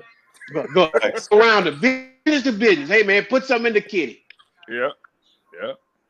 All them I'm about to hotels say- around there, man. They need to put something in the kitty. I'm about to say the last two home games we had. We had 13, 14 or 16 mil from the last two home games because the one was homecoming and then the other was other. That's facts. And All then right, you follow that up with a SWAC championship The presence. SWAC championship game. I'm gonna tell you. All right, 5,000 businesses around there. You know what I'm saying? I mean, out of all the money they made, you know what I'm saying, each one of them throw in about 3,000 a piece. You know what I'm saying, which whatever, but basically whatever you can afford. Something's better than nothing. But you do 5,000 times 3,000. Yeah. I'm gonna tell And you that's something. that's just lowballing it. You know what I'm saying? I know there's way more business around there than that. Yep. Let me tell you something. If you guys ever get together a deal to sell that merch in stores, I'm telling you, people will scoop that stuff up. Well, here's the problem, though, Randy. Get the stores, put it online, man. You got people all around the country gonna buy that stuff. Let's talk about this, though. I'm glad you said that, Randy. What is happening is something that Tyler touched on earlier, and this is something that we have to account for in our own community. It's a simple word. It's a simple phrase, 2 words: group economics. Like we have to get out of this individualism, because what's happening is everybody got apparel. We push Reed Enterprise, and Reed gives back probably more than anybody that I know of. That's he's one of the most charitable alums that's out there. He's pushing out merch. But if you're talking about a lot of different entities that's pushing out merch, then you have the bookstore. You know what I'm saying? Like, It would have been dope if Under Armour dropped the Shador jersey. Like, how dope would it have been if they were able to create something to where we could have bought any player jersey in all the different colors, like, and then some way finesse that into or it could have been somebody else. The amount of money that could have came in from a revenue standpoint. Imagine how dope it would have been to get an official Niles Gaddy jersey, a 57 jersey. You know what I'm saying? Well, I actually think that's coming, Ken. You know what I'm saying, if they stay. This was just the first step. Yep. And that's what I mean. Like, there's so many levels to revenue that we could generate. It ain't even funny. So, yeah. But y'all go ahead. Because does Jackson State get a cut of that Under Armour jersey? I'm pretty sure. I know. The prototype I saw it had Jackson State on the front, didn't it? It should. Yeah. One second. I don't think I'm gonna tell you like this. I don't think Coach Prime going anywhere. No. I just got. I know y'all been on Twitter, Tyler, and your boy Size Guthrie is supposed to be at the game this Saturday. Where's Delaware State. Oh yeah, the safety. Yeah, it's definitely supposed to be some recruits at the game that I saw. So man, I don't think he leaves it. Then plus you got early signing period coming in next month anyway, right? In like what, 2 weeks? Right before the Celebration Bowl. Right before the Celebration Bowl. And guess what? wonder if Everybody he gonna gonna be make on an announcement, trying to figure out what's going on with that. That's when they locked up Travis last year. Yeah. And that was funny because it was crazy because I didn't even know. I looked at it. I was like, okay, yeah, Travis coming, and Bro, I wish I could have covered that, but working in retail, like, shoot, I really don't have no time doing all this right here. Yeah. So, Well, that's another thing. That's another thing they trying to stop, brother. You know what I'm saying? That's probably why they probably pressing him for an answer. They trying to stop that. Yeah. And like It seems like he's still recruiting though. on the transfer. Yeah, he got to be. Of course. He still got to recruit. He's still the head coach. Yeah. He still run the program. Till that man, like I said, till that man say, I am going to be the head coach of such school, He's still or Jack State coach. he's still a Jack State coach. Nowhere, man. He ain't going nowhere. So that's all I say. That's pretty much what I say right there. I mean, we gotta take his word for it, because he already said, he's already been up front with us and said that he's been talking to Power 5 schools about head coaching vacancies or just vacancies throughout the whole FBS. So he's not lying to us. He's not giving us no bull junk. He's just telling us the truth. And he'd be, like you said, he'd be foolish not to entertain these offers.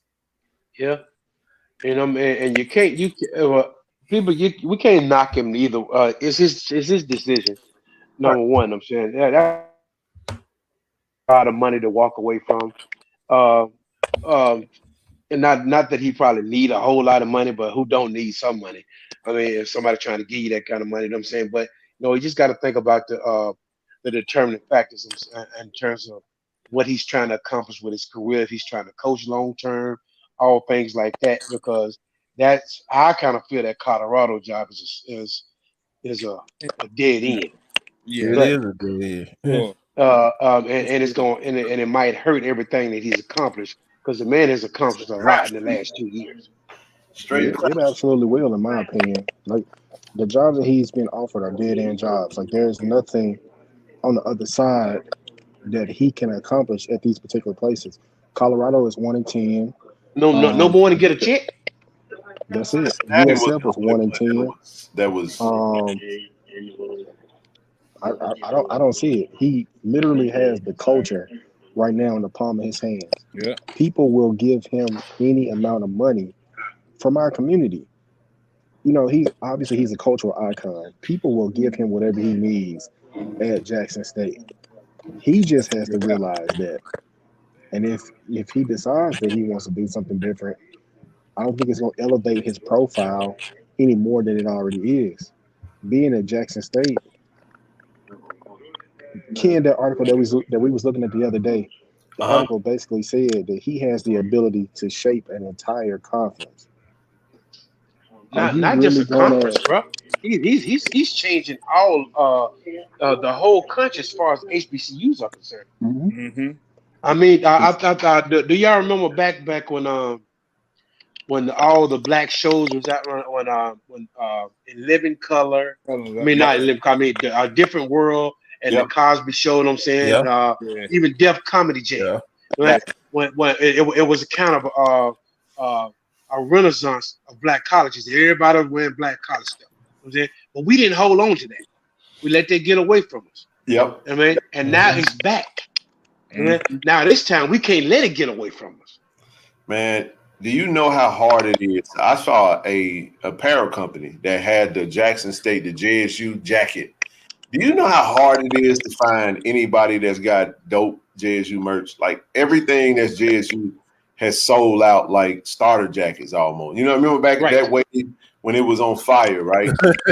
Yeah. Man, you can't get JSU merch like that. So that's what I'm saying. They got some, we push Reed, you got my boy Rick Deuce, but usually everything is always on back order. Everything's out. Shador, they dropped the official Shador jersey today. Sold out. Where's it? Under Armour? It's Under Armour online. They sold out all the sizes. Ain't no need to go and look for it. It's gone. It's sold out. Yeah, it's all gone now. It was like 100, maybe like 100 jerseys, right? Or something like that. I don't know how many. More than that. No, I think it was only. I think it probably more than that. No, he said 100. There were only 100 jerseys made. Yeah, 100. Yeah, that's a test. That was just a test run. That's Yeah, that was a tip. They sold that 100 in a day. Shoot, So within an hour, I bet. I'm just saying, what's 100 times 120? What they made? 10 grand? Yeah. 12 That's grand? only, and that's only a replica jersey. That ain't even a real jersey. Yeah. Yeah. Man, he made 12,000 in a couple of hours, man, just off Shador, college player. Think about that. I wonder now how that split is now. I ain't get the Shador last, get his money. jersey. No, I didn't. I bought a 2X. I bought me one. No, I'm saying like how much goes to the school, how much goes back to Under Armour, and how much goes to Shador. Don't know. You know what I mean? I mean that's interesting to me. You know. So do you put more out? Do you know? Wow, that's awesome. So if y'all notice, somebody like he said, they'll never let them be. So Chris Morris said Cincinnati, Colorado, USF will never let Prime be bigger than the program. I just do see like the thing. That's one of the things that he's putting in there that he's making sure he's like he wants to have full control. Like he can't be controlled, man, and they have to be willing to, let go of some of their power, man, because he gonna want to do his own, do what he want to do. And I don't mean that necessarily in a bad way. He got a lot of stuff going on, man. Mm-hmm. Now I did hear y'all state the number of students at some of these schools.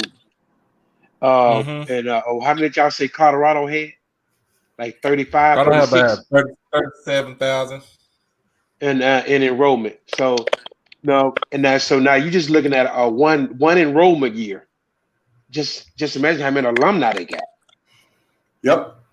I mean, and just about with all these Power 5 schools, there's Coach Prime could never be bigger than any of those schools. It just can't happen. I mean, where he's at now, he's gonna go down as a legend. Yeah. I mean, if you take one of those jobs, you're just another coach that came through the ranks. Sacramento. Yeah. That's what I was saying. The dude was like, he showed the video of Rob J. He talked about, man, could you imagine how great Rob J, that's my boy right there. And I told him, I said, the very fact that you think that you can take what you see transpiring at Jackson State with Coach Prime and bring it to your school and you think it's going to translate, it's not going to happen, bro. I said, that special stuff that you seeing, that you witnessing, that special sauce ain't coming. Nah. Right. Special sauce is the HBCU culture that you wish you could duplicate, but it just hit differently. Now, I'm not saying that he can't go have a dope program that's fun and polarizing. Yeah, absolutely. It'll be a big name. But in the end, when it's time to play football, if he ain't winning, the thing that makes Jackson State even more attractive is they having fun, but they also winning. And you got the HBCU element. So when you go to a game, the games are that much more. Like you got every time Jack State's like the greatest show on the road. Everybody's showing up, even on the road to see him. Yep. When you go to these other schools, they just want to come and see if you're gonna win the game. They're not coming to see that extra stuff. You get what I'm saying? He'll be the biggest figure because he'll still be Deion Sanders. But in the end, Deion Sanders got to win. This is the question I ask. You take a Colorado job and you get monkey stumped versus TCU. How long before they start saying, "Did we make the right hire?" It didn't work. They ain't gonna wait till as good as they say he is. Boy, you done lost 4 straight games. You 0-4, and you take the coach store and he's struggling. You have a nice big buyout. Sure would. I'm just That's saying. the thing. They don't believe in him as a coach. Like I saw Every time another somebody, tweet. go ahead. And Colorado got room because they haven't had to buy like Tennessee and Auburn and all these schools. They got all them long buyouts they got to pay on this. Cause Colorado got room. They ain't had nobody had to pay out. Tyler, what'd you finna say? And this is a crazy thing. I was looking at a tweet from somebody from Cincinnati also today. He was just talking about the racial bias in some of the tweets that he saw and stuff like that today. His whole thing is that he wants to get his staff and stuff paid, right? According to that tweet that I saw earlier today, you got Cincinnati fans talking about so he need to hire a new staff. So you can't if now obviously these are just people in the fan base. They not the decision makers. They not the movers and shakers, right? But Yeah, but they listening to him. exactly. If these are people that your fan base don't recognize, then you know, if even if you want to get them paid, if your fan base don't recognize them or they're not hot names or they're not popular names, the move is still counterproductive in the end anyway. Yeah. It's not bigger than what he Man, has in look Jackson at them State. folks at Florida State burnt his college jersey when Travis Hunter flipped. That's the kind of stuff you're looking at, bro. Yeah. Exactly. But I think though, like he can get his coaches paid, but it's going to be a way that we have never seen before. Like I really think if he can get them coaches deals, just some kind of deal that will pay them the actual money. You know what I mean? I mean, just a whole another stream. Well, here's the thing. I don't think he should be the one have to do that. That's not his job. We know what he needs. Yeah. And everybody know what he needs. You know what I'm saying, so somebody need to be trying to make this happen, whether it be Ashley Robertson or somebody down there need to be trying to make what you're talking about happen. Right. Because you know what I'm saying. I said it to some of my coworkers the other day. I'm like, well, and I heard you say that you don't want to do that, Ken, but taking the ticket prices up $10. Oh no! I would love to take the ticket prices up. Yeah, you know what I mean, you ain't got to kill nobody. You ain't got to go you ain't got to double the ticket price or nothing. But take it up $10, $15, man. I gave an idea earlier this year. I said take the homecoming ticket price and make it $100. Yeah, now that'll work. They'll come. They gonna still come. Well, why do you do that? If you communicated, look, our homecoming is where we gonna cash in. We need everybody to pay $100 ticket because this is your country. Most of y'all don't. Most of the folk don't want to spend no more money than tickets anyway. Let me explain something to you. I'm a club owner. Been doing it a long time, and one thing I do, I know us as a black people. We will pay whatever it takes to get into whatever's popping, bro. That's fact. You know what I'm saying? And that homecoming game, you know what I'm saying, if it's popping, you and Tom, Dick, and Harry say they going, oh, guess what? I'm going too. You know what I mean? I don't care if it costs $250. I'm going. And you can section it off, you know what I'm saying? You can get even more money, but you can make a whole lot of money with that homecoming because everybody else in town doing it. Because how much they charge to get in them clubs after the game? Boy, they taxing, man. Exactly. So why not tax at the game? 50, 60, 100, depends. Mm-hmm. Yep. Take tailgating up that week. Everything. Take everything up that week. This a get money weekend. Everybody's spending it anyway. But all you got to do is just promote it. Yeah, you got to communicate it in a way that's going to be more palatable. I know a lot of people ain't going to necessarily agree with it, but I'm just saying, if you communicate it and say, look, this is what we need.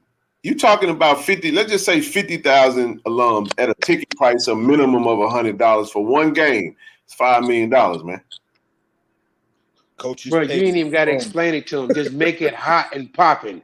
Man, yep. If it's going down, you have people coming from everywhere. Man, and the more and it's a crying shame there with us. Sometimes the more it costs, the more we want to be there. Yeah, yep. That's facts. Yeah, that is thing. Yeah, we got to be on the scene. You know what I'm saying, if hey man, did you go to that Jack State game? Man, yeah, they was charging like $2. Man, I was in that thing though. Yeah. You hit the nail on the head. That's how we do. I know that's how it's going. That's how the conversation gonna go, bro. Hey, they had that prime party. You know, everybody want to be VIP. You know, because at the same time, exactly. You know, that's how we do. Man, I was down on the front row. How much did they charge down there? Man, $1,000. Man, I was on. I had my seat. Yeah. I'm telling you. I had my seat. I don't know about you.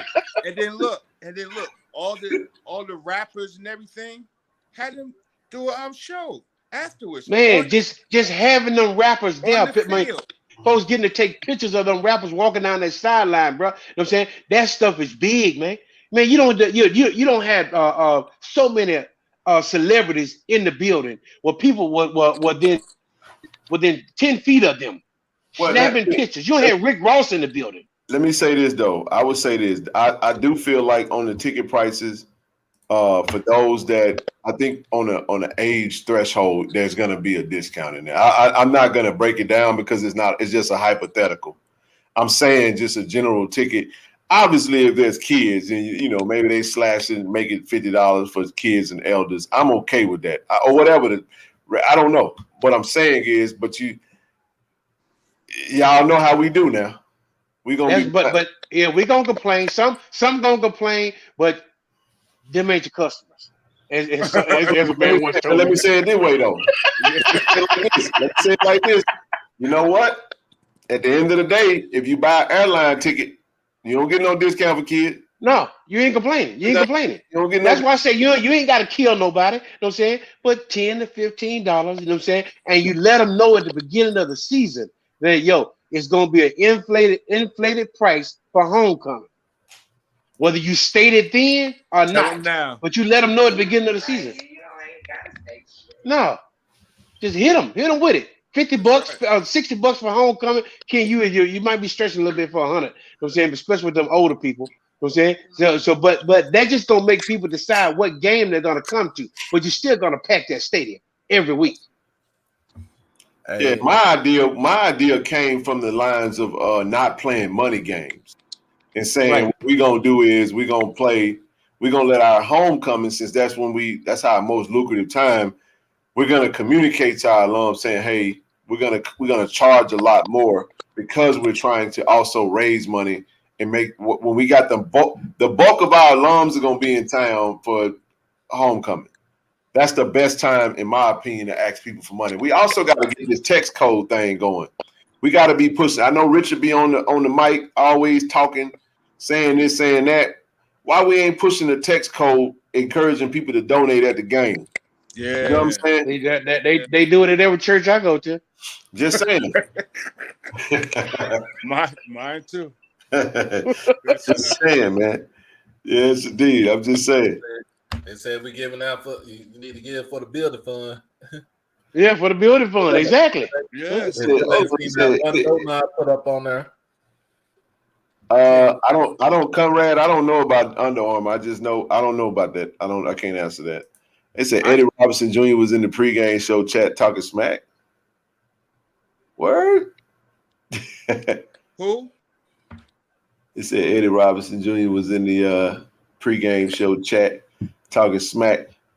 Oh, here we go. 500 for the hair, 23,000.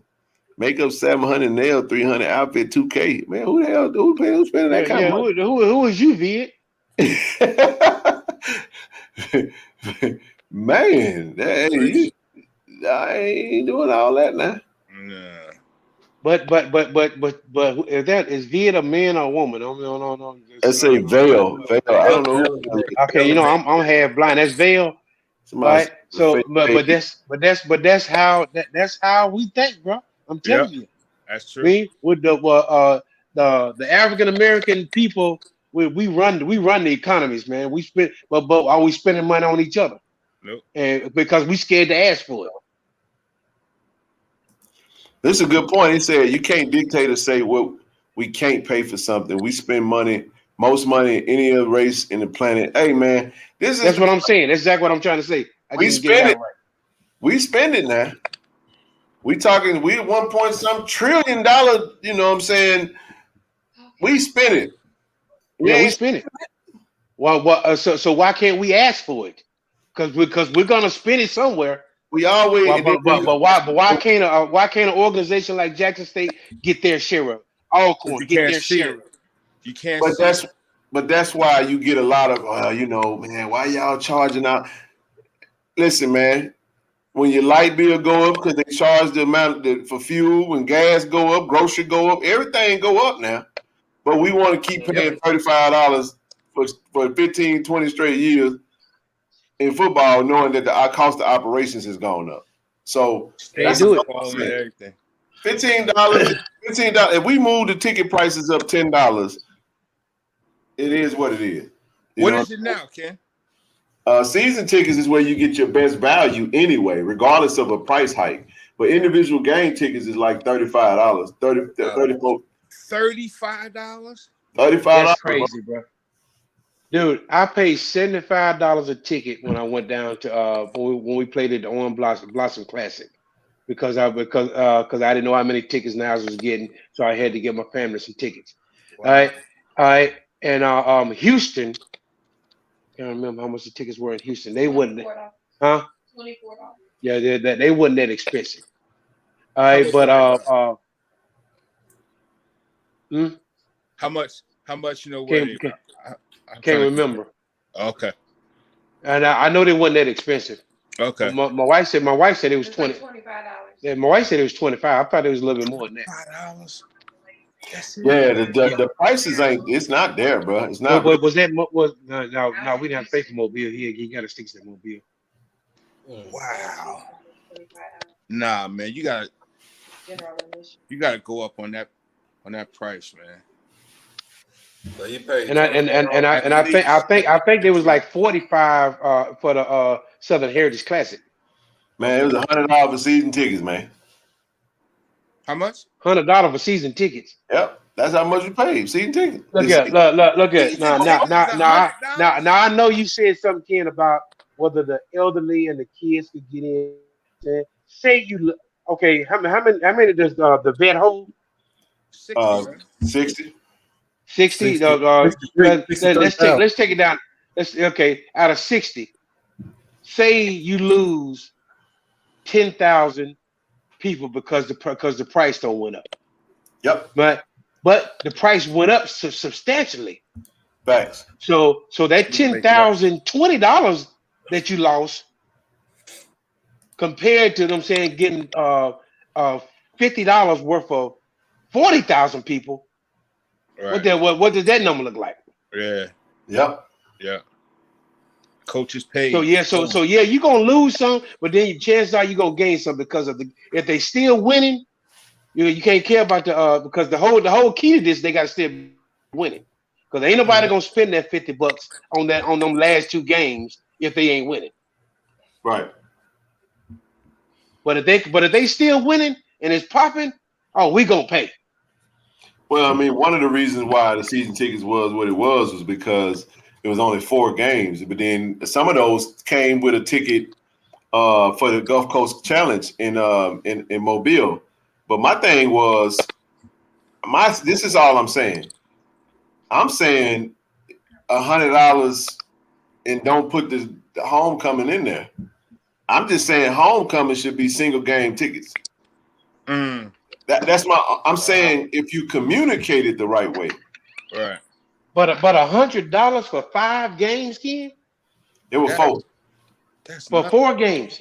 Yep, for 4. Nothing. $25 per game. It don't make sense. No wonder we can't pay nobody. $25 per game for a season ticket. Man, listen, and then we ain't sold 8,000 of them. That's what I'm saying. That's crazy, bro. Nah, man, we got to look at that different, man. Good gracious. What I'm saying, what the thing is, you can't wait until July and August to start trying to push season tickets. Man, it's got to be a campaign behind that all year long. You know what I'm saying? Yeah. You said you get that $100 in January. In February. That's that $100. As closer it gets to the season, that's got to go up. Yeah, there you go. Boom. There you go. But then too, nobody don't even know when the schedule comes out, like a little bit after the SWAC Media Day, right? Mm-hmm. It don't matter. Jackson is high. Yeah, the schedule ain't gonna matter. You still playing. You still playing Southern or whoever you played at home the year before. The next year, they coming home. They coming to your house. And see, So that's so you know you got an Alcorn game coming in the vet at the end of the year next year. And then yeah, two we're gonna games have gonna get Alcorn, we got Bethune, and we got well, whoever was Mississippi replacing Valley. Southern. No, Mississippi Valley. Mississippi Valley came out of this year. You got to go to Valley next year. Okay. do we drop somebody off our schedule from the division? Yeah, From the West? we drop I off. think we got to play. Because I think we're gonna have to play Prairie View this. They For still gonna next play year. Southern, but aren't they talking about playing them in Birmingham? Yeah, but I want them to play in Dallas. Yeah. I love for them to come to Dallas and play. Yeah, I don't know if You ain't gotta play in Jerry. You ain't gotta play in Jerry World. You can play at the Cotton Bowl. Man, we ain't going way over there. Yeah, and have your team gonna be broke up playing on that gas. Southern drops off, and somebody else drop off. Who we pick up on that side? We pick up. We probably pick up Pine Bluff and Prairie View. Yeah, because you ain't played Prairie View in 2 years in the regular season, so it's about time for them to play Prairie View in the regular season. Do we pick up I think we pick back up Grambling too. Okay. So that means you got to go to Grambling though. Yeah, so we'll drop Texas Southern off the schedule, and like you said, we'll drop Southern off the schedule. And then, but we still gonna play. So basically, Southern and Grambling swaps for non-conference. Yeah. So we go to Grambling, I'm assuming. Yep. If you would come to us, we ain't gonna get but 5 home games at the most next year. Cause we go to San Marcos. What, first game of the season? Nah, that'd be probably the 3rd game. That's in Atlanta. Hey, first game of the season in Atlanta. Hey, I'm down the road down there. Hey, I'll spend a weekend in San Marcos. Shit, I'll be on the San Marcos River Tuesday. Man, that's home, bro. I'm gonna be home the whole weekend in Austin. I drive down for the game. It's only down the street, 30-minute ride at the most. So y'all take care, man. I'm gone. Yeah, man. About to get ready to shut this thing down anyway. Appreciate it, bro. Wow, bro. But yeah.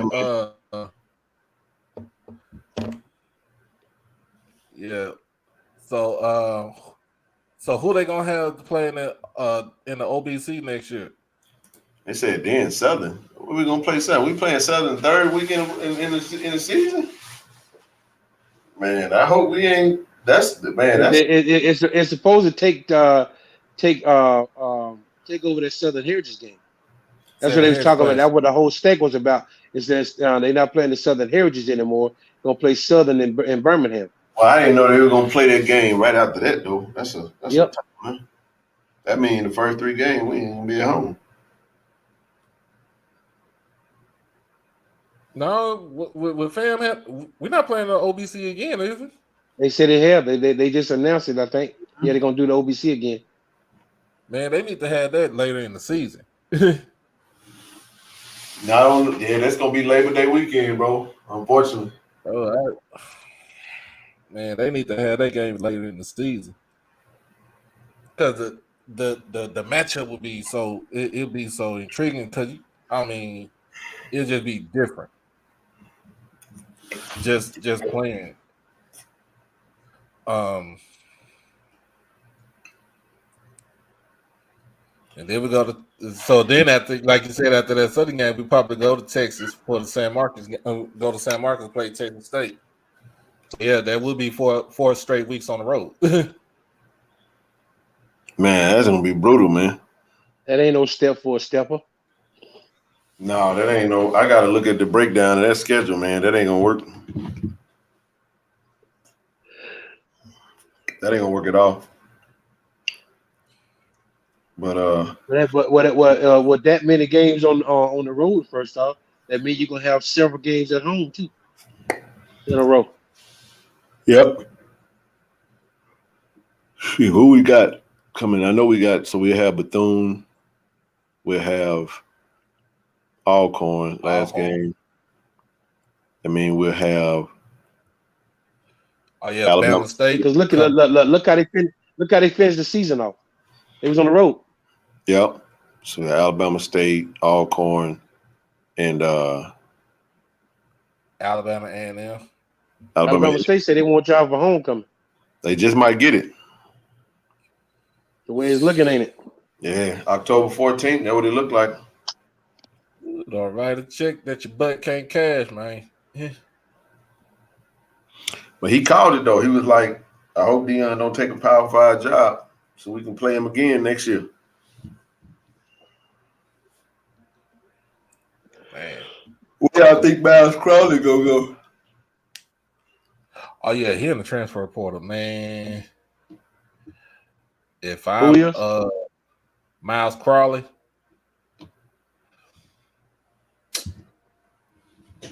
it'll be somewhere in the SWAC. Think he's gonna go to Grambling? Nah, I think they're gonna develop Calvez, man. They gonna stick with Calvez. Yeah, they can stick with him. That don't mean they got to play him if he struggle. Sure, you can. Yeah, That he can go Grambling to team is young and talented. They just need to grow together. Yeah. I heard. I have reports, man, from somebody from the Grambling side said that them boys was only playing for themselves. They wasn't playing for the whole team or nothing like that. Yeah, you can tell. Yeah, that's the reason why when I seen them at my job at the Galleria, man, they was like, I'm like, bro, y'all about to get monkey stomped. Y'all about to get monkey stomped at the State Fair Classic. Yeah, man. And guess what happened? They did by Prairie View. Yeah, buddy. Man, I'm gonna get ready to shut this one down, man. Boy, it's been a long stream. I'm getting sleepy. So I'll be back on this thing. I gotta let y'all fellas go, man. It was good talking to y'all. Hey, I'm gonna jump on this thing Friday night, man. We're gonna do a pre-championship game kickoff Friday. I'll be in Jackson, so depending on how I'm moving around, I'm definitely gonna come on before I go to bed and get my last little whatnots, because y'all know damn well there's gonna be some more storylines between now and Friday. So might well get ready. Yeah, I got tomorrow afternoon. Got film breakdown for Southern, and then tomorrow night gonna be on Mr. Ford gonna be on the show again. Guess